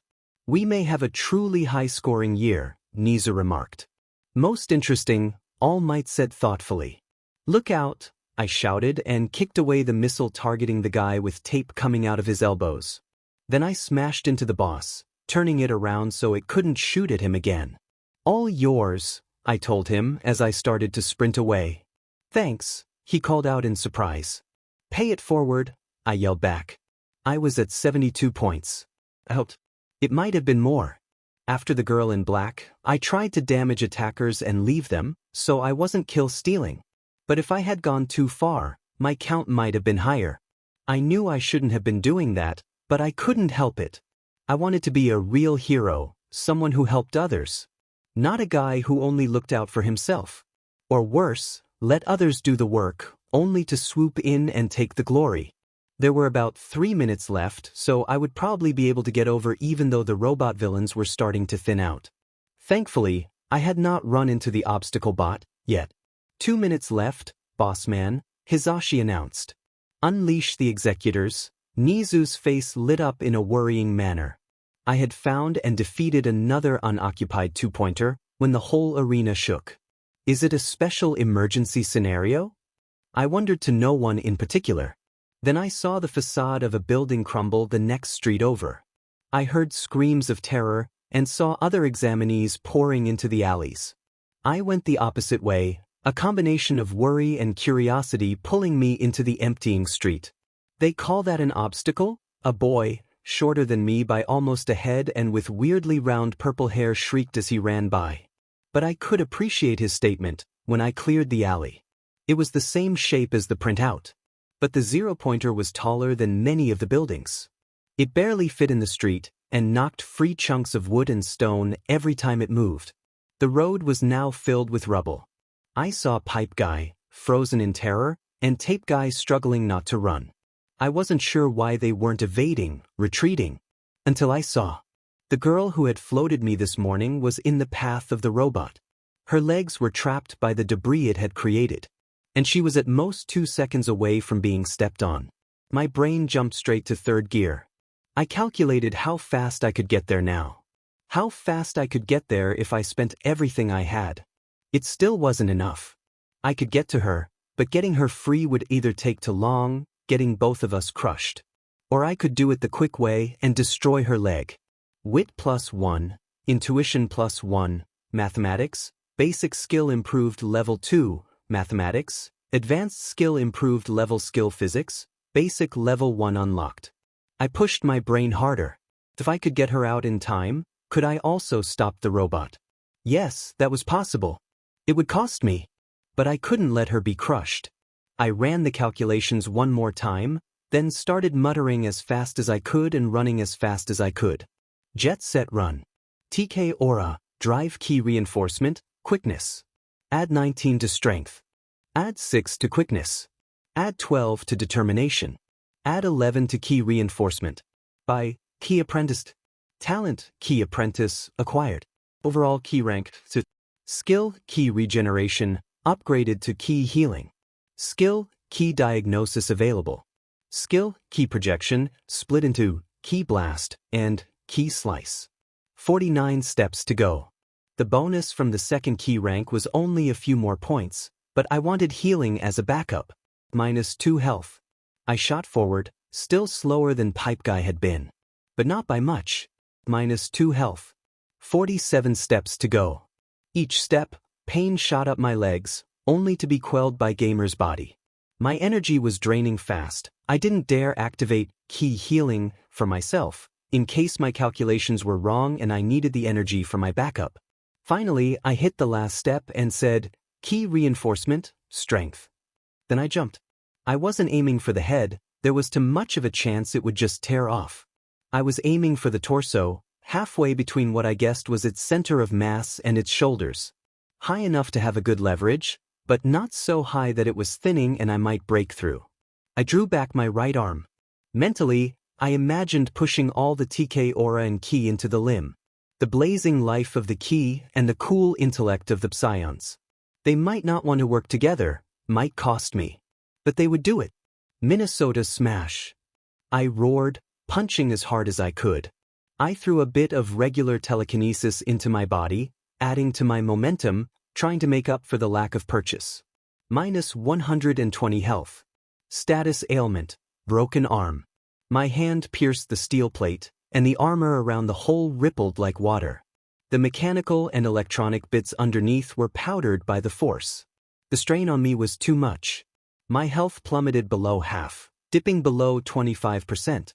2 of my finger bones snapped, as did one in my hand and another in my wrist. Plus I think I dislocated my shoulder. Also both tibias, previously supported by Gamer's body, cracked but did not fully break. The robot teetered. It didn't seem to be functional, but despite the power I had hit it with, I had been a bit lacking in mass. It wasn't falling yet and might go either way. Broadway smash. I grabbed all the broken bits inside the robot with my telekinesis and shot them away from me with every scrap of energy I had left. It worked, sort of. The robot was now falling back. Away from the girl. Unfortunately, using telekinetic attack basically locked me in place relative to the robot. As it was forced away, I stayed still. For half a heartbeat. Then gravity kicked in. So I was falling. From roughly 40 meters up. With my legs damaged, I knew they would break or even shatter if I tried to land on them. I twisted around, trying to lead with my good left arm. When it hit, I would try to both absorb the shock by pulling my arm back and roll into the fall. 15 meters. 5 meters. Had to time this just right. -10 health. As the pavement drew painfully close, I was suddenly slapped in the face. And stopped falling. The girl had jumped at me and was tumbling past. I managed to grab her leg, so she didn't hit the ground either. I saw that the rubble she had been trapped under was now floating too. Sorry, she was crying and laughing at the same time. I was aiming to touch your chest, but my timing was off. That's okay, I laughed too, lowering her to the ground. She stood up, pulled me the rest of the way down. Then she clapped her hands, and I dropped the last centimeter. And immediately sat down. Are you hurt? I asked her. My leg was clamped a bit, she said, standing gingerly, but I don't think it's broken. What about you? I looked at the remains of the fallen robot. At what was likely the end of my dream, or at least of my power. I'm fine, I lied. Nothing a good night's sleep won't fix. I'll be the judge of that, a gentle, slightly wavering voice said behind me. A tiny, elderly woman shuffled over to me, a handful of disturbed students on her wake. You are recovery girl, I started to geek out, but she shut me up by casually stuffing 2 gummies into my mouth. I could tell by the taste that they were not just candy, but rather the multivitamin type. Recovery girl checked me over insistently but gently, dislocated right arm with 5 broken bones. I missed one? I knew my TK aura wasn't really a diagnostic tool, or had one more broken after I was out of power and couldn't detect it? My lack of energy was making it hard to keep my eyes open, but adrenaline and now the gummies helped. Both tibias and one femur have multiple cracks but no clear break. Pucker up, young man. She leaned in and gave me a big, sloppy kiss. My body felt warm and itchy. And I had one last thought before passing out. I'm really glad my first kiss was with Tsuyu. I woke up, and my still open status screen told me it was after 7. My health was back up to 80%, but my energy was lower than it should have been. Maybe a side effect of Recovery Girl's power? Key regeneration, I said as softly as I could. You are awake already? Recovery Girl said, and I turned to face her. I noticed you were healing faster than usual, even for my power, but this is a surprise. My TK can pull my body back to the proper shape, I told her, and SMLT the cells to recover and reconnect. She looked at me again suspiciously. Then she shrugged and got up. I suppose that explains what you said about only needing a good night's sleep. She took out the 4 I hadn't even noticed and continued, but you should still make sure to get a good meal as well. Just having vitamins and nutrient drip won't properly replenish what your body needs.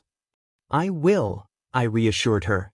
Then I suppose you are free to go, she told me. Your friend was here until about a half an hour ago. Then she said she had to leave, and that you would know why. She has to help take care of her siblings, I nodded. Not using my right arm, I swung my legs out off the bed. They didn't hurt anymore. My arm, on the other hand, still ached, and I still had the negative status that it was broken. I guessed it would need the full night's sleep to get rid of it. As I started to leave, Recovery Girl's voice stopped me. Why did you do it, son? She asked gently. Save the girl, hurt yourself? In retrospect, it seems silly, I admitted. There's no way the school would actually kill an exam participant, right? Except the counter-argument is that with all of those quirks in use, all of that energy and dust and whatever flying around, they could easily have lost control of the robot. Or the idiot controlling it got too caught up in the moment and didn't notice the girl, Recovery Girl grumbled. Achoo! Principal Nizu sneezed and suddenly felt guilty. He looked across the table at a dejected and brow-beaten present Mike. Thank you again, Hizashi, for taking the heat from Recovery Girl, the rodent said cautiously. Just remember that when it is time to talk raises, boss man, the hero groaned. That could be too, I agreed. All I knew was that in that moment she was going to die, and I had to do something. I tried to do the math in my head. I could reach her, but couldn't get her out in time. Not without probably tearing her foot off. But you know how if you bump the bottom of a glass, it just slides, but if you bump the top it tips over. I knew I could do that, if I hit the robot in the right spot. I was afraid the head was just come off, so I went for the body. I picked a spot about the center of mass, but not so high that I would lose too much horizontal speed in my jump. Even then, it almost wasn't enough, and I had to push it away with what telekinesis I had left. You sound like him, she noted. Normally I would scold you now, but it seems like you thought it out well. And you have already been penalized for this. My head sank. Thank you for treating me, I told her. Then I left. Time to go home. To tell Mom what had happened. That I had probably failed. Current status. Name, Izuku Midoriya. Age, 15. Level, 9. Active title, The Gamer. Health, 252-281. Energy, 28-370. I left the nurse's office and went back to the locker room. It was already empty, naturally. I changed slowly, my arms still ginger. I didn't bother to check my phone. I would talk to Mom when I got home and call Tsuyu then too. I doubted anyone else had called me. When I got home, Mom was waiting. No surprise there. She had certainly been called by UA and had probably been watching Tsuyu and I on the party tab too. Are you all right, Izuku honey? She asked gently, but didn't fuss over me. I will be in the morning, I told her. How did you get hurt so badly? She asked a little more anxiously. When the school called and said you were in the nurse's office, unconscious, I checked. You were down quite a bit. But you recovered so fast. That was Recovery Girl's power, I noted, though I think it interacted with my ki regen. No, ki healing now, in some way because my energy is lower than it should be. And I didn't get hurt. I hurt myself. I told her. About the written exams and how easy they were. The rules for the practical. A quick rundown of the highlights leading up to the end. About the girl I owed being in danger. Spending most of my points. Saving her, even though using ki and psionics together had a nasty backlash. And punching 100 tons of machine, covered by reinforced steel, probably didn't help either, I concluded. After that, Recovery Girl came in. She diagnosed me, which was kind of amazing. Then she used her power, and it knocked me out. It was the right thing to do, Mom told me, saving that girl. If the school doesn't see that, I'll give them a piece of my mind. It's not that simple, Mom. I shook my head. Rules are there for a reason, right? Sometimes they are right and sometimes they are wrong, and sometimes they seem wrong if you don't know the whole story. But whatever way, if you break them, you have to be ready to deal with the consequences. Like Recovery Girl told me, the judges will decide if there was no other choice, or if there was something else I could have done. Or even if the robot just would have missed her. And what will you do if they rule against you? She prompted. It depends, I told her. I counted 77 points, which from what I saw, was probably enough. But if they take half, I'll only have 38 points. If the cutoff ends up being 35, I'll be fine. If it is 40, then I won't make it.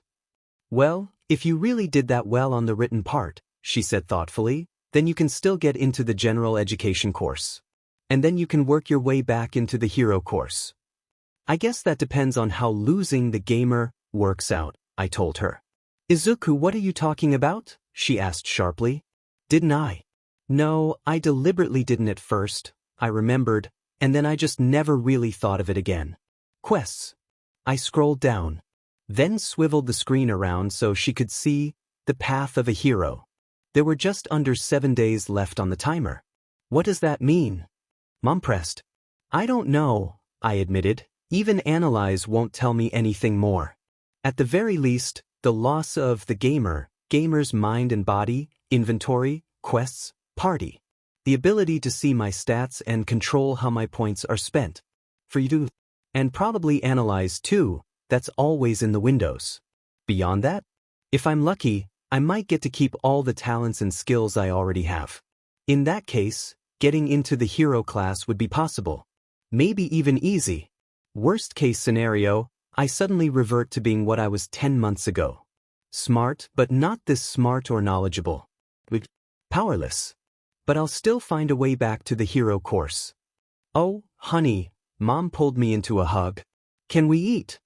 I told her softly. I'm really hungry, and might as well take advantage of Gamer's body. I left the last 5 words unsaid. While I still have it. After dinner, I fell into bed. Well, cleaned my bed off and then fell into it. I took my phone out and hit the second number on my call list. Moshi Moshi, Izuku-kun, Tsuyu answered. Moshi Moshi, Tsu-chan, I said softly. I heard some of what you did in the practical, she said. A bunch of the girls from your group were talking about it. It sounded pretty amazing. Oh, not really, I protested weakly. So, now that we are both UA students, I could hear the smirk in her voice. I believe there was a conversation we need to have. Maybe instead of training tomorrow, we could go to a nice cafe. Maybe a movie. Maybe my room. I had held it in with Mom. But thinking back to what I had told Tsuyu, about how hard it would be, going back to being the old me, I started to cry. I was joking, Tsuyu said quickly but sincerely. I love you as a friend. And you are definitely cute and secretary. But I don't think I'm in love with you. Maybe someday. But you were right, we need to focus on UA for now. We might have gotten in, but it will get harder from here. I was sobbing harder, but also laughing. That's not it, I told her. In fact, I might have taken you up on that because I might not have a chance later. Izuku. Tsuyu sounded worried. I attacked the 0-pointer. I told her what had happened during the practical. How many points did you get, Tsuyu? I asked after I finished. About 60, I think, she answered softly. So 38 could be pretty low, I said. If your 60 is in the top 10, I might be okay. But if it is only top 20, or even top 15, I probably won't make it. What will you do then? She asked. Like I told my mom, I answered. If I still make it into the general studies, I will work as hard as I have to get into the hero course. Without your power? She prompted softly. However, the loss of the gamer leaves me, I said firmly. Okay, she said, and I'll help however I can. Well, maybe we could still go out tomorrow, I said, get lunch and just hang out. I think I need a break. Even if only a short one. And even if she did just dump me, I'd like to spend it with my best friend. That sounds good to me, she said. So how did your practical exam go? I asked. Well, it was a little tough at first. There was this lightning user who blasted all the bots near the entrance. But once I moved further in, I was able to rack up a decent score. Did you see any other interesting quirks? I asked, reaching for my notebook. Hearing her mention an electrokinetic reminded me I should take some notes about what I saw. Well, there was a guy who was all metal. He seemed pretty strong, but I guess if I weighed a couple 100 kilos half the time, I'd be pretty strong too. And another boy who shot a golden sparkly beam out of his stomach that crushed the robots. What about you? I saw the girl present Mike called out, I said. She had 3 swords flying around her, cutting up the robots. And that guy who called me out? He was really fast. I think he might be related to Ingenium.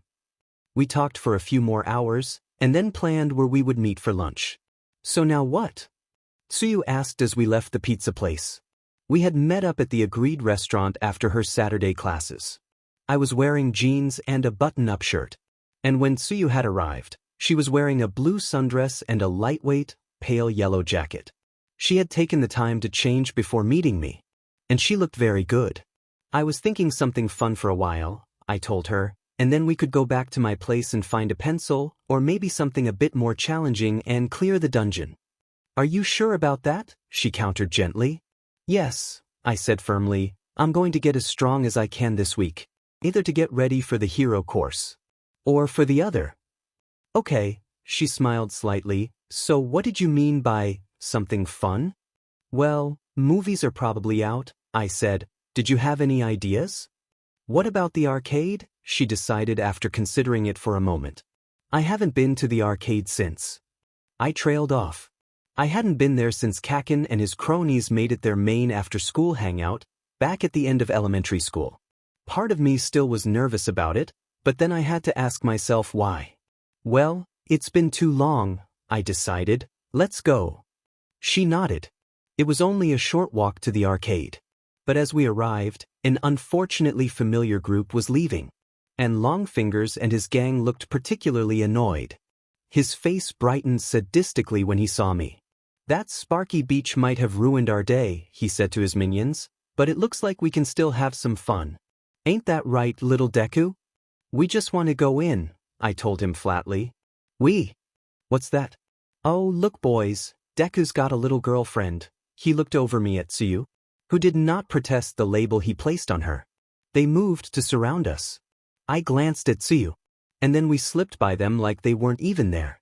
Before we could get inside, Longfingers grabbed Tsuyu's arm. Come on, sweetie, he crooned, you can do better than this quirkless nerd. Even if that were remotely true, she croaked angrily, you wouldn't even begin to qualify as better than Izuku. His fingers grew and tightened. Listen, Beach, I'm giving you a chance because you got a smokin' body and can probably do some interesting things with those big hands. But with that ugly face you won't do much better than duh. My uppercut passed within a millimeter of his face. I'd like to think the force of the punch was at least part of what made him teeter back and fall on his butt. More likely it was just a combination of fear and surprise. He looked up at me in growing anger, but then his eyes suddenly widened in fear. You can say what you like to me, I told him coldly. In 3 weeks I'll be in UA, and you will go wherever you are going to school if you are staying in school, and I will never have to see or think about you again. But you insult Tsuyu again, and you will wish you hadn't. He gathered himself up, scowling. I thought he might try to attack me. His cronies also tensed. Then the lights in the front of the arcade flickered. I heard the crackling of electric sparks. We all turned to look, and the bullies blanched. There was a girl standing in the arcade's entrance. She was about my height, maybe a hair shorter. She had short brown hair, brown eyes, and pretty, somewhat refined features. She had a slender build, and was wearing a pair of green Dockers, a black t-shirt with 3 hearts just under the collar, and a brown ball cap. And she was flipping a token across her fingers, static jumping off with each rotation. You'll pay for this on Monday, Yudiman Deku, Longfingers shouted as the 3 of them ran off. Stupid Jarkus, the electrokinetic frowned. Oh, you were from the practical exam, Tsuyu realized. That beery girl. The girl flinched and glared at Tsuyu. Don't call me that, Froggy. Fine if you don't call me Froggy, Tsuyu said. It's Froppy. Tsu. I looked at her, confused. That's my hero name, she told me. I've had it since grade school. And why did that guy keep calling you Deku? That's not your name, the beery girl prompted, a bit confused. No, I smiled sadly. For a long time it seemed like I was powerless, so my friend used to call me Deku. Because like the wooden doll, he said I wasn't worth much and couldn't do anything of my own. Doesn't sound like a very good friend, the brunette said sharply. Was that Katsuki-san? Tsuyu asked softly. I nodded. Okay, the other girl asked. Then what is your name? Isn't it common courtesy to introduce yourself first? Tsuyu countered. Before I could say anything, the brunette grimaced, but nodded. I'm Misaka Mikoto, she said, and then looked at Tsuyu expectantly.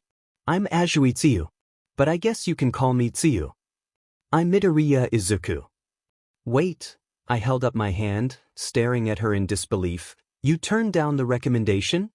Yup, Misaka-san confirmed, and then took a draw off her juice. After silently confirming it with Tsuyu, we had spent the last few hours hanging out with the slender girl. It might have been not a date, but I wasn't stupid. Hanging out with another girl without getting Tsuyu's buy-in was a surefire way to turn it from not a date to never going to be a date. And I wasn't looking to close that door. Fortunately, Tsuyu had been almost as curious as I was. Even as we played various games, we discussed the entrance exam.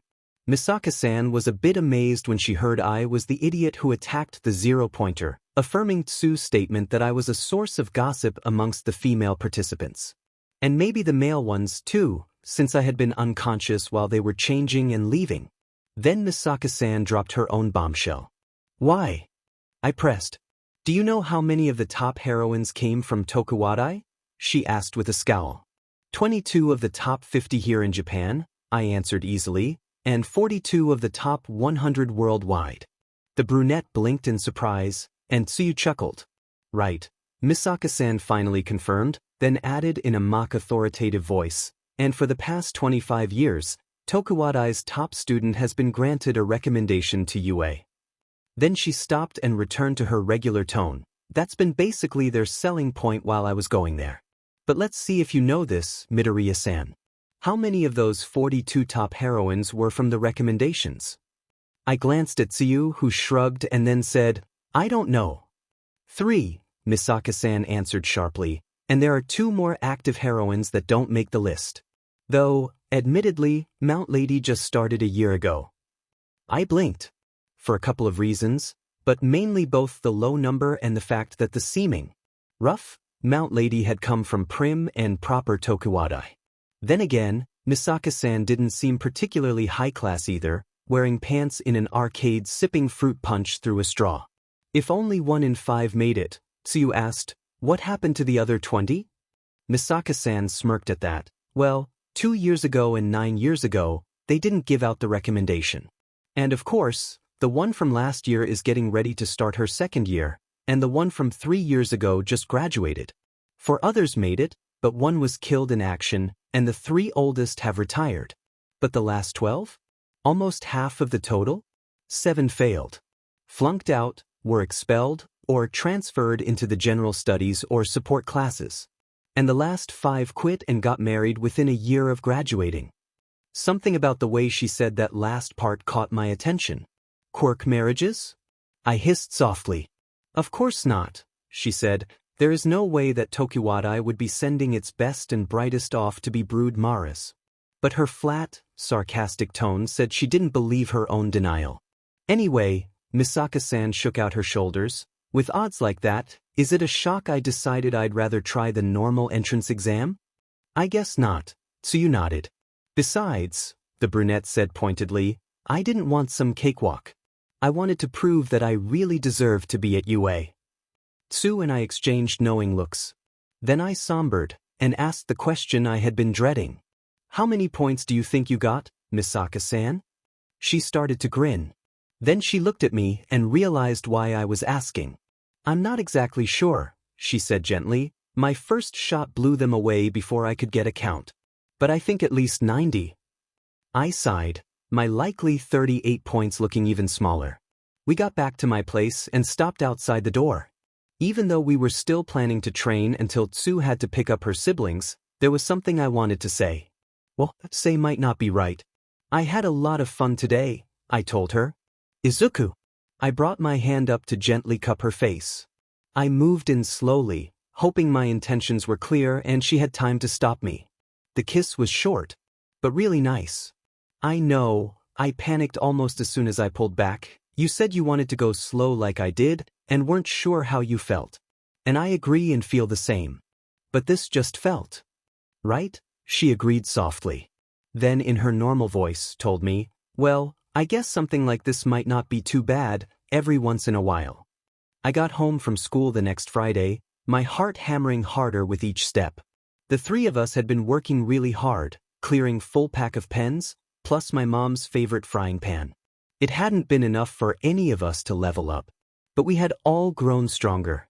My mom almost looked as fit as midnight. When I entered our apartment, Mom was waiting. She was holding a letter with UA's seal on it. I took it from her. Izuku, honey, do you want me to be with you when you open it? No, Mom, I told her unsteadily. I want to do it alone. I went into my room and closed the door. Quests. I looked at the 2 open quests. I had just over 2 hours until the path of a hero ran out. Part of me was tempted to let it. To see what would happen, maybe find out that way. I slit open the envelope and pulled out a single sheet of paper. Midoriya Izuku-san. The results of your UA entrance exams are as follows. Written exam, 92.4% overall. Practical exam, 36 points. We regret to inform you that the cutoff point for the hero course was 43 points. Due to your excellent grade on the written exam, we are pleased to offer you a position in the general education course. With your displayed abilities, it is entirely possible you will be able to convert to the hero course at a later date. Sincerely, Principal Nizu and the rest of the UA staff. I turned to look, and the two quests were both flashing large, red, failed signs. The screen cracked. It flaked away. I began panting in fear and despair. After less than a second, it was gone. I felt pain. My muscles shrinking. My tendons tighten. My brain felt too full, like it was leaking. I looked at my monitor and saw my reflection. I bolted upright in bed, throwing my top sheet into the wall. I grabbed my chest, trying to slow my anxious heart. I looked at my alarm. 3, almost 2 hours before I would have normally gotten. The nightmare shook me and confused me. How could my dreamscape replace my mom with Midnight of all heroes? But I would find out today. Just a day of class, and then I went to get a glass of water before I tried to fall back asleep. I didn't think I would rest easy. Are you sure you want us both here? My mom, my real, normal-looking mom asked. Definitely, I said. Then I looked away from the envelope at Tsuyu. Are you sure you wouldn't rather go look at your own acceptance letter? I asked her. No. Izuku, Mom looked at me. Don't you want to spend your remaining points? No, I said. There is a better chance than not that it would be a waste. And it would feel like I am giving up. I get that, Tsu agreed. Okay, Mom nodded.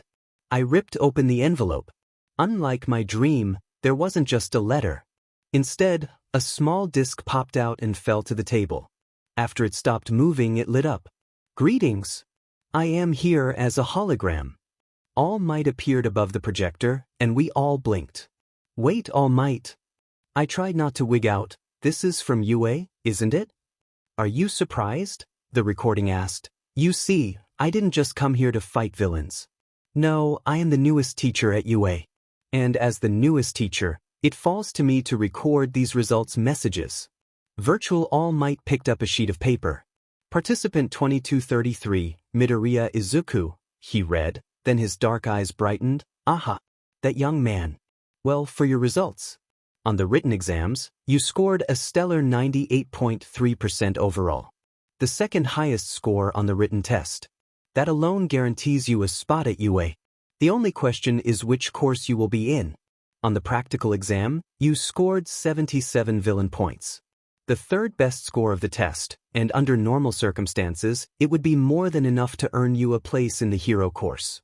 All Might look down almost sadly. Mom and Tsu grabbed my arms.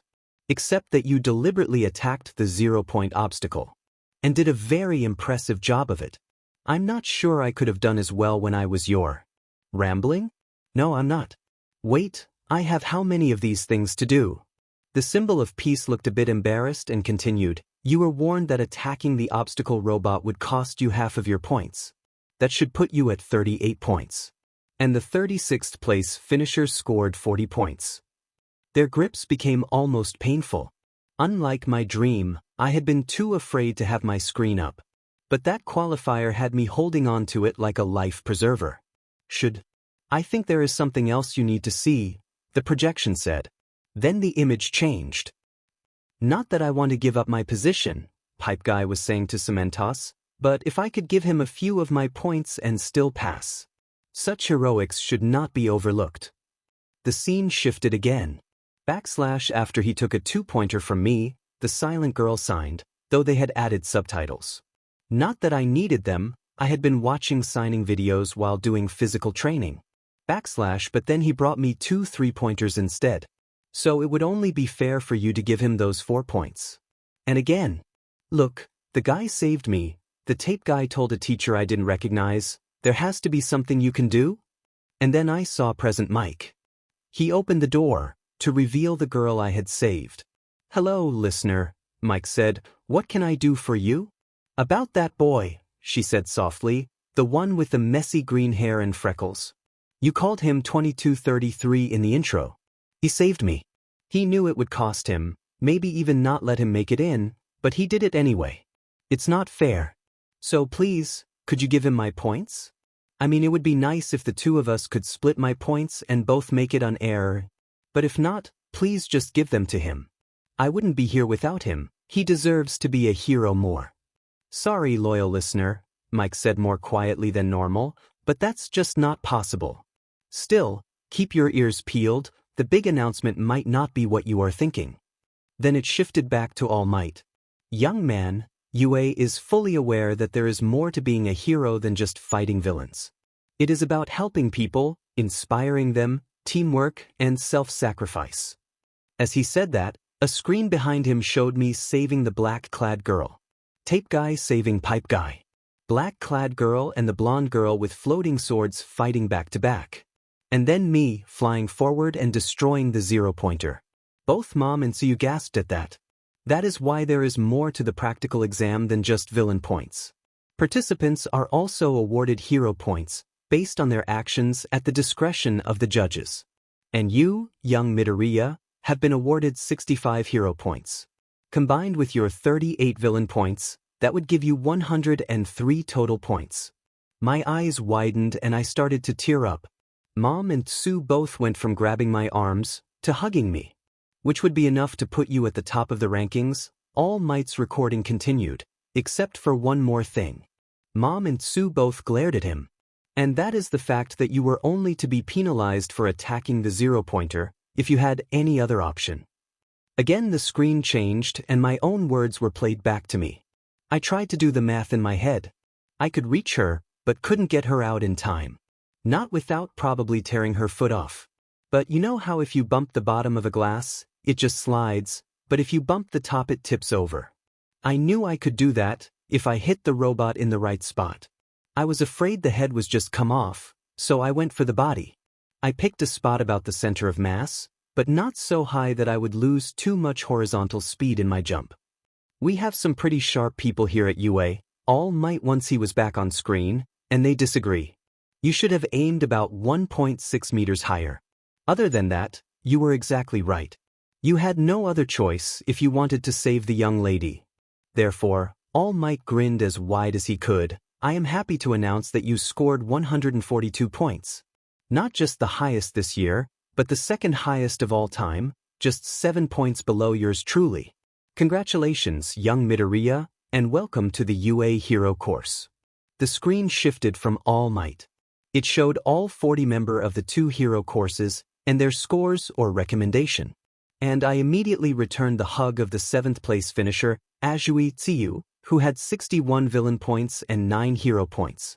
I also noticed in particular, number 2, Misaka Mikoto, 95 villain points, 2 hero points. Number 3 Mizuno Ami, 80 villain points, 14 hero points.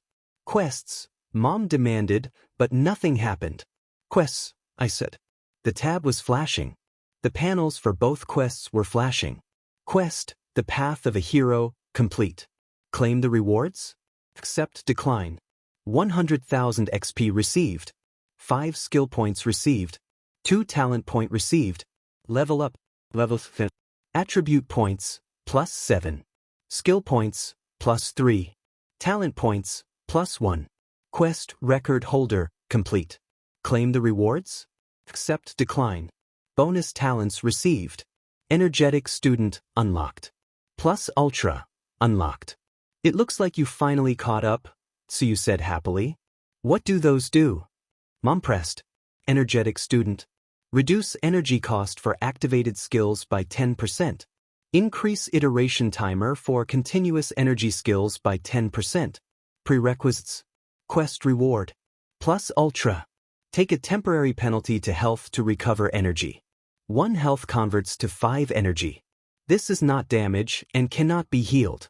Health reduction will recover at a rate of 1 per night sleep. Prerequisites. Graduate from UA. Another one that I shouldn't be able to gain yet, I noted dully. Congratulations, Izuku. Mom clamped down on me, and you too, Tsun. Well, I guess we are going to you, Tsuyu told me, together? Yes, I nodded, crying openly. Current status. Name, Izuku Midoriya. Race, human quirk metagene negative. Age, 15. Level 5. Active title, The Gamer. Health, 316.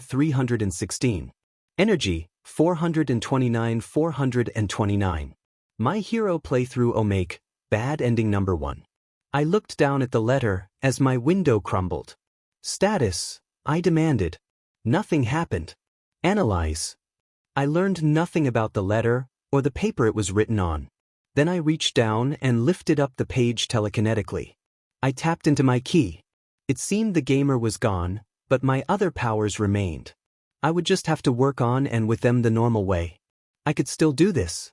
Like it said, I could make it from general course into the hero course. This reporter is saddened to report tragedy at UA, the announcer said. Mom and I hugged each other. A group of villains attacked a UA training facility, he continued. In the ensuing battle, pro heroes and UA teachers All Might and Eraserhead were killed, as were 5 students. 7 other students were taken to the hospital with serious injuries. I shut off the TV and pulled out my phone. I called Tsuyu. It went straight to voicemail. It had taken me 3 months. 3 months of breaking the law of insane training. But now I was here. Tamura Shigaraki, I growled, I have finally found you. I will make you pay.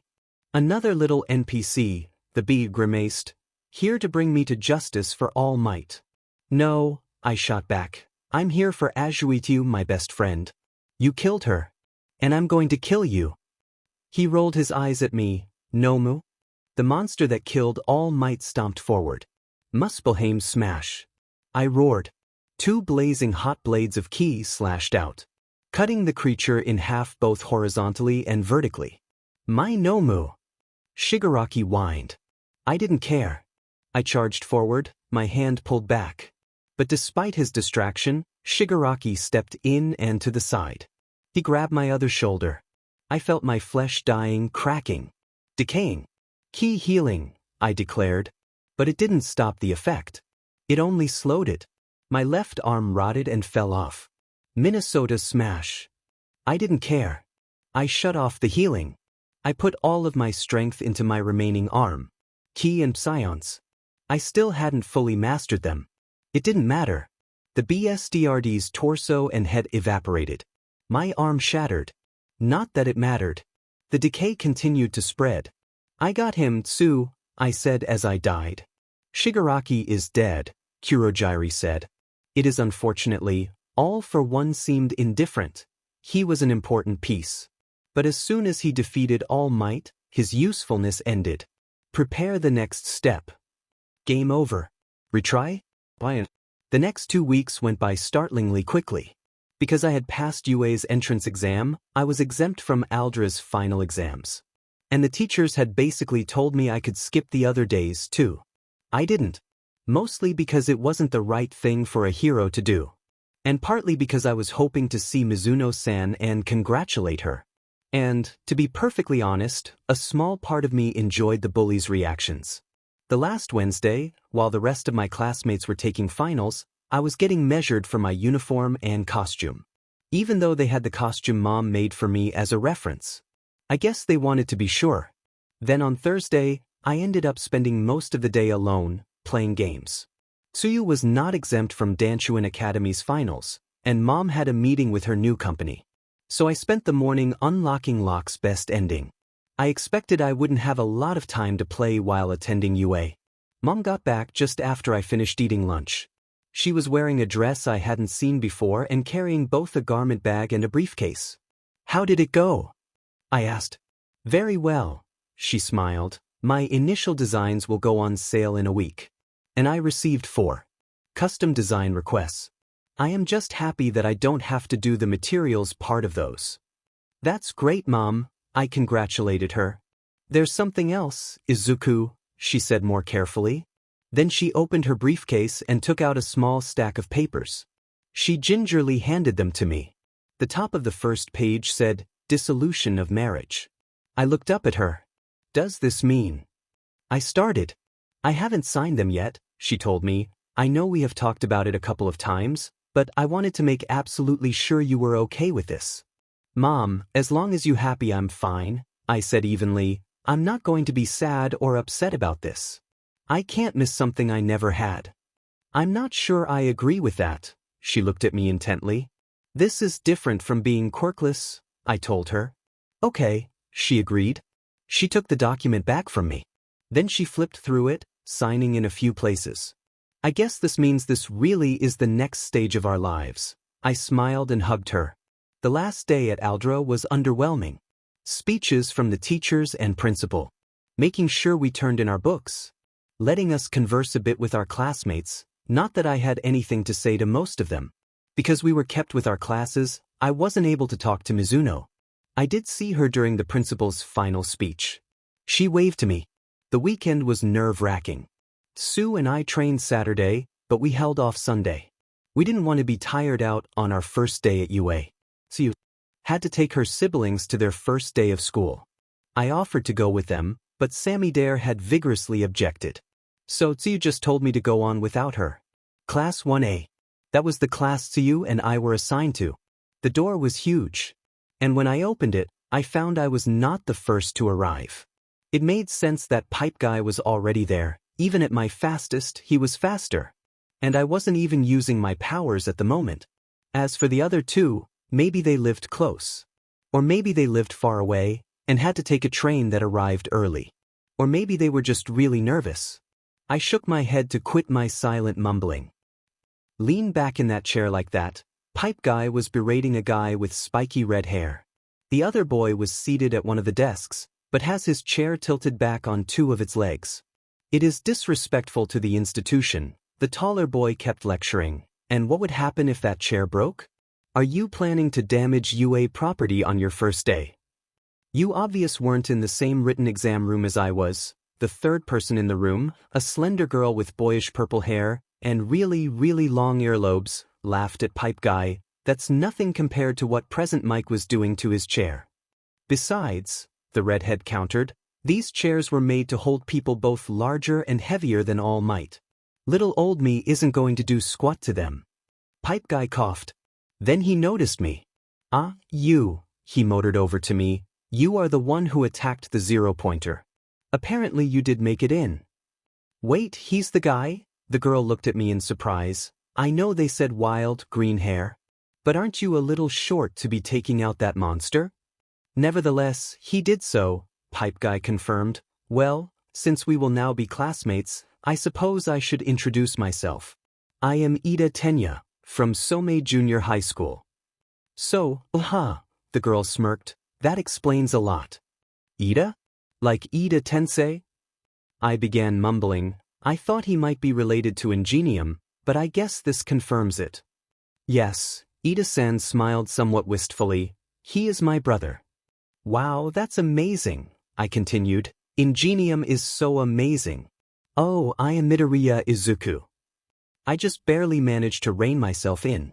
Whoa, you are, the redhead exclaimed. You attacked the zero-pointer, and you finished in first place? How many points did you earn?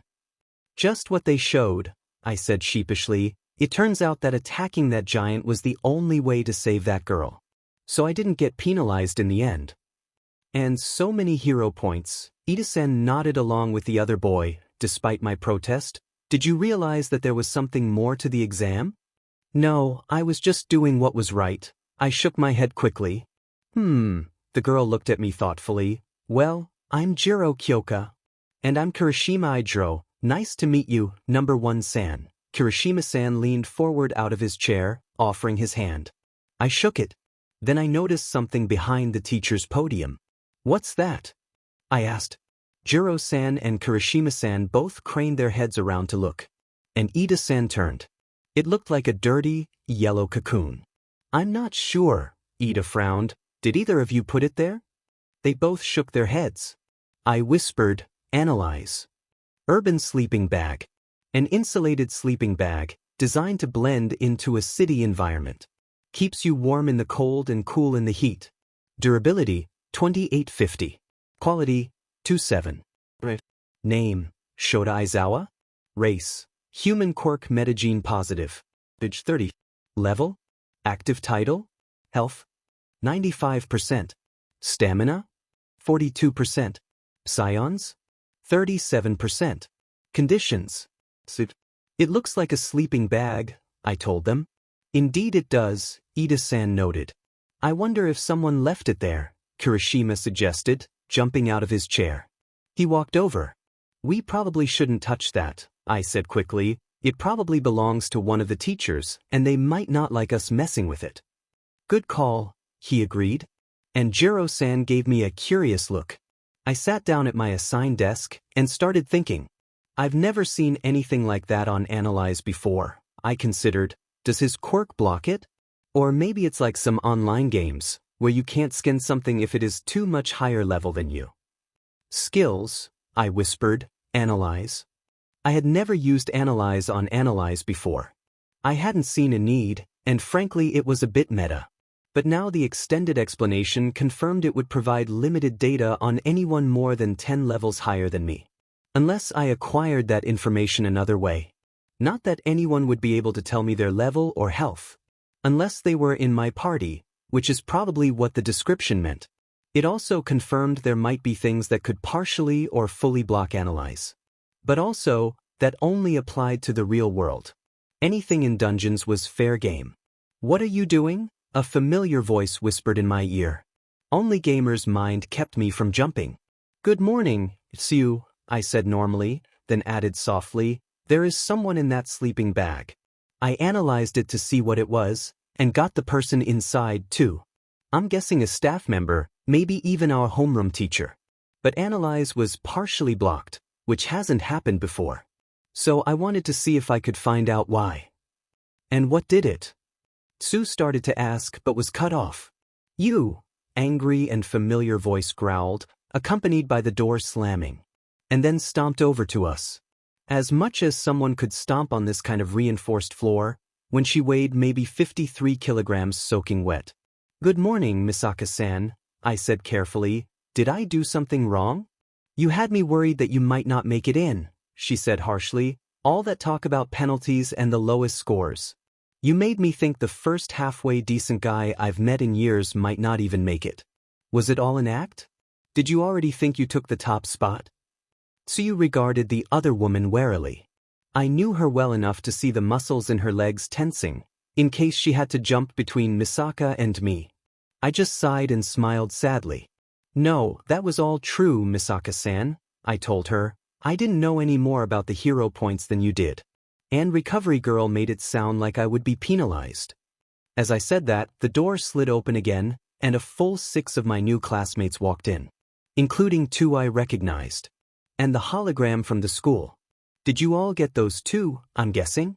I continued as both of the newcomers I knew gravitated over to the 3 of us. Misaka-san nodded as did a tall guy with a mask and 6 arms. Well, in the hologram, All Might told me that I only had 38 points and should have failed, I remembered, and only then did he tell me about the hero points and that I had made it. And after that, he explained that the judges confirmed my calculations and that I didn't have any other option, so I wasn't getting penalized. Calculations? Mizuno-san asked as she reached us, sounding very interested. Hello, Mizuno-san, I smiled happily at her. And congratulations on making it in. Thank you, she said, blushing slightly. You too. Mizuno-san. Tsuyu tilted her head and brought her finger to her lips. Do you mean that Mizuno-san? Yes, I agreed. Tsuyu, Misaka-san, this is Mizuno Ami, a fellow graduate of Aldra Junior High, and probably the smartest person in our grade level without a genius-type quirk. Mizuno-san, these are my friends, Azui Tsuyu and Misaka Mikoto. Misaka-san grinned for a second, then gave me the stink eye and demanded, if I'm your friend too, why don't you call me by my given name? Tsuyu asked me to, I said simply, you didn't. Her jaw dropped. Are you Tsundra, Mikoto-chan? Tsuyu asked bluntly. If you don't mind, Mizuno-san said, you could call me by my given name too. Izuku-kun. Sure, Ami-chan. Mikoto-chan. Behind them, the mute girl, looking slightly uncomfortable, started to sign something when she was cut off. It's you! Yet another feminine voice, this one slightly familiar, exclaimed. Though this one was happy. The girl I had saved rushed over to my desk. You did make it, she sounded overjoyed and a bit relieved. What is with that guy? A female uniform floating in midair asked, amused. Only then did I realize a quarter of the class had congregated around my desk. And they were all very attractive and female. All right, a deep voice prevented me from responding, it looks like you are all here. I noticed a few more people had entered, and quick check of key detection confirmed 21 people were in the room. And determined to prevent me from sleeping, the sleeping bag unzipped from the inside. A slender, rough-looking man scrunched out and staggered to his feet. "All of you, take your assigned seats and we'll get started." We all just stared at him. He frowned. "Heroes have to make split-second decisions." Aizawa-san sounded annoyed. "It doesn't bode well for you if such a simple instruction confuses you." "Shouldn't you tell us who you are before you start giving orders?" a blonde girl barked back. He actually blinked in surprise at that, like he hadn't realized. "I'm Aizawa Shota, your homeroom teacher. Now sit down so we can get on with self-introductions." "You should scan the others," Tsuyu whispered before slipping away. I was already in my spot, and it only took the others a few seconds to get situated. "Great, let's just do this in seat order," Aizawa-sensei instructed. "Give your name, the name of your quirk, and a brief description of what you think it does." That turn of phrase interested me. But the first student stood quickly, so I grabbed a fresh notebook and the pencil of solitude and prepared to take notes. "Bonjour, GMI. Name, Yuga Oyama. Level 3. Quirk, naval laser." Despite the name, his quirk is actually a beam of concussive force accompanied by sparkly golden light, not an actual laser. Overuse of this quirk can have digestive repercussions. Mina Ishido. Level 9. Quirk, acid. She can create acids from her skin, strong or weak, slippery or sticky. She is somewhat resistant to acids, but stronger ones or long exposure can still burn her. Tsuyu Azui. Level 10. Quirk frog. Does whatever a frog can. Any frog actually. See hero note number 15. Tenya Ida. Level 11. Quirk, engine. Has orange juice-powered engines in his lower legs, partly organic and partly mechanical. Can run very fast and kick very hard. Uchako Uraraka. Level 3. Quirk, zero gravity. More like a floating power, since items hover, but don't just go flying into space as the Earth moves. Though maybe that is just the friction of the air? Mashireo Ojiro. Level 12. Quirk has a thick, heavy tail. Strong enough to support his body weight and then some. Not prehensile. Mikoto Misaka Tsuyu is right, seems a bit Sundra. Level 14. Quirk, Electromaster. Generates and stores electricity in her body.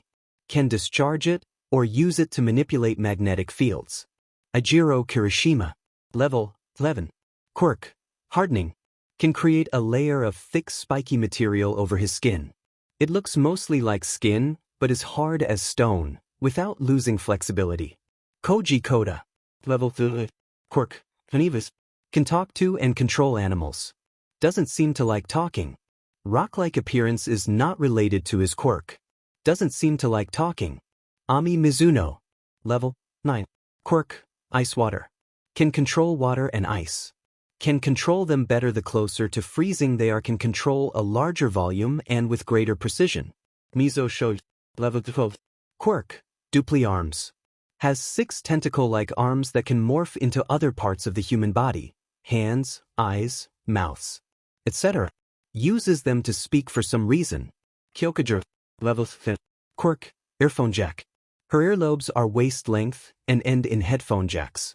They work in traditional electronics, but she can also hear and transmit sonic vibrations through them. Antasiro. Level 10. Quirk. His elbows look like action figure joints and produce a cellophane tape. It shoots out up to 50 meters and is strong enough to hold his body weight and more. Ask if the tape is an electrical insulator or has other special properties. Fumikage Tokoyami. Level 11. Quirk, Dark Shadow. Dark Shadow is a living shadow that is connected to him and seems to be at least partially independent. Can become tangible or solid and expand at will. Shoto Todoroki, same family name as Endeavor, Sun. Level 17. Quirk, Half Cold Half Hot. Can create and control ice from his right side and fire from his left side. How does his ice control compare to ice water? Toru Hagakure. Level 9. Quirk, Invisibility. She is transparent. Applies only to herself. She can't turn it off. Midoriya Penryu, blonde hair and slight English accent, said to call her Emochan. Level 12. Quirk, caliber Z. Can bond with 3 swords.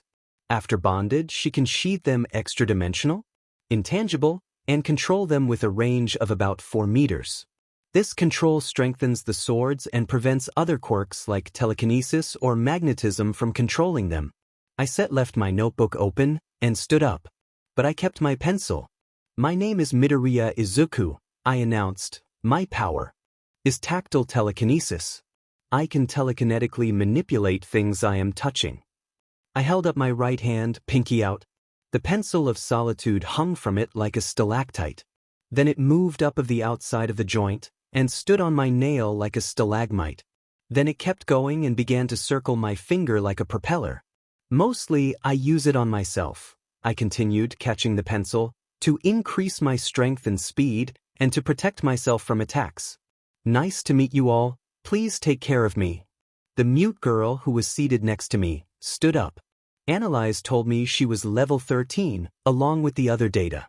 She started to write on a pad. I can interpret if you like? I offered. Are you sure? She signed.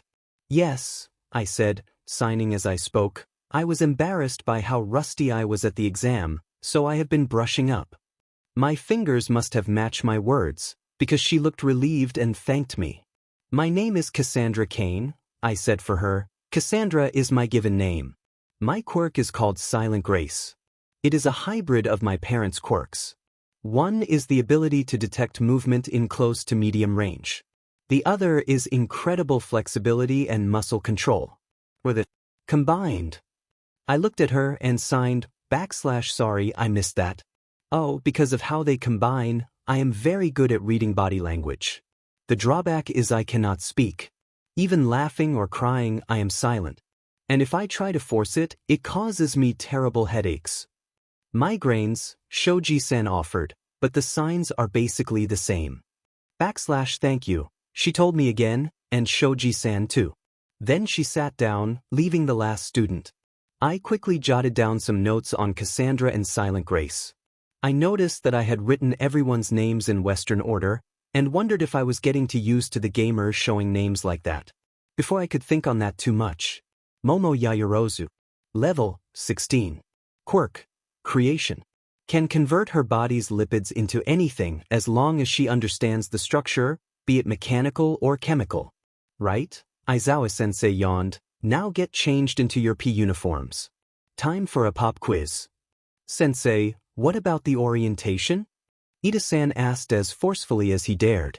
We don't have time to waste on that. Aizawa rolled his eyes. Now get a move on. Anyone not outside in 5 minutes will be penalized.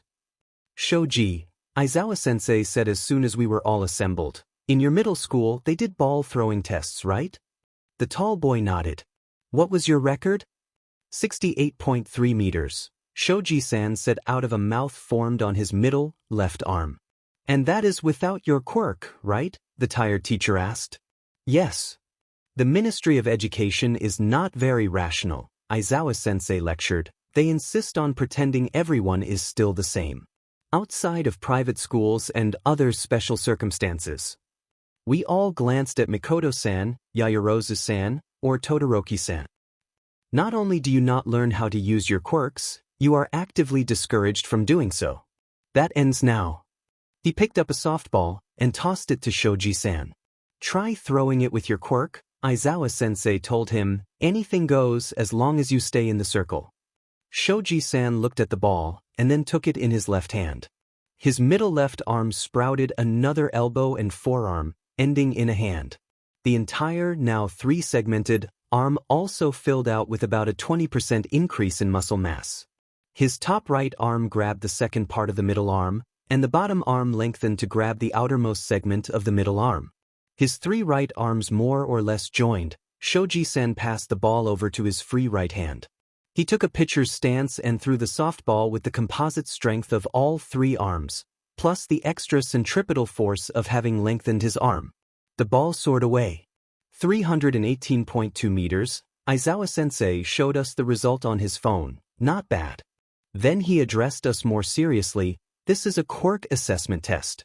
You will all be undergoing 8 standard fitness tests, plus plus a ninth one of my own design. You will be expected to make full use of your quirks in these tests. And in the end, whoever comes in last place will be immediately expelled. What? Kirishima-san gaped, as many of the others did silently. Can he really expel us from UA? Ami-chan mused sadly. I don't know, Ida-san answered. I suppose I should clarify, Aizawa brightened slightly, since it seems one of you is capable of rational thought. It is true, I can't kick you out of UA. I can kick you out of the hero course.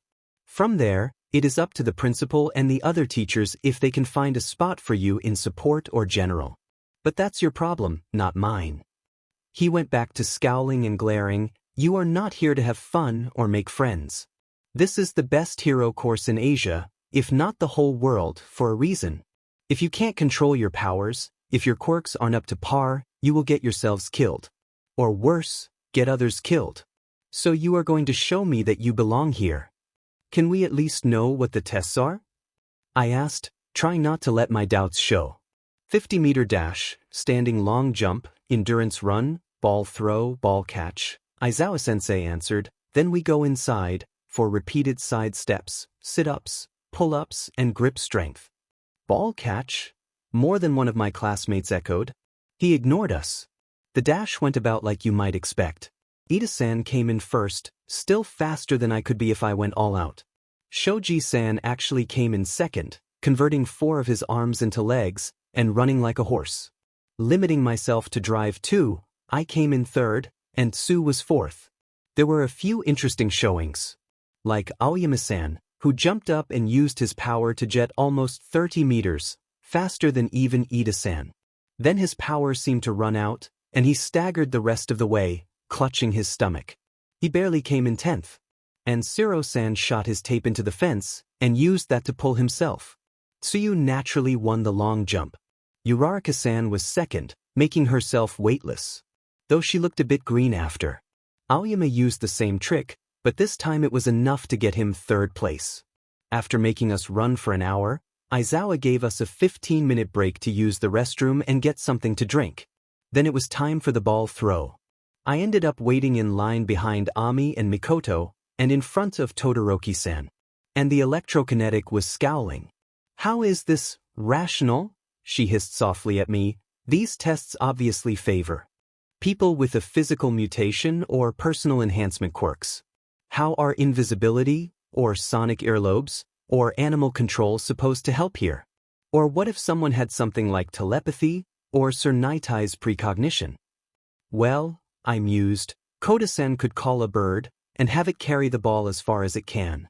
And Hagakure-san could pretend to throw the ball and just run with it. Though that might not fool Aizawa-sensei. I'm not sure how Jiro-san's power can be used for this. Or Sir Nightai. Mikoto-chan gave me an appraising look. And what would you do here if you had my quirk? Well, the ball have electronics, right? I said, so there's probably some metal in there. Didn't you say at the arcade that you magnetically shoot the tokens? So you could do the same with the ball. She nodded, grinning. What about me? Ami asked. I was thinking about surrounding the ball with water and floating it out as far as I could before squeezing the water to shoot it a bit farther. That's probably better than what I thought, I told her. My first idea is that you should wrap your body in water and use it to supplement your muscles. Like a suit of power armor. That might not be good here, but maybe for the pull-ups. Yes. I will consider that. We watched as Yayarosa-san formed with looked like a grenade launcher and shot one of the ball just over a kilometer. Tokoyami stepped behind her and squinted up at the bright sunlight. Why are you helping them? Todoroki-san asked. But his flat voice was more curious than accusatory. I might not have caught that, if not for all the time I had spent with Tsu and her siblings. 247.1 meters, Aizawa-sensei announced for my bird-faced classmate. They are my classmates, I said, a bit confused. Then I remembered he hadn't gone through the entrance exam. Hadn't earned points for helping others. It might not have mattered for this test. But it was already my nature, and the result of the exam had driven it home for me. 314 meters, even, our teacher read off Ami-chan's results. And what if helping everyone else somehow puts you into last place? the scarred boy asked. In that case, I win, I told him with a big, open smile. Then I went to take my place on deck. Mikoto picked up one of the remaining softballs. She tossed it and caught it, sparks dancing across her fingers. Then she smirked, broadly and dangerously. She threw the ball a bit higher and assumed a stance. Body slightly turned, arm out. Her hand positioned like she was going to flip a coin, except tilted further forward. The ball dropped. Lighting flowed visibly down her arm. Her thumb flicked the ball. Boom. The air around us shook as the softball went supersonic. Jiro-san whimpered a bit and covered her ears. A few others looked shocked, pun slightly intended. But Tsuyu just shook her head in amusement. 1.72 kilometers, Aizawa-sensei couldn't keep all the amazement out of his voice, though that's only because it hit the back wall and according to this, destroyed the ball. Not quite infinite, but well done. Waiting off to the side, Uraraka-san blushed as he reminded her of her impossible score. As Mikoto-san sat down with the others who had already thrown, I took a softball and stepped into the circle. My throwing skill hadn't improved in a while, so I would be relying mostly on strength. I wound up and 422.8 meters. Aizawa-sensei studied me as he said it. I turned to leave, but he stopped me. Do you think you can get through this half-butting it? He said pointedly. You think maybe because you had the top score you'll get some sort of special pass? Not at all. I shook my head broadly, dismayed by his words. He looked a bit surprised at my reaction. I saw what you did in the exam, he said a little less sharply, not just at the end either. Why are you holding back? I'm not really holding back, I explained sheepishly, more pacing myself. I mean, my power is kind of like a water tank with a spigot. You can open it a little to fill up a glass, or a lot to fill up a wading pool. But the amount of water it holds doesn't change, and once you run out, you can't get any more until you refill it. The entrance exam was only 10 minutes. We already had to run an hour and still have 5 more tests to go. So that last attack against the zero-pointer, that was like opening up this spigot all the way? Sensei asked. No, that's more of a special case where I bashed the spigot off with a sledgehammer, I said looking at my right arm. Sure, you get the water out really fast, but in the end, the tank is still broken until you fix it. He considered that. Fine, go sit down. I was still thinking about his first question. Did I think I could get through this? I had placed in the top 5 for the first 3 events, and was currently 4th for this one. The way he said it, it was confirming my suspicions. I sat down next to Tsuyu, and began to whisper softly. I tried to use my TK to direct my words to her ears, but I wasn't sure how well it was working. Still, she nodded when I finished. I caught Kane-san's eye, and then signed 3 quick questions to her. Her eyes widened for a moment, then she signed back in affirmative.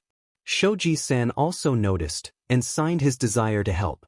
After the last throw was measured, Aizawa-sensei had us line up again for the next test, in front of what he called a modified tennis ball launcher. Said, modified tennis ball launcher, looked more like a Gatling grenade launcher.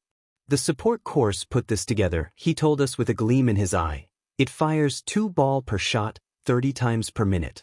Each shot is anywhere from 120 to 150 kilometers per hour.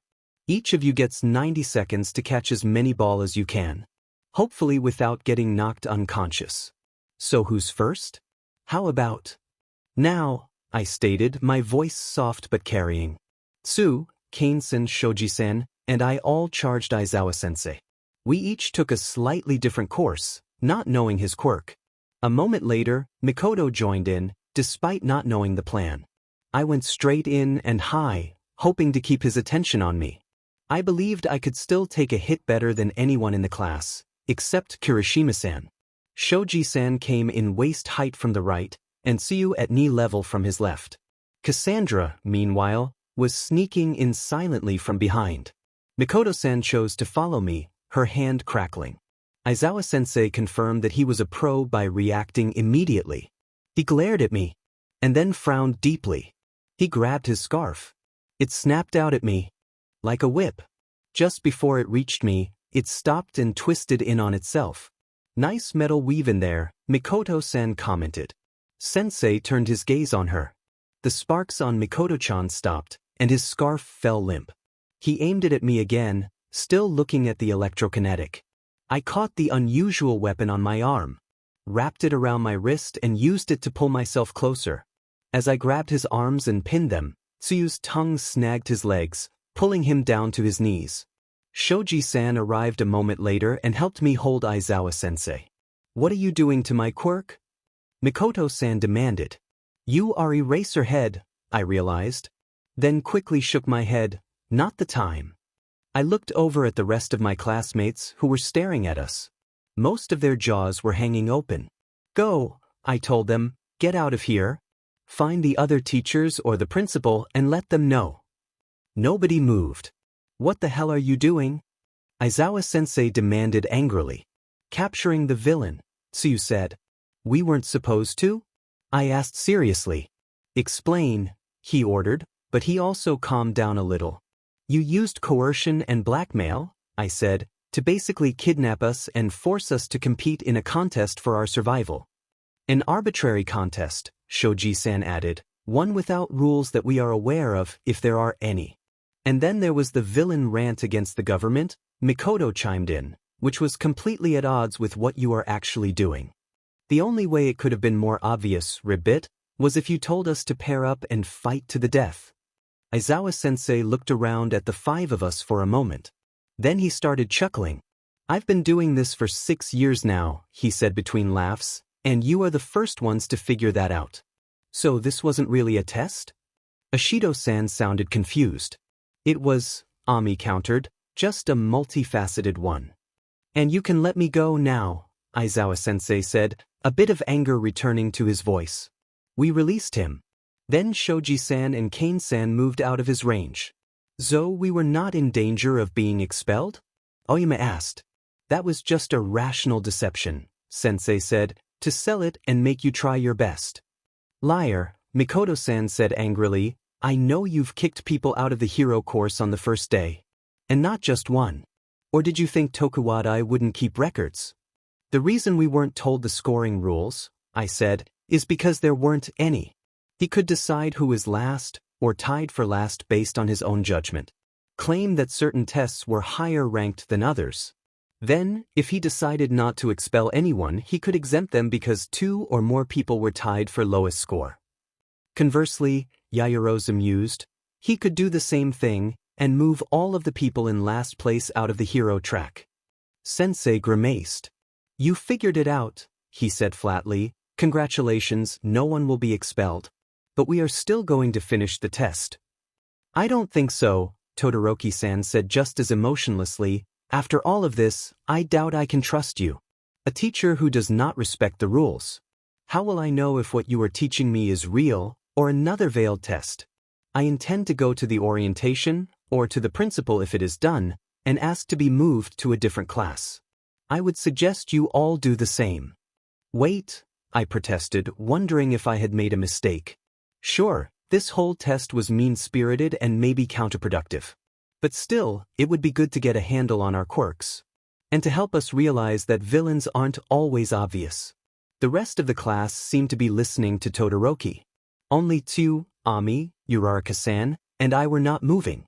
Mikoto-san gave me a regretful shrug as she went with the crowd. "Hold on there," a new voice proclaimed. A giant, golden voice. One I was highly familiar with. "Young Todoroki," All Might proclaimed, walking out from behind the gym. "I know that Aizawa-sensei's methods and personality can be a little rough. But he has the full support of the UA staff. And more importantly, he gets results. We teachers all have to play the villain in some classes. And in real life we don't get a warning before a villain acts." Then All Might's smile changed to one of pure amusement, and he chuckled, at least not most of the time. The symbol of peace sobered again and addressed my classmates, "So I ask that you give him a chance." They looked around. A few noticed that I wasn't moving to leave. After another moment, most of them relaxed. "All right," Todoroki relented. "Excellent," All Might smiled broadly. "Then why don't all of you go grab lunch, and you can finish the assessment afterwards, without the additional theatrics. Because it does help to get a baseline of both your physical and quirk abilities." That seemed to get everyone's attention, and I heard a few stomachs rumbling. It must have been hard for you, All Might said after the teens had left, pretending like you were happy that they called you on this. I didn't need your help, Aizawa told the larger man. And if they had all left? Yagi rumbled. You may have been able to expel an entire class in the past. Nizu stepped out from behind the gym, but that wouldn't fly this time. This group has too much promise, and some of them have too strong of a backing. Especially when you have been warned about alienating your students with this tactic.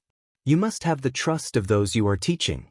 That boy, Midoriya, Aizawa changed the subject. What is he? What do you mean? Nizu frowned. My quirk didn't work on him. Both Yagi and Nizu blinked, then exchanged thoughtful looks. Your quirk doesn't work on everyone, All Might noted. That's mutation types, Eraserhead said. I've never met an emitter that I couldn't stop. Perhaps his power isn't actually telekinetic, the principal mused. No, I saw him use it to make a pencil move, Aizawa shook his head. What are you suggesting? All Might pressed. I don't know, Eraserhead admitted. The rest of the first day went a lot smoother. We finished all the tests, and Aizawa-sensei ranked us strictly on the average of how we placed in each test. I ended up in first place again, having cleared top 5 in each activity. Now it was our second day of class. We had normal classes in the morning. Then Aizawa-sensei checked us back in after lunch. After verifying we were back, he hurried out, presumably to get to his next class. And moments later, I am here, entering the room like a hero. All Might exclaimed as he proceeded to do the exact opposite of what he was saying. Well, he did enter the room, I guess. But shouting it, while sliding in an eagle pose. I admired All Might to no end, but it didn't actually seem heroic. Whatever, it was All Might. In his Silver Age costume. He was here to teach us. I tightly buttoned down my nerve to mumble.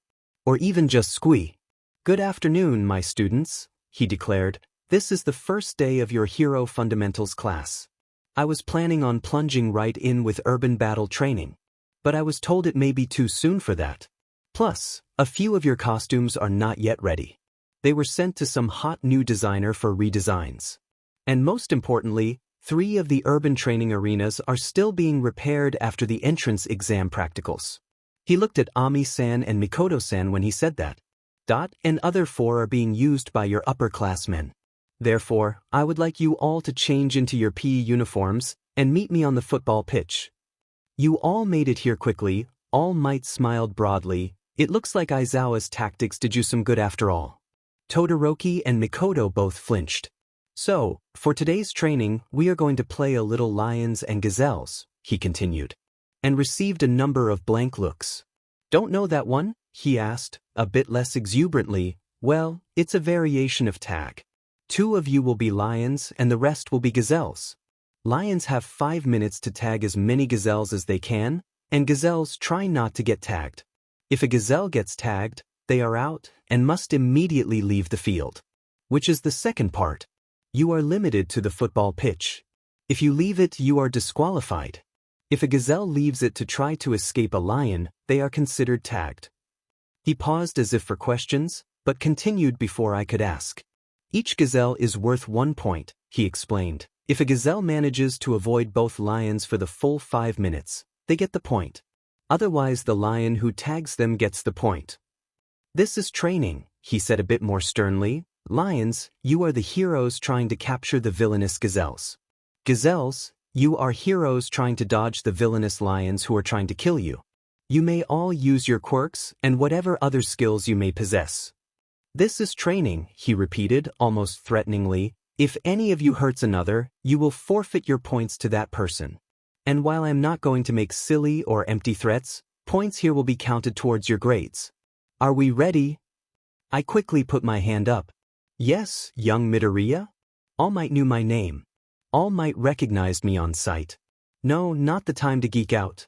All Might sensei, I said, what do you mean by tag? What do I mean by tag? He parroted uncertainly. Well, like Shoji-san, he can have up to 6 hands, and can even grow extra arm segments to increase his reach. But any of his hands are valid for a tag, right? Yes, that is correct, All Might nodded. But does it have to be hands? Ida-san's legs are faster than his hands. Would a foot tap count as a tag?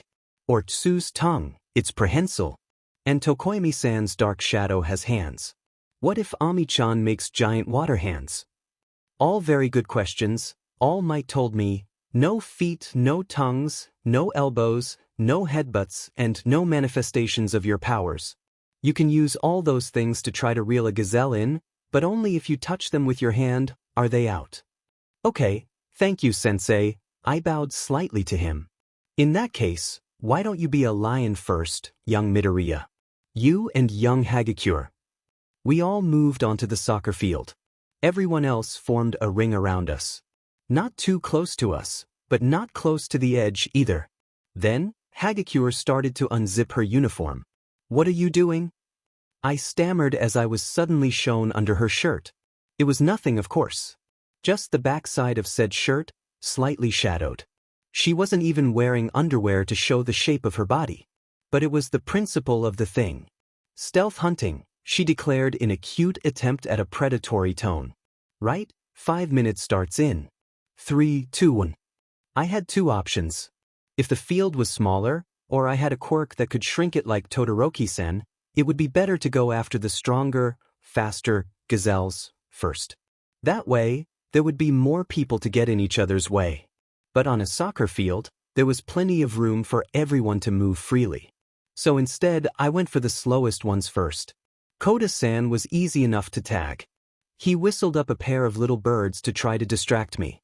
But they were not used to getting close to humans, so I was able to slip past them and tap his arm. Tag!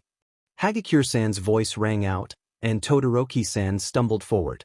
He sighed, and headed for the edge of the arena. I had turned towards Shiro-san. Jiro-san would have been a slower target, but she was at the far side of the pitch. And based on where Todoroki-san had been, Hagakure was probably closer. Oh man, Shiro-san slumped as I lightly slapped his back. Jiro-san stabbed one of her earlobes into the ground. Then a second later, she dove to the side. She can hear Hagakure's footsteps. I mumbled, targeting Penryu. Targeting Emo-chan next. In the end, I scored 9 points, and Hagakure had 6. Only Ida-san, Mikoto-chan, and Tokoyami-san were able to avoid us or keep us at bay.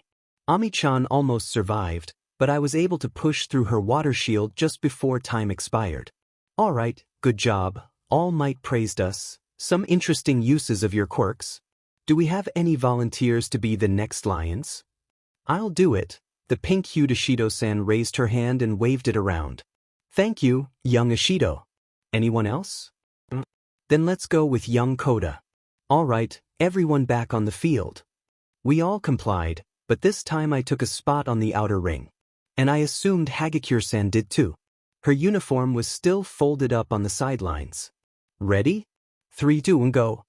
Koda-san trilled, and this time it wasn't 2 birds. It was at least 24 and 3 different species. They descended on Ida-san, flapping in his face, swarming around his legs, and tugging at his shirt. It was enough to slow him down, and the rock-faced boy looked elated as he tagged the speedster. While I was seemingly distracted, Ishido-san slid towards me on a noxious-smelling gel. This is for last time, she reached out for me. Instead, I slipped around her and grabbed the back of her uniform jacket. I lifted her up, carried her quickly to the edge of the pitch and dropped her outside. Lion Ishido is out of bounds. All Might sounded gobsmacked. What? She complained. How? It only counts as a tag if you touch me with your hands, I reminded her, and we are supposed to do everything we can to avoid you. It seems like taking you out is the safest and simplest way. The rest of the class rounded on Koda-san, some of their expressions downright bestial. That was a miscalculation, All Might noticed. The whole match was over in 30 seconds. Okay, All Might Sensei announced, we will complete the matches under this set of rules, to be fair. But obviously, this was not the intended result, and next time the rules will be different. As we wrapped up and began to head inside, I couldn't help myself. Analyze. I stopped dead in my tracks, gaping. Current status. Name, Izuku Midoriya. Race, human quirk metagene negative. Age, 15. Level 5. Active title, The Gamer. Health, 327. Energy, 449. What should I do? I mumbled. I can't just go in there and say, All Might Sensei, I know you are dying and I want to help, can I? How would I explain that I know? I could tell him about the gamer, but would he believe me? Would I get kicked out for lying? I mean, I do have tactile TK, so I technically didn't lie. And the rules don't say that you have to have a quirk to attend UA. And it all might, he wouldn't turn me over to a lab for study or something. Except the manual did say that I should limit who knows. It made it sound like if too many people know, it could be bad for me. But I can't just do nothing. Even if I didn't have that quest with that ominous-sounding penalty, I'd still want to help him. But how can I help him? I don't know enough about his ailments, what caused them, or who knows, or how they have tried to treat them. Ki healing might help, but psychic healing is more likely to do it. Or maybe there is some other way to help him.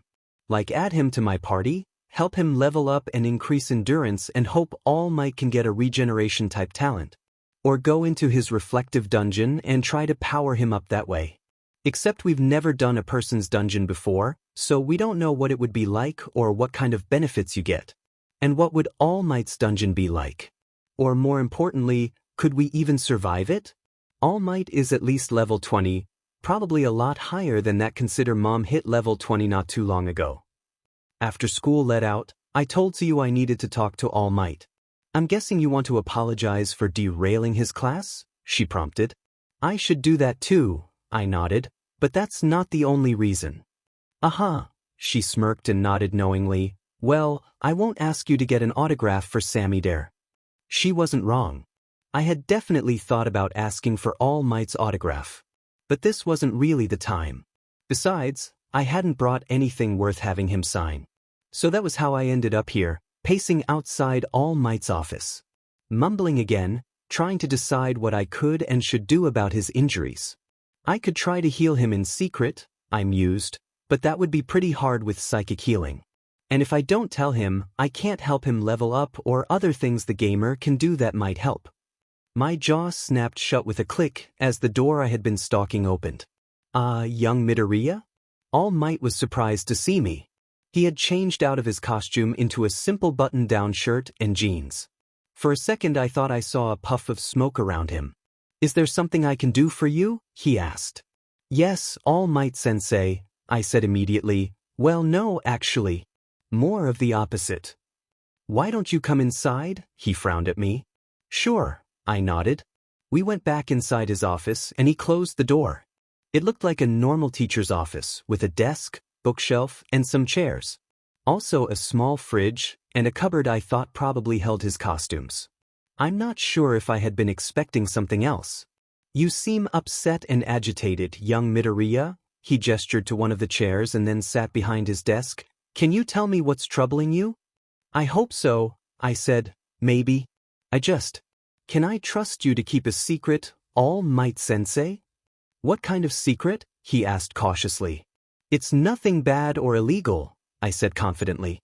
Naturally, I had done a lot of research on quirk-related laws.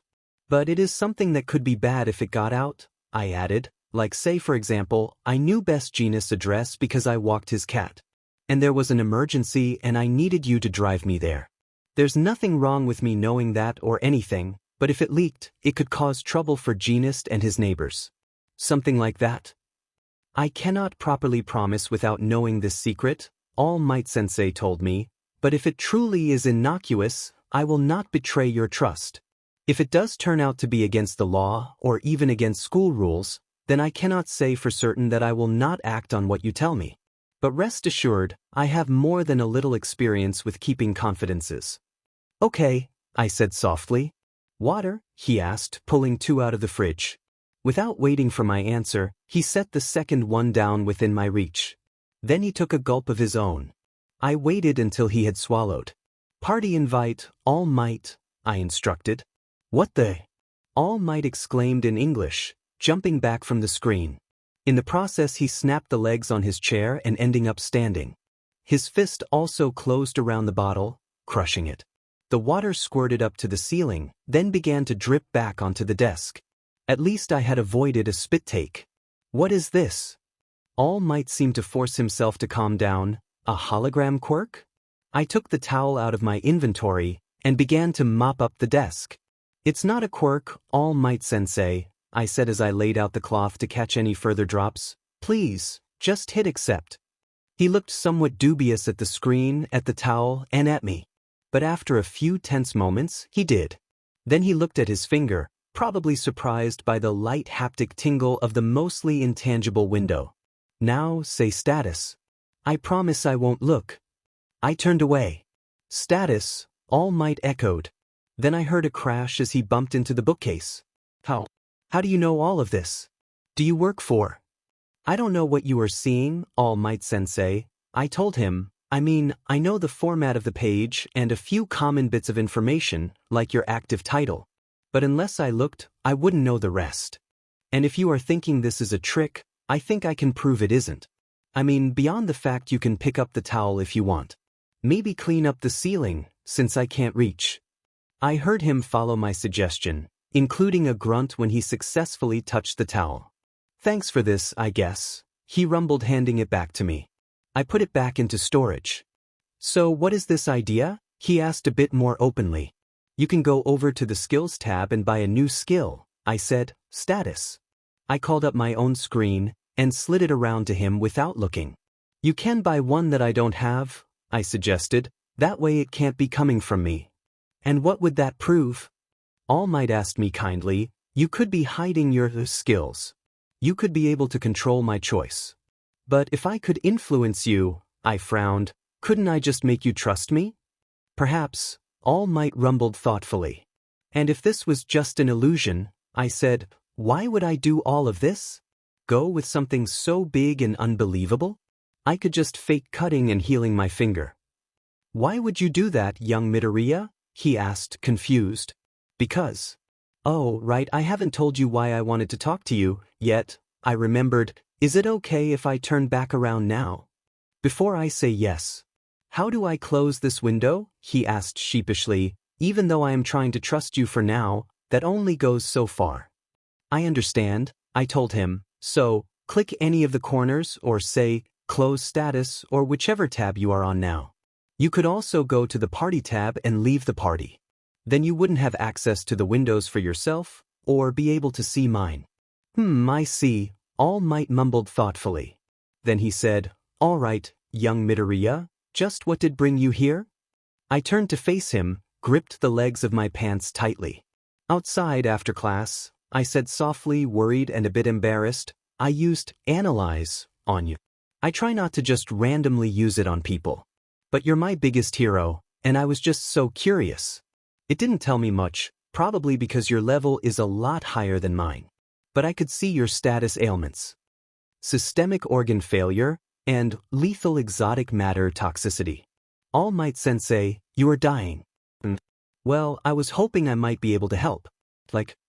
I was interrupted by a sharp knock on the door. It wasn't a loud pounding, yet there was something insistent about it. All Might reached under his desk and hit a button. Come in, he said as the door opened a crack. Kane-san pushed the door open and stepped inside. I'm sorry to interrupt, she signed. She said she's sorry, I told All Might. I know, he smiled slightly, I can sign, both in American and Japanese. You can. You can? It would not do for the symbol of peace to be unable to talk to those he is trying to help, he said grandly. With the rise of quirks, the number of people who cannot hear or cannot speak has also risen. I doubt my skills are as polished as yours, young Kane, but I am confident I can keep up. Now then, is there something I can do for you? I came here for the same reason as Midoriya, she answered. Oh. All Might prompted carefully. His voice and face looked unconcerned, but I could see a twitch in his jaw. You are missing 90% of your left lung, Kane-sen continued, and your heartbeat is irregular. I don't know if it is due to whatever damaged your lung, or to the poisoning Midoriya mentioned. I think you should close the door, All Might said more softly. She complied. How did you know that? He asked, a little more sharply. These offices have the best soundproofing available. The only reason we could hear you knock was because of the special, one-way baffling in the door, installed for just that reason. It's why I had to open the door to invite you in. Wouldn't an intercom be better? I asked. They can be hacked, All Might answered. Then he sighed. There are some in the support class who would consider it a challenge. Anyway, my question, young Kane? I noticed your injuries earlier. During class, she explained. My quirk isn't strong enough to feel the blood moving through your body. But it can feel your heart pump and your lungs breath. That's how I knew your lung was missing and heartbeat was off. I came here to tell you I knew, and to tell you my secret in exchange, if you didn't already know it. But when I got here, Midoriya was already here, and I couldn't stop myself from eavesdropping. But not really eavesdropping, I countered thoughtfully. You didn't hear what we were saying. You detected the movement of our mouths and read our lips. Didn't you, Kane-sen? I turned towards All Might so she couldn't see me, and mouthed the last question silently. Yes. I should have expected that, All Might said ruefully, from the daughter of orphan. I considered that. Then my eyes widened. Wait, that orphan? I rounded on Kane-sen, the vigilante? The assassin who only kills villains and criminals who manage to escape justice? That's your father? Wait, Orphan-san is famous as being impossible to surprise. That's your quirk. Or at least the movement detection half. She nodded, a slight smile playing across her lips. Well intuited, young Midoriya. All Might sounded impressed and maybe a little proud. Correct. David Kane possesses a quirk he calls Forgotten Silence. The ability to detect movement makes him very difficult to sneak up on, so he suggests his opponents not try. Hence the name of the quirk, I nodded, and Kane-san, you kept the silence part. So why did the daughter of a vigilante come here? All Might asked neutrally. I would have thought you would have followed in his footsteps. I wanted to, at first, she agreed, and he trained me to be like him. But he was too kind, his heart wasn't in it. When I was 8, I begged him to let me come with him on a job. And when he did, at first I felt vindicated. The man was scum. I could feel the way he looked down on people, used them, and discarded them when it suited him. But when Dad shot him, pain, terror, and then nothing. I knew then I couldn't do it. No matter how deplorable the target might be, I couldn't kill them. Her body shook, and I realized she was silently laughing. But it was not a happy laugh. When I told my father, he was relieved, she explained. He tried to hide it, but I could read him better than anyone. We talked and decided I would be a hero instead. We doubled down on my training but focused on the non-lethal side of combat. And you chose UA? I asked. It is. The best hero school, she signed. And when Dad found out All Might was going to be teaching here, that settled it, since All Might owes Dad his life. Is that how he remembers it? All Might chuckled. As I recall it, he interfered with my fight, provided a minor, unasked for assist, and I paid him back by not dragging him in. Since I had my hands full with the villains I had captured. Kane-san nodded again. So both of you could sense my injury in your own way. All Might looked at us. Young Kane wanted to tell me her secret to even the score. And young Midoriya, you think you can heal me? Maybe, I said as confidently as I could. I told them more about my power. Invited Cassandra so she could see it. Then I told them my ideas for Help All Might. My 2 potential forms of healing and their respective limits. Or at least their limits as I understood them. The option of strengthening All Might either by leveling him up or by clearing his reflective dungeon. And trying to get him a regeneration talent, or maybe even exotic matter resistance, if there was such a skill. And do you believe any of this will work? All Might asked. It didn't sound like he was doubting me, just asking for an honest assessment.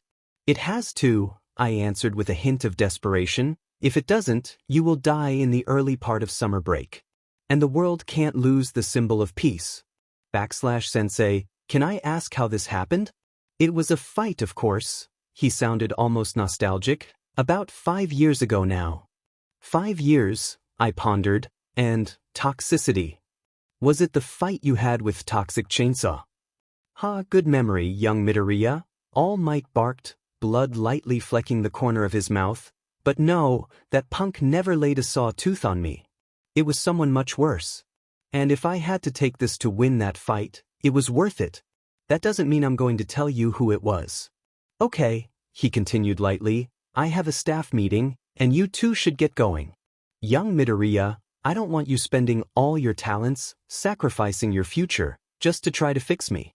But for the other things you suggested, I'll need to think about it, but I will definitely consider it. Thank you very much, All Might Sensei. I stood and bowed deeply. Shouldn't I be the one thanking you? He chuckled. Good evening, both of you.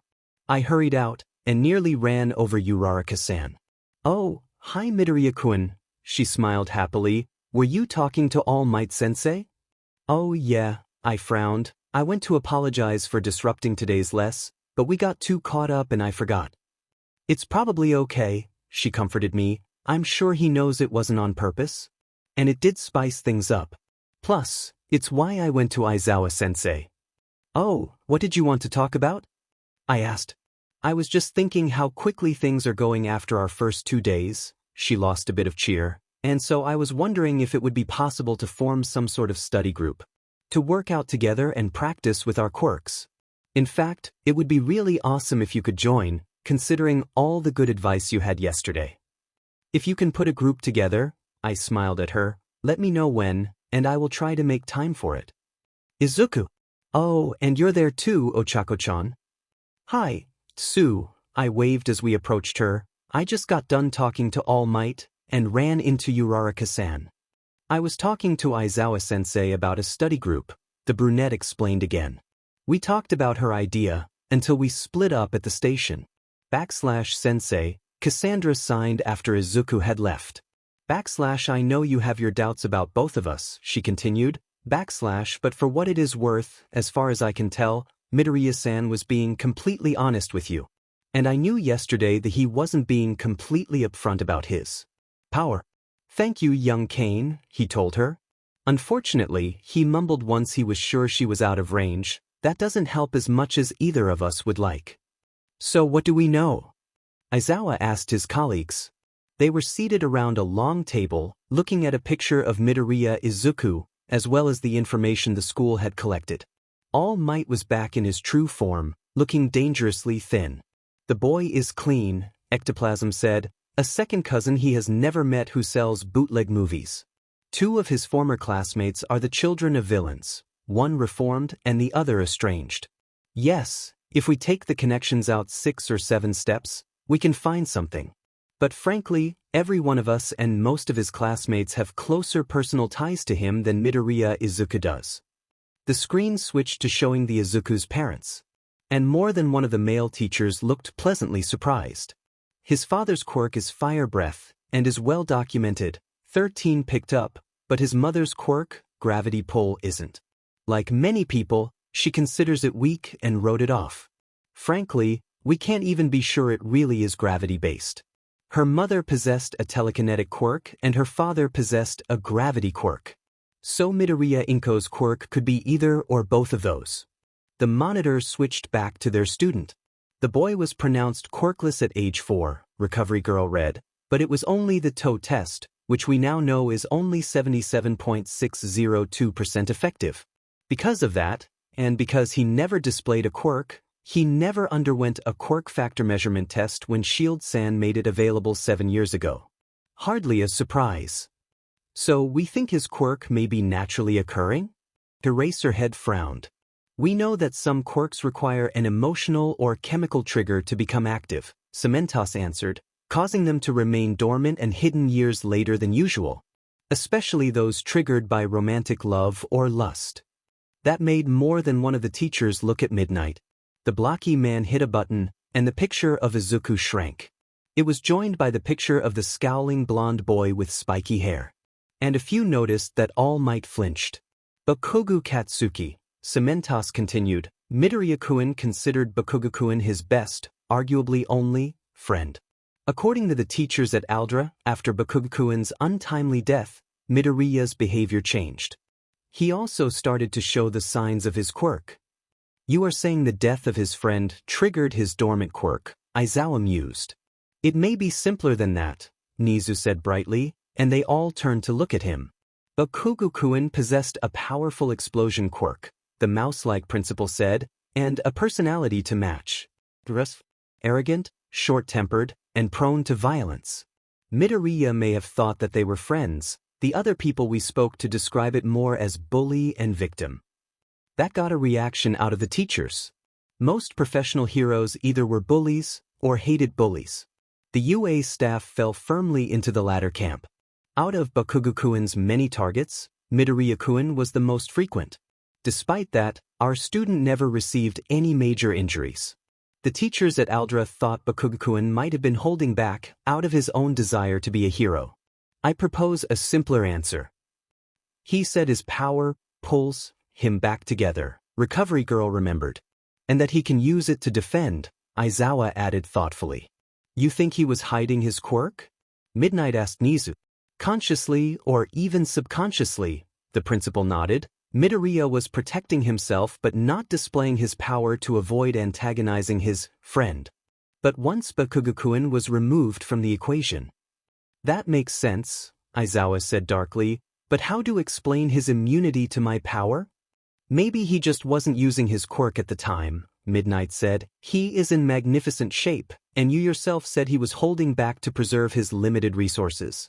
Maybe he wasn't using it, or was it such a low level that you shutting it off didn't trip him up? He did figure out who you were moments later. Shota, man, present Mike turned to his friend, which is most rational? That the kid's quirk was shut off, but you just didn't notice it? That the kid's quirk is naturally immune to yours, like mutation types are?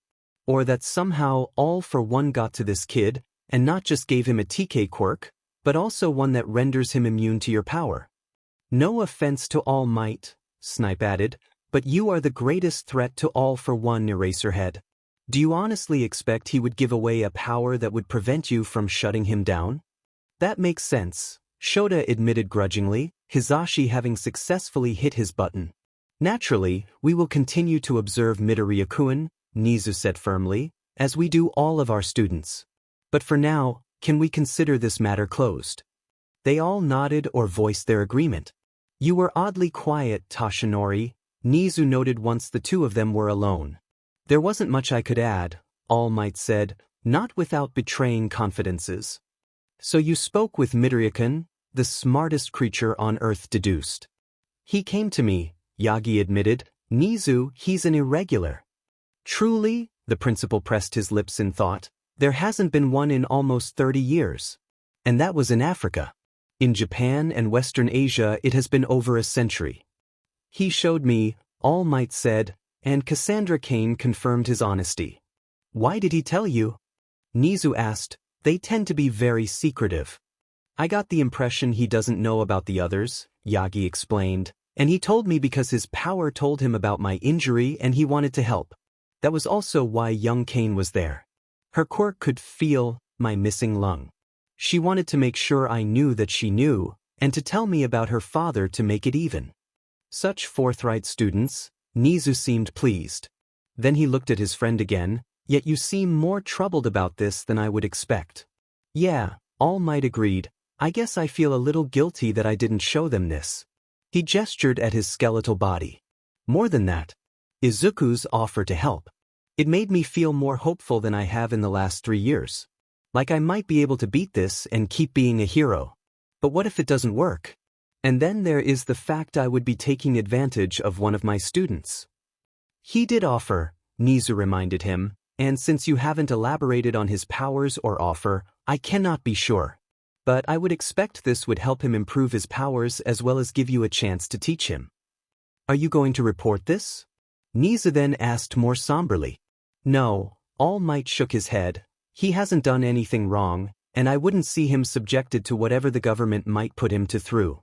Especially if he does have a connection to the others. No sense in riling up the abyss, Nizu nodded, but still an irregular at Hero High School. What a fascinating proposition. I told my mom. She had noticed All Might and Cain-san briefly joining the party, though I would have told her anyway. I also told her about the quest. She was happy about my desire to help, and seemed worried about All Might. After dinner, My phone rang. It's from Yue, I said as Mom muted the TV. Moshi Moshi, Midoriya Izuku, I said after hitting answer. I am here, the voice on the other end boomed, talking to you on the phone. All Might, I said in shock. What can I do for you? I was thinking about your offer today, he said. Would you be available after class tomorrow? And presumably your mother as well, given she is in your party? Our Wednesday Hero Fundamentals course was classroom-based, not practical, so I hadn't been expecting to see All Might until Thursday. Of course I am, I said immediately, and I'll ask her. Mom, I turned to her, All Might would like to see us tomorrow. About my offer to help. Are you free? I can be, she said evenly. We'll be there, I told him. Excellent, he said, and would it be okay for me to ask young Azui and young Kane as well? They are the only ones who know about your ability, right? Yes. Sure. Then I will see you tomorrow after classes in my office. Current status. Name, Izuku Midoriya. Age, 15. Level 10. Active title, The Gamer. Health, 327. Energy, 449. Thank you all for being here. All Might boomed at us. Me, Mom, Tsuyu and Kane-sen had all gathered in his office as he requested. Nice to meet you, Mrs. Midoriya. He turned to Mom and addressed her using the English honorific instead. A pleasure to meet you too, All Might, she smiled and bowed slightly. And please, call me Inko. I'm not Mrs. Tenua. All right, Miss Inko, he smiled too. And young Azui, we haven't had a chance to speak like this before. Thank you for including me, Sensei, Sue said. So, to start, I'm not sure how much young Midoriya told you both, All Might said, and frankly, I kept a few things from him and young Kane. To put it simply, 5 years ago, in a certain fight with a certain villain, I was seriously injured. My health has been slowly deteriorating as a result of the injuries I received. Injuries, which, thanks to young Midoriya's ability, are now more clear. All Might Sensei? I prompted. I always thought it was just due to the damage to my organs. The loss of my stomach as limited ingestion. The loss of my left lung and decreased respiration. Now I know there is more to it. Some exotic matter that our normal scans cannot detect, which is poisoning me. Now, his voice dropped even quieter and lower, I'm going to trust you with the part only a handful of people know about. Steam began to pour off his body. His shirt loosened. And while he didn't lose much height, every muscle seemed to shrink down to nothing. This is my real form, All Might told us, the result of those 5 years. My quirk is partly transformative, increasing my size as it increases my strength, speed, and stamina. At my peak, my true form and muscle form were within a few kilograms of each other, though my muscle form was always exponentially stronger. Now, I am like this and can barely maintain my muscle form for a few hours a day. He unbuttoned his shirt and pulled it away from his left side. There was a round divot just under his heart, where his stomach and lung had been. It was surrounded by lines of scar tissue, but the coloring wasn't natural. Was that the exotic matter? Or just a side effect of it? Mom gasped, and Sue and Kane-san both looked like they wanted to throw up. Without Gamer's mind, I probably would have felt the same way. After the fight, they patched me back together the best they could, All Might sighed, performed an emergency gastric bypass, sewed up what was left of my lung. They tried to replace my bones with titanium implants, but they just snapped when I transformed. So they put in a flexible medical mesh instead. Okay, but why are you telling us this, Sensei? Tsuyu asked bluntly. Because if we are in a dungeon fighting, All Might told her, and I suddenly turn back, I don't want you to get surprised or distracted. Plus, you will know that if I start steaming, you should expect me to turn back. Depending on the dungeon, we should probably get ready to run. You want to go into a dungeon? Tsuyu continued. Yes, All Might nodded, specifically my dungeon. You want the rest of us, who aren't even a quarter of your level, to go into your dungeon? Mom prompted sharply. Honestly? However, I can't do it without young Midoriya. And I was hoping young Kane's quirk would keep us from getting ambushed. But I was hoping to convince you and young Azui to sit this out. No way, Tsuyu shook her head. You know All Might's level? I looked at Mom. I saw it on the party screen, she admitted. You might not have looked, Izuku, but I definitely want to know who you invite to join your party. And I'm not sure how we would survive in a level 83 dungeon. 83 Karo? /83? 83. I murmured, I know there's no maximum level, but to be 8 times where we are. I'll have to work even harder to get up to that level. A good attitude, young Midoriya, All Might smiled, and Miss Inko, I was planning at first to just see what it is like. And I would do most of the fighting until my students begin to catch up. I'm not sure how important these levels are compared to skill, hard work, and training. But I do want to see if young Midoriya's belief that leveling up or clearing my dungeon will help me get better. I want to do this, Mom, I told her, both to help All Might and to see how far I have to go. Plus, I'll get to see him fight, live and in person. But like the weights, if it looks like it is too much, we can just run away. /the weights? What does that mean? Kane-sen asked. I gave her and All Might a bit more information on what the dungeons in the Pencil of Solitude and Kung Fu Tome had been like, before telling the story about the training weight and its really strong lizard men. At least really strong for us at the time. I promise, if the monsters are too strong, we will leave, All Might told her sincerely, and if a boss appears, I will hold it off so everyone else can get far enough away to escape. Please, Mom. Please, Inko-oba-san? Tsuyu added. Kane-san didn't sign anything. You both just want to see All Might's dungeon, Mom sighed. Yes, Tsuyu admitted immediately. That is part of it, I agreed. All right, Mom relented, on one additional condition. Tsuyu-chan, do you have any skill points left? Yes, a few, my friend confirmed. Status. I have 7 left. Good, Mom said. Then you and I are both going to put 5 points into Gazelles, so we can be sure that all of us can understand Kane-chan. That's fine, Tsuyu said. She and Mom flipped over to the Skills tab and did what Mom suggested. Kane-san looked touched by the gesture, despite its practicality. /thank you, she signed, and both of them seemed to get it. Party invite, All Might, I said. Party invite Cass. Kane Cassandra. Then, while they accepted, I went into inventory and swapped my school uniform for my Bronze Age tracksuit. My, All Might exclaimed, switching back to his muscle form, that is convenient. It is too bad that the rest of us cannot do that too, while we are in your party. I had taken Mom's dungeoneering outfit out of my inventory and handed it to her. But All Might's statement got me thinking.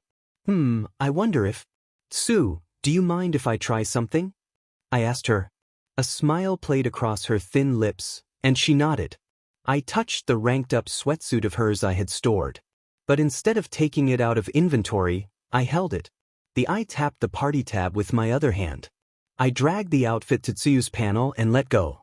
I estimated there was a 50% chance it would work, and a 50% chance it would just materialize the clothing normally.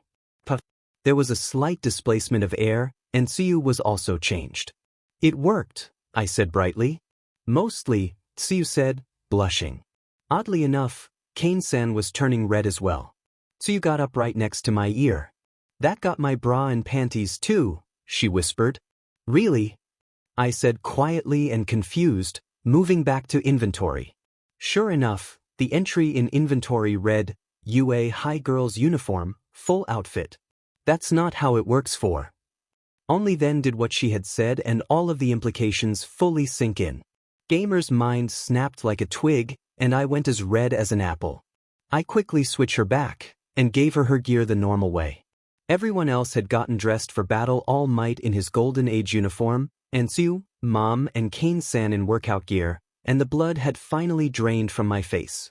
All Might and I were in his office, but the ladies stayed in the girls' locker room, so they wouldn't be seen wandering the halls. Mom had texted me that they were ready.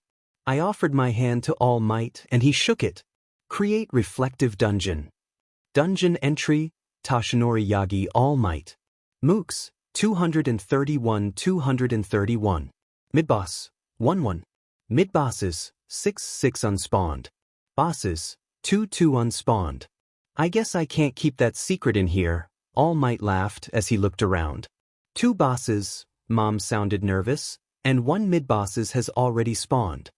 I don't sense anyone moving, Cassandra signed.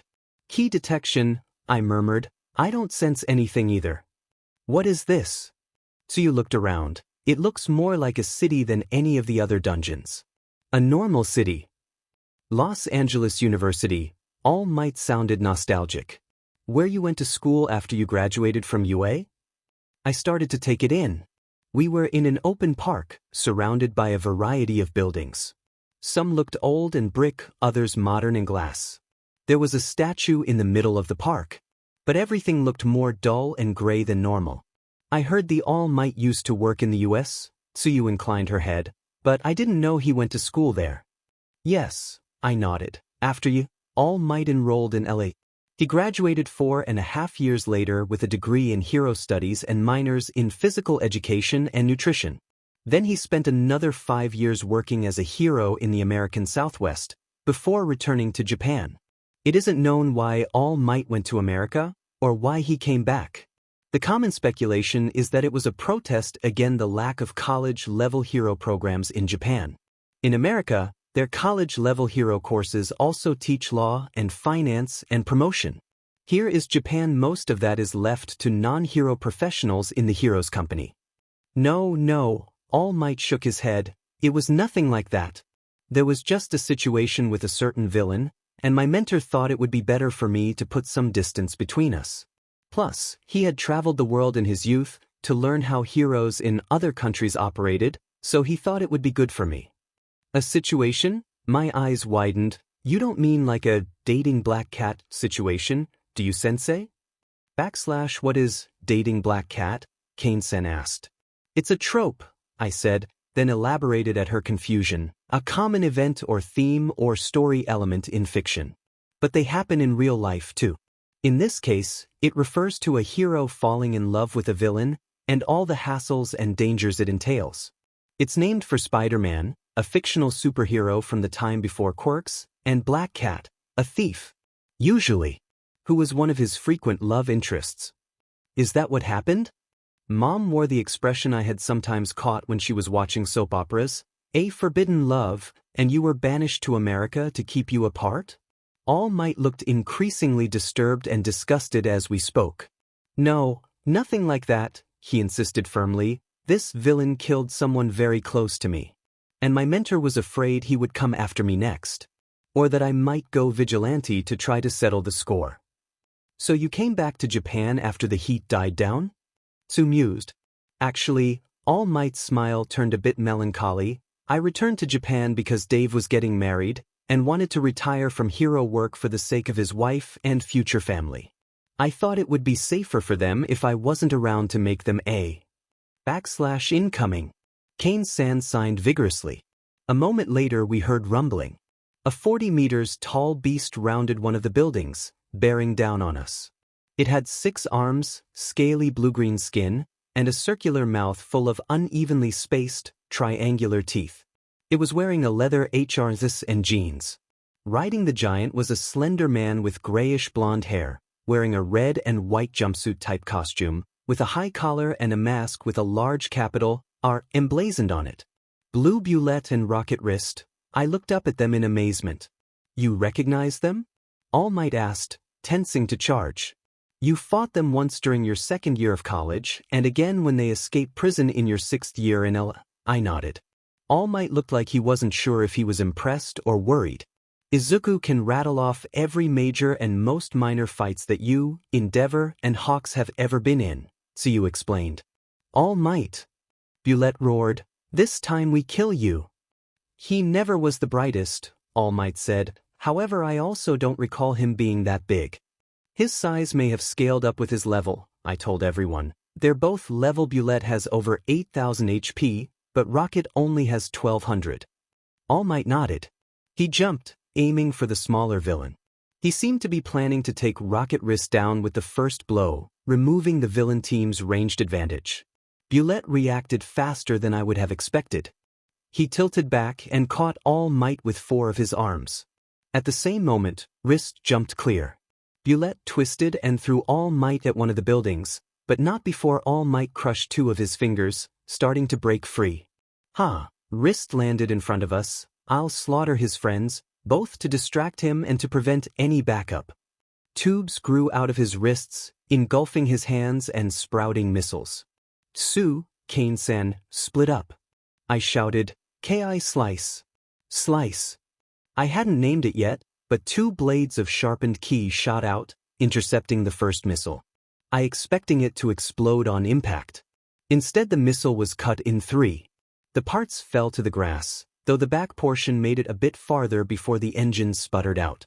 Then the front part exploded with a dull pop, barely producing any smoke and not even fully splitting the casing. Despite it being created by his quirk, it is like a normal missile, I mused, while preparing to hit the second missile. Except it was accelerating beyond what the destroyed one had. At first I thought it was a different type. Then I realized Mom was pointing at it. I preparing to attack it, thinking she was considering sacrificing herself. Then she pulled her right hand back and pushed her left hand forward. And the missile started to rotate. She's pulling the back half harder than the front half, I realized, making it turn. Girls, stay back, Mom instructed. She had the missile turned around, and only a mild application of her power was keeping it from returning to Rocket Wrist. Tsu and Kane-san had gone in different directions, making sure they wouldn't both be caught up on any explosion. They were closing in on Wrist, expecting he was not suited for melee combat. They skidded to a halt once they saw what Mom had done and was planning. Once they stopped, Mom let go. I wasn't going to waste this. I yanked the middle section of the rocket I had down to me. Then the instant it touched my hand, I reversed the normal TK and applied a bit of tactile TK for good measure. Broadway smash. I yelled. My shot was actually quicker and closer. It slammed into Wrist's ribs, taking off a dozen HP. Then Mom's borrowed missile hit. Its blast was enough to set off the explosive in the damaged bomb, too. A double plume of fire and smoke engulfed him. His health dropped from 1213 to 798, out of if the 2 rockets had hit me, that would have killed me. And without knowing if he had any sort of resistance or protective gear, it was safe to assume that applied to Mom, Tsu, and Kane-san as well. /Midoriya, boost, Kane-san requested, as she began charging again. I pushed her with my telekinesis, as gently but firmly as I could. My 2 classmates both reached Wrist at the same time. They hit him with a barrage of martial arts that left him reeling. They seemed to be stronger, faster, and much more skilled than he was. Despite that, they were barely chipping away at his health. Chicago Smash. Still using the same name for the impact side of key projection, I hit him in his already scorched chest. Tsu signed a Kane-san, and they both kicked the same spot a moment later. "In you," Wrist growled, getting ready to fire again. Tsu's tongue wrapped around his left elbow, forcing him to point at where Bulette was falling in the background. Kane-san's jabbed his right shoulder and bicep with her fingers, and his other arm drooped limp. If he tried to fire, he would be literally shooting himself in the foot. His hand suddenly emerged from the left cannon muzzle and caught Tsuyu by the throat. He pulled her in close, using her as a shield from me and partly from Kane-san. "If I'm going back to prison or worse," he growled, "at least one of you is dying first." I noticed both barrels were starting to flash red. Tsu claws at his hand, but his fingers were still steel. "Tsu, paralyze," I called out. Gasping, she tore off her gloves. Her now glistening hands grabbed his face. His body shuddered. Kane-san hit the pressure points in his left arm, too. Tsu was finally freed. His legs buckled. But his arms only flashed brighter and quicker. Jet set run. TK aura, drive key reinforcement, quickness. I darted forward. It took me half a second to reach them, and it still felt too long. Not to mention, stabbed at my legs with each step. I jumped, knocking Rocket Wrist back with a double heel kick to the chest. Then I casually grabbed both girls, one arm around each of their waists. They instinctively steadied themselves with a hand on my shoulder. I took off as fast as I could, at the same time throwing up a telekinetic barrier behind me. Since I had never bothered to invest in the telekinetic defense skill, it was a weak application of basic TK. But it was better than nothing. Minus 76 health. The self-destruction blast passed through the shield. But it stole enough of the explosion's power that the three of us were just roughly knocked forward. Mom immediately rushed over to check on us, but the gamers showed that we were a little battered, but mostly unharmed. A moment later, Bulette flew through the air above us, and then shattered into blades of grass and raining cash. Warning! Party disparity detected. XP gain cap active. The message flashed twice for the four of us. Despite that, I saw level up, level 11. Attribute points, +7. Skill points, +3. Talent points, +0.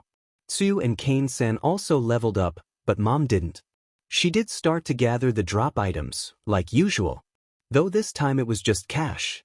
All Might landed next to us. That was a bit close, he said. Sorry I couldn't protect you all better. The big guy was tougher than I remember. Or I am weaker. But still, well done. Especially your trick, Miss Inko. I don't think he would have been so flustered or hesitant if you hadn't turned his missile back on him. And are you three all okay? I'm fine, I said, rolling my shoulder. Tsu-chan? I'm okay, Tsu said, though a bit embarrassed you had to remind me about my oil. I wasn't sure it would work with the level difference. But it was worth a try. Kane-san? / a little bruised, but I've had worse, she answered, then added / and anyone who fights with me like that can call me Cassandra or Cass. Just not Cassie. Or even better, even though we aren't in costume yet, maybe you should call me Spoiler. So are we going to keep going? All Might asked. Let's find the next enemy, Mom said, then we will see. We took out 3 more enemies, bringing our total to 5. And we never saw the mini-boss. But All Might was struggling, and my energy was down to a quarter. So Mom insisted we call it quits for the day. By that point, Tsu and I were both up to level 13, Cass was level 15, Mom was we still got the XP cap messages after every fight. And All Might even gained 1 more level. However, 5 enemies didn't get All Might any clearing bonuses. Not that I expected it would. Well, that was an experience. All Might boomed. Then, in a puff of steam, he fell back to his emaciated form. Sorry, All Might Sensei, I told him, if it's like with items, we need to beat at least 20 enemies to get a bonus. But those are rank ups, so I'm not sure how that would translate to a person.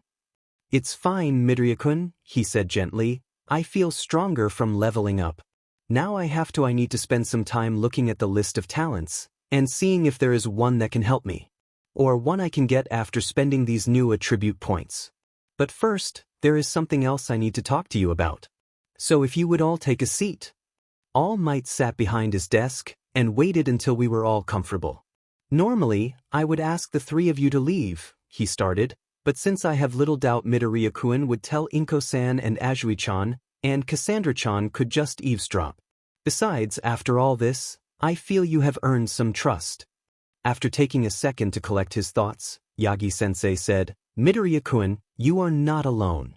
There are other people with the gamer? I prompted, my eye widening. No, All Might shook his head. Then he considered it and added, at least, not as far as I know. But there are other people out there with powers that are not quirks.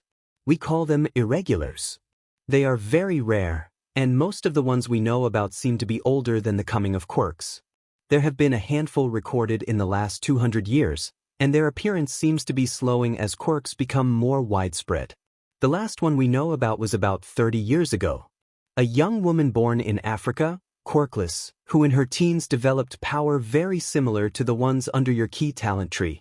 Except stronger, and again, no indication she had any sort of game interface to understand or influence them. That said, he let us digest that for a moment before continuing, there could be others. The few we have contact with tend to be very secretive. They pass their powers off as quirks when they can. Before today, just about a dozen people in Japan knew about irregulars. I'd guess fewer than 1,000 know worldwide, not counting the irregulars themselves. They seem to tolerate us somewhat. But the last person who tried to exploit this knowledge, tried to exploit them, he just vanished. So they are villains? I frowned. All Might shrugged. I don't believe so as a whole.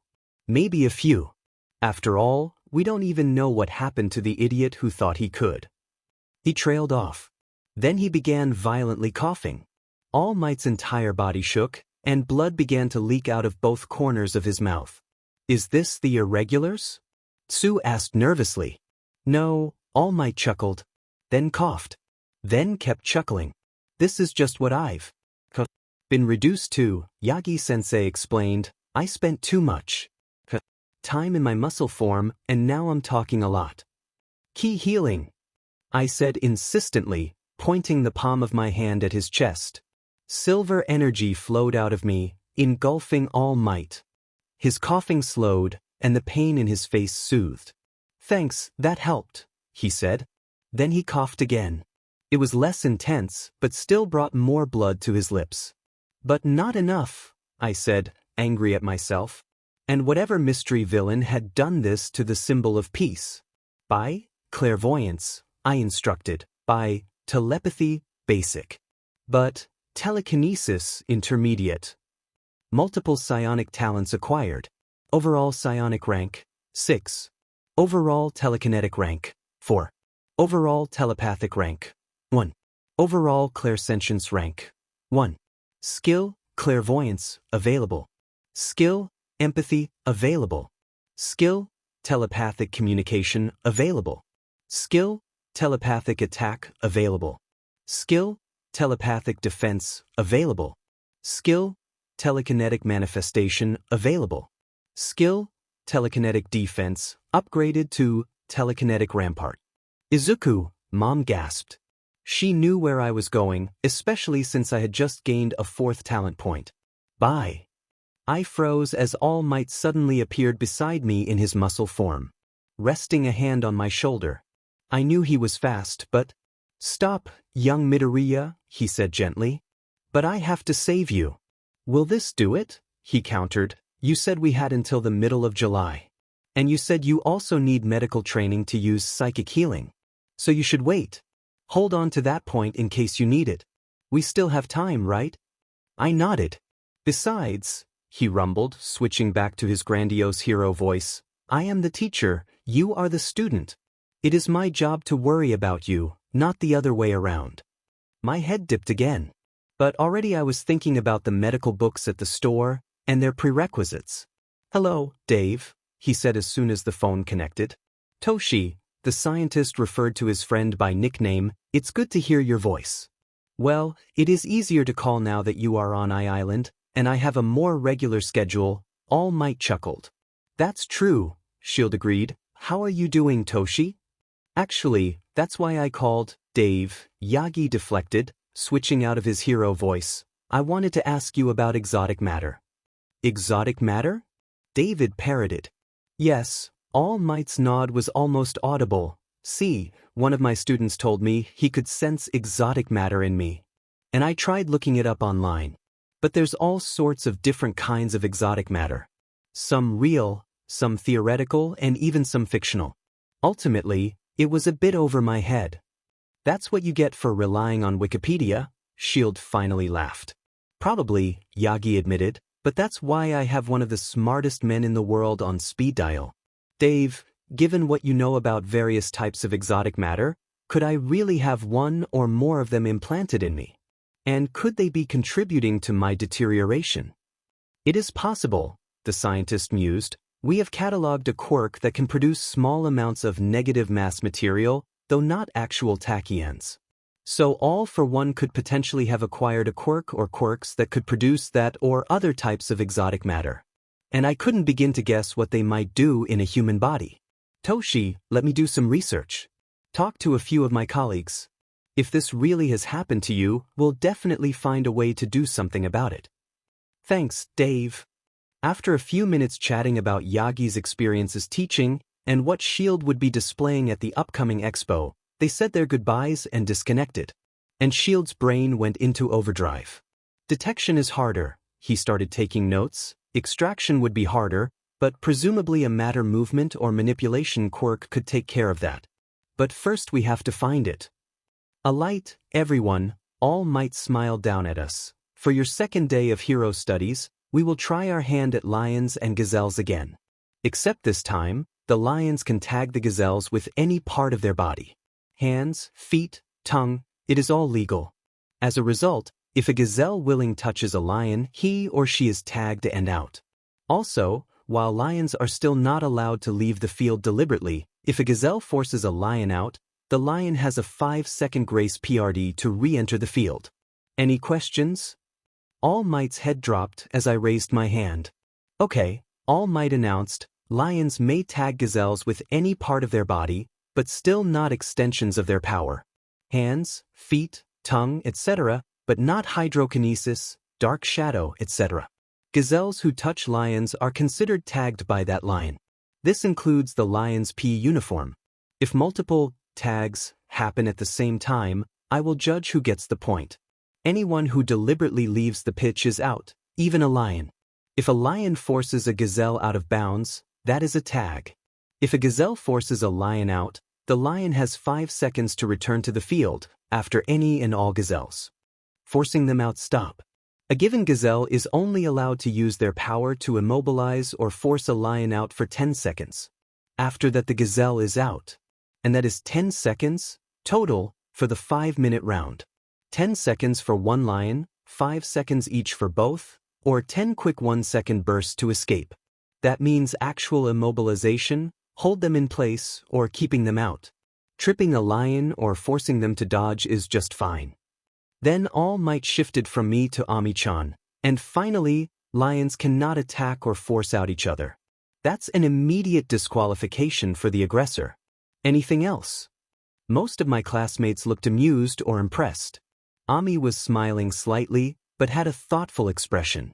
Yaoyorozu also looked thoughtful, but wasn't smiling. And Ida-san just looked annoyed. Great, All Might looked relieved. Then let's get started. Any Valen. I will be one of the first lions, Ida-san said quickly. Me too. Kirishima held up his fist and dropped into a fighting stance. Good, Yagi-sensei nodded. Everyone on the field then. Begin in 3, 2, 1. Ida's legs roared, and he shot at me. I waited for him. Just before he reached me, Cassandra cut across his path.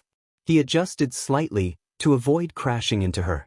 He also kicked out quickly yet lightly. Cassandra felt his tag coming. She twisted and rolled, diving and barely dodging him. Then she took off running. Ida-san looked, noticed I was heading the opposite direction, and faster than Cassandra. So he turned his focus to her.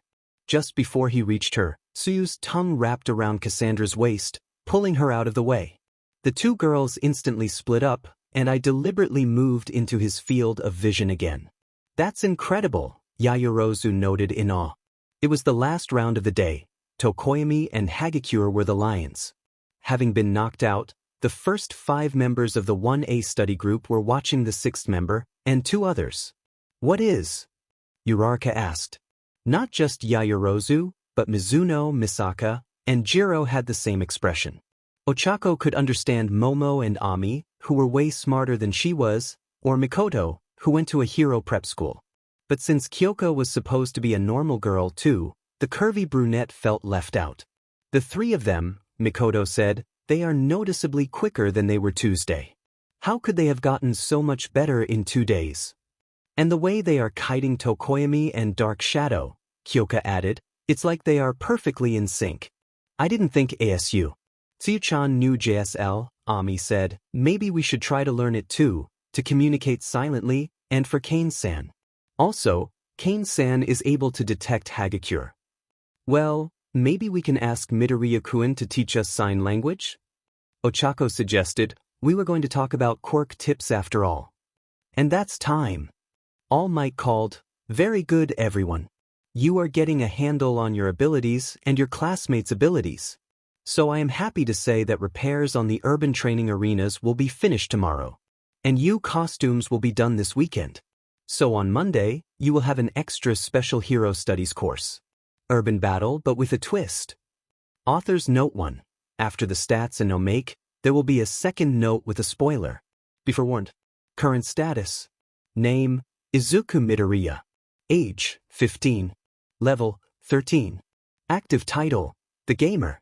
Health, 404. Energy, 600. My hero playthrough omake. Best route. What is this? I wondered aloud. It was the first day at UA, and my class was unusual. Looking at the results on the hologram, it seemed like the hero course had roughly an equal number of boys and girls.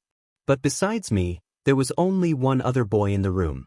He had two-tone hair and a large scar over his left eye. Other than that, it was all girls. Tsuyu, Mizuno-san, Misaka-san, the cute girl I had saved. An Ojo-san with a face and curves like a supermodel. A girl with plants for hair. One with expanding hands and the flow of a martial artist. An invisible girl and a pink one with horns. 18 of them. What is this? Siro demanded. Why is our class all dudes? After a certain event in the entrance exam, Aizawa explained flatly, it was determined that it might not be wise to have co-ed classes. Except there were more boys than girls, so the two safest, sanest choices were placed with the girls, and the rest of you are in here. Aizawa hated the deception he was being forced into. But the number 2 hero had too much money and power. Okay, sit down everyone. The woman who entered class 1B oozed SEC and confidence. I am your homeroom teacher, Kiyama Nimuri. Though I'm probably better known to you as the pro hero Midnight. Mandatory quest alert. Grand harem route. What a bountiful buffet of beautiful babes. Why have 1 or 2 favorites? Or even just a sampler platter, when you can fill up on all of them. Unlock and maximize the relationship values of at least 15 women. Note that you are not limited to the 19 members of Class 1B. Additional targets include but are not limited to Kiyama Nimuri, Takayama Yu, Tatsuma Ryuko, Shiratoko Tomoko, Sosaki Shino, Hatsum Mei, Heido Nijire, Toga Himiko, Atsushimi Kami, Tosaka Rin, Penryu Saber, and Melissa Shield. Boards. 15 harem members. Bonus talent, SXL experience, plus 4 skill points relationship skills only, 5,000 XP. 20 harem members. Bonus talent, TNTRC lover, plus 6 skill points relationship skills only, 50,000 XP. 25 harem members. Bonus talent, harem god, plus 8 skill points relationship skills only, 500,000 XP. Failure penalties. Die alone and aversion.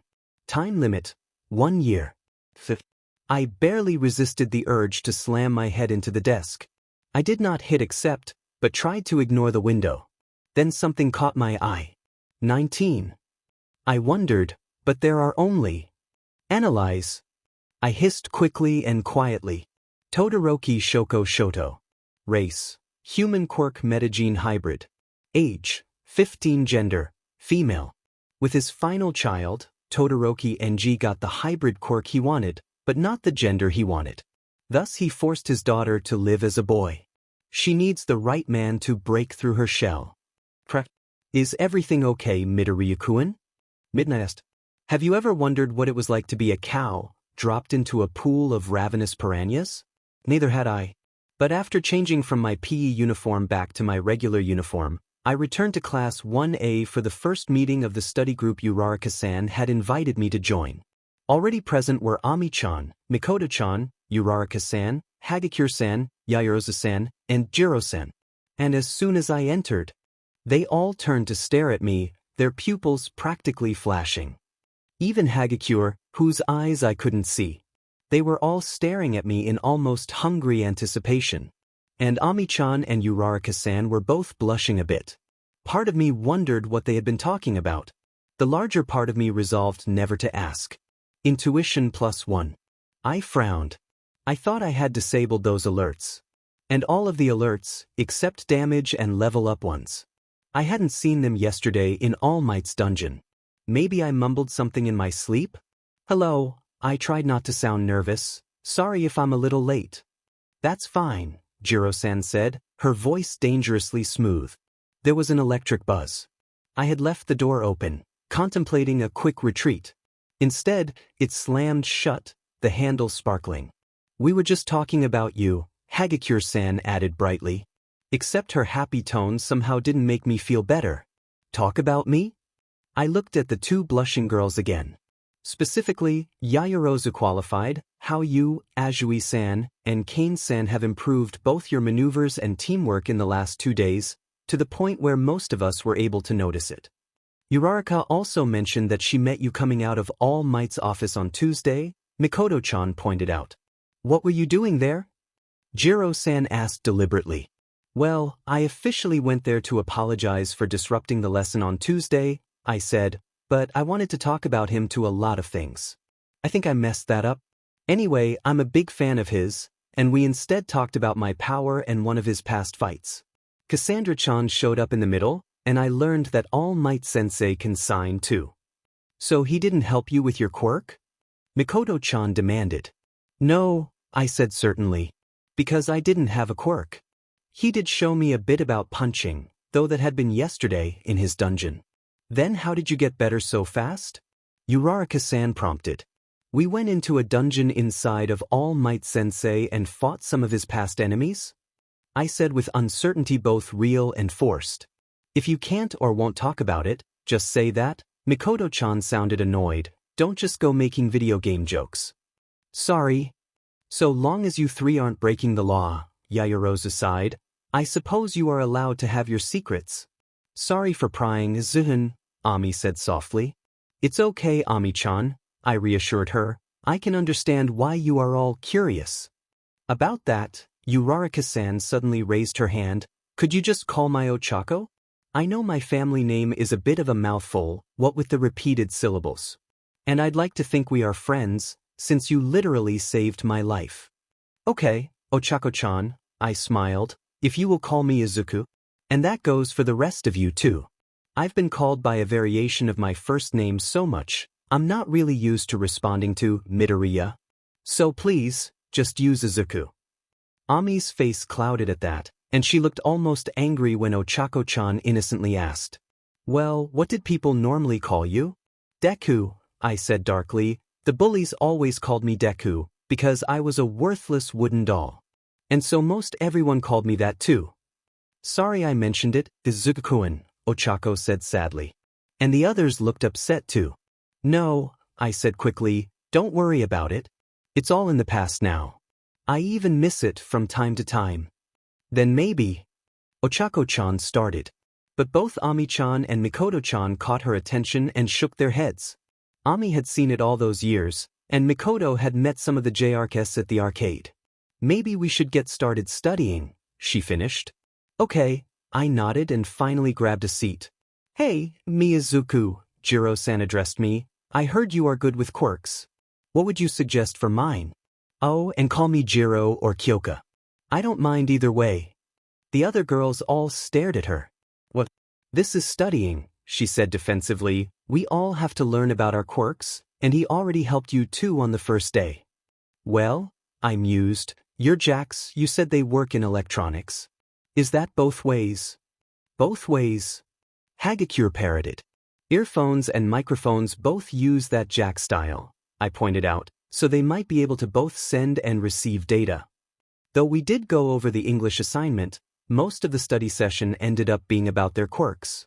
I wasn't able to meet them on Friday, because I did a pencil run with Tsuyu, Mom, Cass, and All Might Sensei, to show them what boss spawning and completion was like. Ultimately, it was too easy thanks to All Might, and none of us leveled up. I didn't get much in the way of stat gains either. I wondered if it was time to look for a stronger sort of cheap item dungeon. Maybe bottles of dish soap or glass cleaner. Saturday I did homework alone, but Sunday the study group met. This time it was a bigger group. Mom babysat so Tsuyu could make it. Cassandra-chan was also there. That would have made me suspicious, but Ashido-san, Siro-san, Kirishima-san, and Shoji-san were also there. We made sure all of our homework for the normal classes was done. Ami-chan, Yayarozu-san, and I went over everyone else's work. Nobody wanted to risk getting in trouble before our big class on Monday. The first day of our second week of school, and everyone was on edge during the morning classes. Between Ami-chan, Cassandra-chan, Yayarozu-san, and me, we jumped at every question President Mike asked us during our English lesson. Finally, lunch rolled around. We all ate lightly and quickly, and hurried back to class. All Might Sensei was already there, as was Aizawa Sensei. Well, it looks like everyone is chomping at the bit. All Might laughed heartily, so without further ado, he tapped the podium, and 5 panels slid out from the wall, each containing a numbered bag.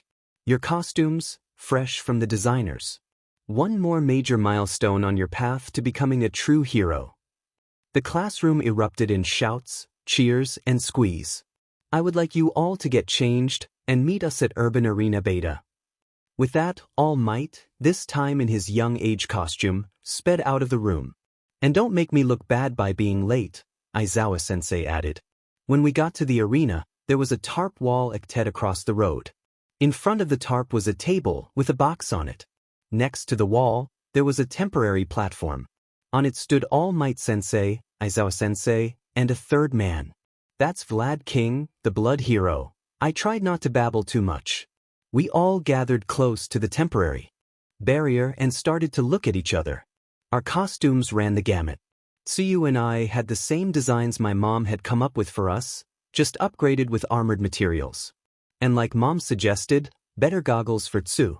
Koda-san looked like he was just in street clothing, and Ashido-san looked like she was going to a rave.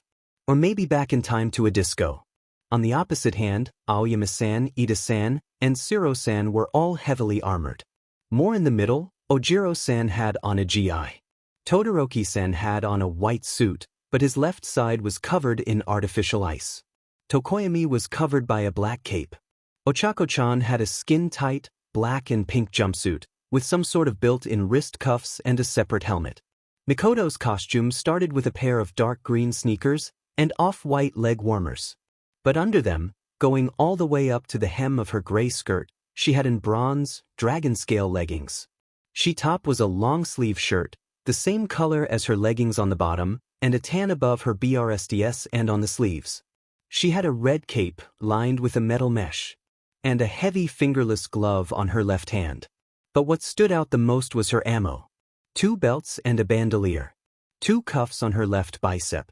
A line down each leg and on the back of her right wrist.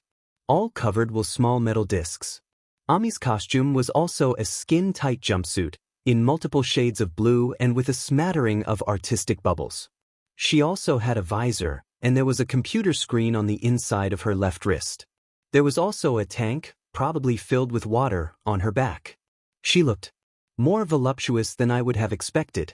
Cassandra-chan was the 3rd member of the form-fitting jumpsuit squad. Or 4th, counting Tsu. Hers was dark gray. It had a separate cape and hood. She had a jet black mask, gloves, and over-the-knee boots, plus a matching belt and additional strap across her chest. Emo-chan was wearing a jumpsuit as well, hers blood red. But she also had a silver, armored breastplate, pauldrons, gauntlets, and the piece of armor on the outside of the hip and thighs that I didn't know the name of. She also had one of her swords out, the fancy medieval longsword that matched her uniform. Yayarosa-san was wearing heavy, reinforced leather jacket and pants in light gray and red. Still very form-fitting, but too thick to call skin-tight. And she had a matching motorcycle-style helmet. But her uniform was covered in zippers. She looked like she could quickly and easily expose her stomach, cleavage, upper arms, or thighs. But for the moment, she was fully covered, except for her hands. Kyoka-chan was wearing heavy, dark blue jeans with an artful set of white bleach splatters. She had a red shirt emblazoned with earphone, in romanji, and a few deliberate rips that showed the edges for her black sports bra. She was also wearing a pair of heavy, black leather, steel-toed, work boots. But most importantly, she had a heavy, black leather duster with metal plates all down the front and back, 1 column on either side of the zipper in front and 3 in the back. At a closer look, each panel was an armored speaker. They say the clothes make the pros, and behold, ladies and gentlemen, you are the proof. All Might proclaimed. I didn't think it would be so tight or revealing. Ochako-chan sounded embarrassed. I think you look good, Ochako, Tsu said. Right, Izuku? Oh yeah, I agreed sheepishly. All of the girls looked pretty secretary well, except Kyoka-chan.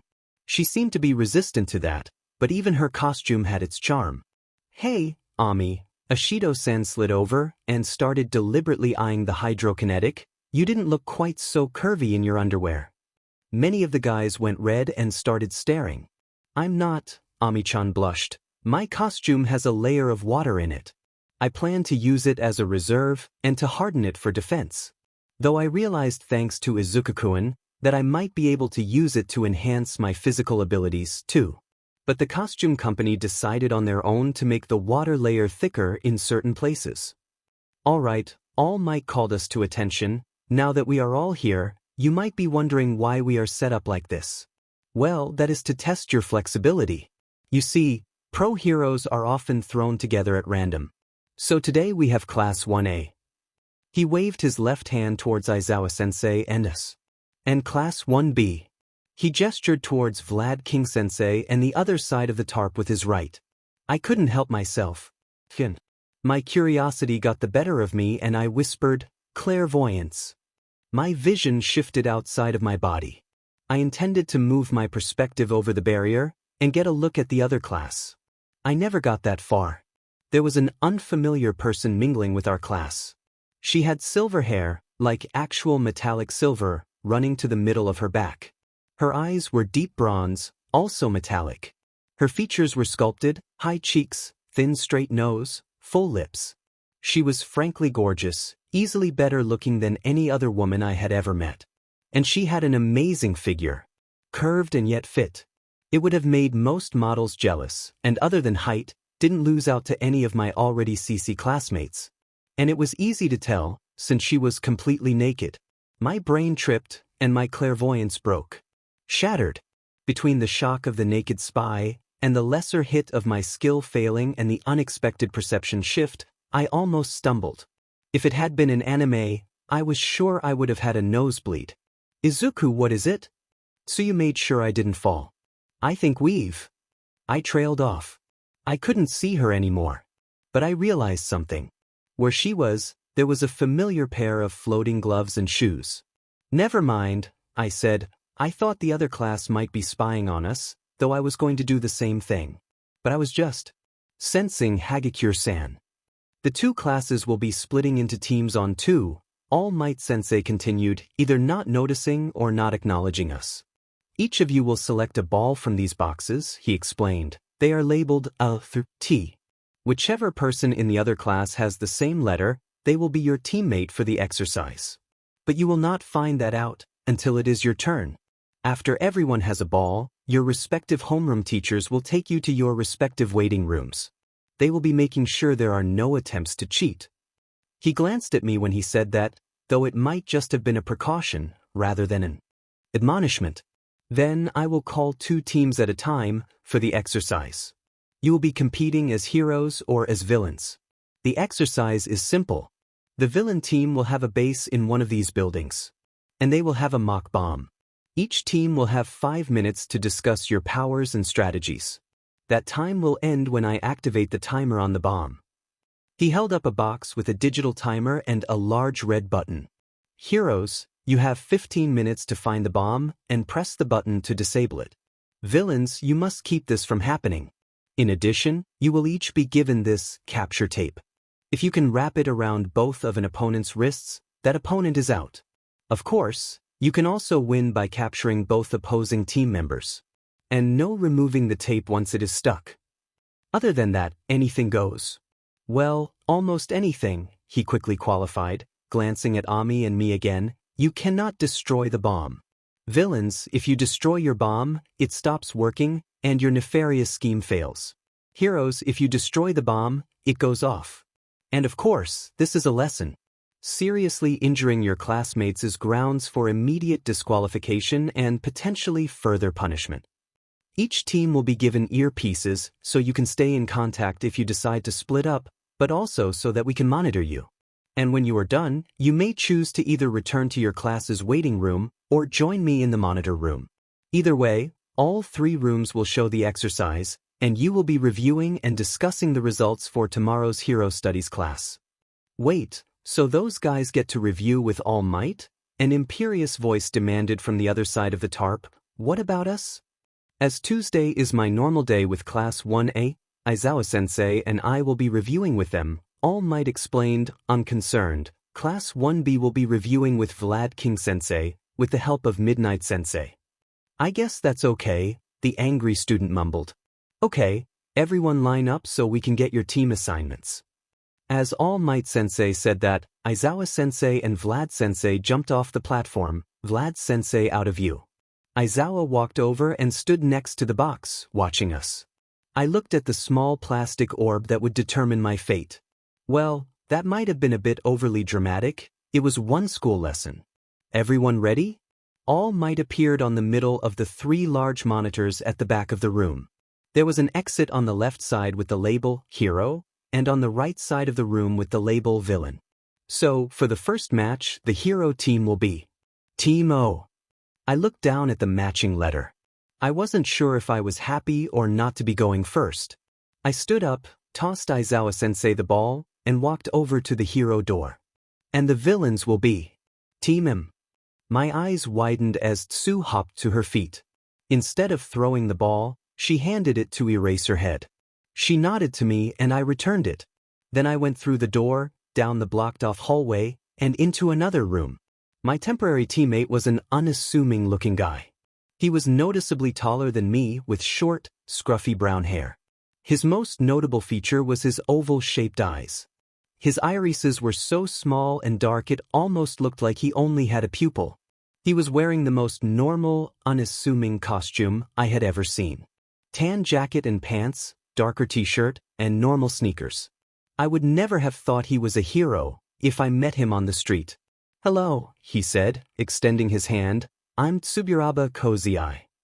Hello, I shook it. I'm Midoriya Izuku. Wait, the top scorer. Yeah, you are the guy from the video. I guess I lucked out. Thanks, I bowed slightly. Anyway, my power is tactile telekinesis. I can use it to boost my strength and speed, and to control things I touch. Though I'm not as good with that last part, yet. That sounds pretty useful, he said. My quirk is solid air. I can exhale air that becomes solid, floating panels. They are relatively hard, but not unbreakable. They are soundproof though. I considered that. How big can you make them? And can you make them around other things? About 1.5 meters in diameter, Tsuburaba-san answered, and I haven't really tried. Are they always round? I continued, maybe they could be shaped with a shaped straw or nozzle. And you said they float? Are the locked in place stationary, or weightless but mobile? Yes, round, but I've never tried anything else. He looked a bit overwhelmed, and no, they are generally locked in place. Well, I've never tried to move them, but other people can't. Sorry, I get a little excited about new and interesting quirks. I chuckled weakly and scratched my cheek. No, those were good questions, he said, but maybe we should talk about what our opponents can do? Right? I nodded. Well, from my class, our opponent is Azuitsu. She can do anything a frog can do. A frog? Tsuburaba-san. She can kick super hard, jump very far, cling to walls, has a tongue that's more than 20 meters long and hits like a right cross, can excrete toxin, and a few other things, I said, a bit defensively, and beyond that, she's a great acrobat and fighter. Okay, I get it, he nodded, and the guy from our side is Bondo Kojiro. His quirk is called Semidine. It lets him spray glue out of the holes in his face. It is a really powerful and really sticky adhesive, and he can control how fast it dries. I considered, that sounds like you would be a really good match for it. Quirk to quirk, maybe, he nodded, but he's also almost 2 meters tall and built like a light tank. So I could stop his glue, but I couldn't beat him in a fight. Remember, we don't have to beat him, I reminded Tsuburaba-san. If you can trap him with your solid air and put the capture tape on him, he'll be out. So what do you want to? Gentlemen, if you would come with me? All Might strode into the room. He led us outside and down the street, to one seemingly ordinary 5-story building out of a dozen on the block. The tarp wall and dais had been removed, giving us a clear view up and down the street. We have tracked the villains to this building, he informed us. They have a dirty bomb that will destroy the Enter neighborhood and unleash radioactive particles across the Enter town. It will take approximately 15 minutes for the bomb's capacitor core to full charge. You must find and disable it before then. Is the role play really necessary? Tsuburaba-san. All Might coughed and wilted slightly. Good luck, All Might Sensei told us. Then he dramatically lifted up a detonator device and hit the button. So, should we stick together or split up? Tsuburaba-san asked after All Might left. If it had been just me, or even me with Tsu or Cassandra-chan, it would have been easy. Use key detection to find out where our opponents were, and sign for her to follow my lead. I couldn't expect Tsuburaba-san to trust me like that. Stick together for now, I suggested. That way, if they are together, we won't be fighting 2-on-1. And if they split up, we can either work together to capture whoever we run into, or decide to split up at that point. Plus, they might have used the 5 minutes to build up some traps. But that wasn't in the rules, Tsuburaba-san protested. It wasn't not in the rules either, I said. Anything goes except hurting each other and destroying the bomb. I'm so lucky he got the hero side, All Might side. So what do we want to do? Tsuburaba-san asked. How many barriers can you make? I countered. Enough to get us up to the roof? Depending on how big, I can make 3 to 5. He looked up. If I make ones big enough for both of us, I can probably do 4. And then the oldest one fades or breaks? I prompted. He nodded. But will they be expecting that? Muse. Bando-sen might, Tsuburaba-san admitted. I've been using them as a gazelle to get above where the lions can reach. Of course, Shimuka and Tsunatori keep shooting them to bring me down. Okay, then we should probably go inside, I suggested. Tsuburaba-san nodded again. The inside of the building was industrial style. Lots of open space, interrupted by metal support beams, and the occasional plasterboard room. There was a set of stairs and an elevator. I took the lead and quickly ran to the staircase. But it was covered by a layer of glue. Barrier or trap? I wondered, then decided, trap. You think so? My partner asked. Tsuyu would know this won't stop me. So unless Bando-san is acting independently, there is something behind this. Or at least something like a thread to let them know that we broke it. What do we do then? He looked around. I jogged over to the elevator. But if we use the elevator, they might notice, he protested, and that's if it is even working. I pried the doors open. Use your platform to get over to the service ladder, I said, and if you come across anything let me know. I tapped my ear. He frowned at me. What are you going to do? Spring the trap, I smiled broadly, be loud and obvious, and keep them focused on me. He grinned slightly and then blew down. He jumped on the barely visible platform and then onto the ladder. I pointed above the door. That lever will make the doors open. Then I let the doors close and turned back to the glue barricade. I pressed my hand to it to get a feel of its density and thickness. Drive 3, I declared, you'd a smash. I brought a knife hand down, shattering the glue. Then spun to the side. Tsuyu dove through the gap, her glistening, unloved hands leading the way. She twisted around and lightly slapped me. -2 health. Status ailment resisted. Skill paralysis resistance level 1 unlocked. You knew I was there, she said as she bounced off a beam, landing facing me. Could you sense me? No, I shook my head. I just know you. Though, I grinned even wider, you never did want to spar. That might have been a mistake, Ribbit. Drive 2, I declared, sliding forward and grabbing at her arm. Tsu dropped almost to the floor. Then her tongue shot up at me. I weaved out of the way. I tried to grab the appendage on the recoil, but she was too fast. Where's your partner? She asked, trying to sweep me at the ankle.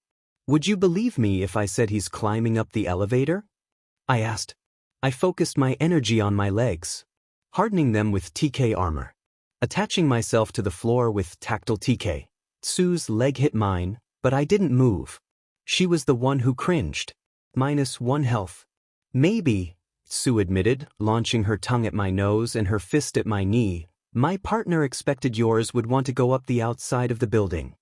I suggested it, I confirmed, taking the lower hit to my still reinforced legs and swatting her tongue wide.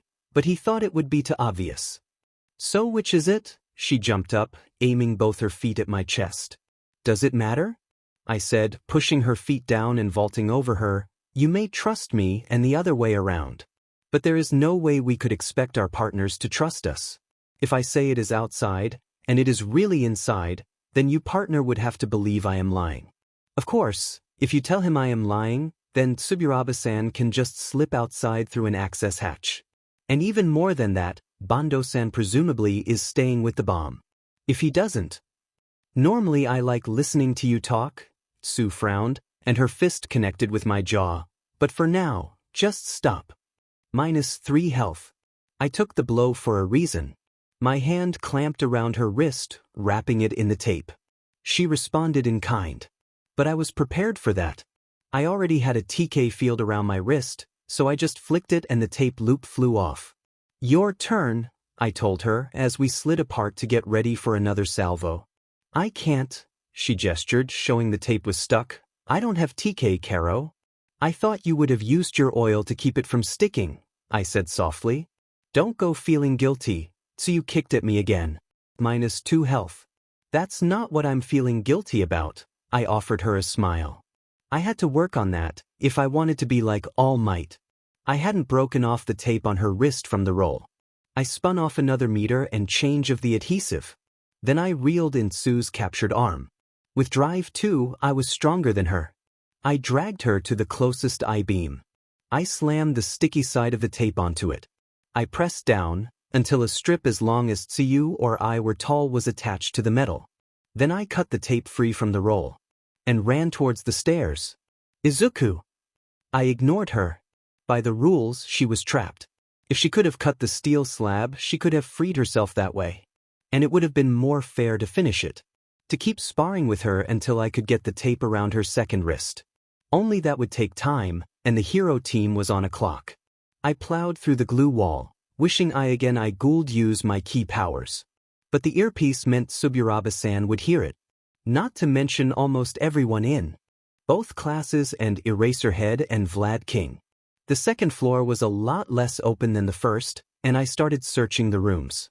I got it. Tsuburaba-san's voice suddenly emerged. 4th floor, northwest corner. Both Bando-san and the bomb. He's barricaded himself in though. I'll be there in a minute, I responded. I abandoned my search and raced back to the stairs. Up 2 flights and then a hard left.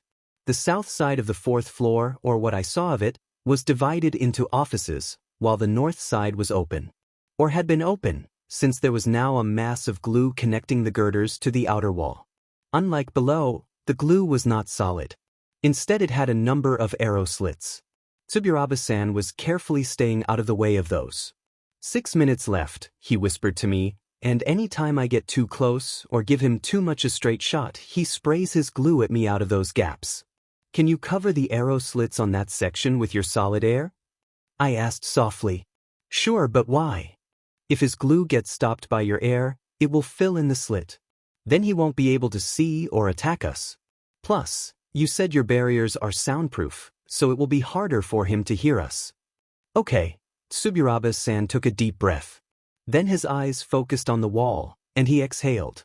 I could barely see where his breath was expanding and hardening. I followed behind it. For a moment I saw Bando-san. Recognized him, having seen him in the halls and lunchroom. He definitely stood out. Then a tan liquid squirted out of the holes in his face. I caught the look of surprise, on his face, as the glue hit the air wall and filled in the arrows lit. Now what? Tsuburaba-san asked, and what happened to your frog friend? I taped her to one of the beams, I explained. She's not strong enough to break the steel, so she's trapped. I looked at the wall again, and I only have one idea right now, and it's not a great one. What is it? I charge him. I looked at my teammate somberly. Break through the wall and go right for him. Make him focus on me. I'm not sure if my TK can stop a liquid from touching me, or can stop the volume he can produce. But if he has to give his all to stop me, I can follow behind you, Tsuburaba-san mused. Use my air to block anything that gets past you, and make it to the bomb. I nodded. Okay, he said, let's do it. Very good effort, everyone. All Might told the four of us after we were freed and I was cleaned up. Young Azui, you showed great skill. Your trap was interesting, if somewhat flawed. Still, if young Midoriya had chosen not to spring it, it may have put you in position to run back upstairs and flank the hero team. Young Tsuburaba, excellent teamwork, and nice use of your quirk for both mobility and defense. And of course, you got the win for your team. Young Bondo, also fine teamwork in supporting young Azui's plan. And a decent defense, though you should have thought more about how young Tsuburaba's power could turn your castle into a prison. But the MVP for this exercise is young Midoriya. Taking out your opponent in a creative way, outthinking the villain team, and even sacrificing yourself to save the day. Definitely the work of a hero. He paused and picked up the box. Now, for the next pair, All Might Sensei announced, Team P for the hero side, and Team G for the villain side. And if the four of you will excuse me, All Might inclined his head before rushing out. Nice job back there, Tsu said to me. You aren't too mad? I asked. I wish you would have at least finished me off, she shrugged, but just getting me out of the way, not wasting time. Like All Might said, it was a good idea. I let out a sigh of relief and we joined our former partners in watching. We couldn't see the waiting rooms for the classes. But the hero team's waiting room was on one monitor, while another showed All Might waiting for the villain team. Ashido-san flounced into the hero team room, and was joined moments later by a tall, bestial student.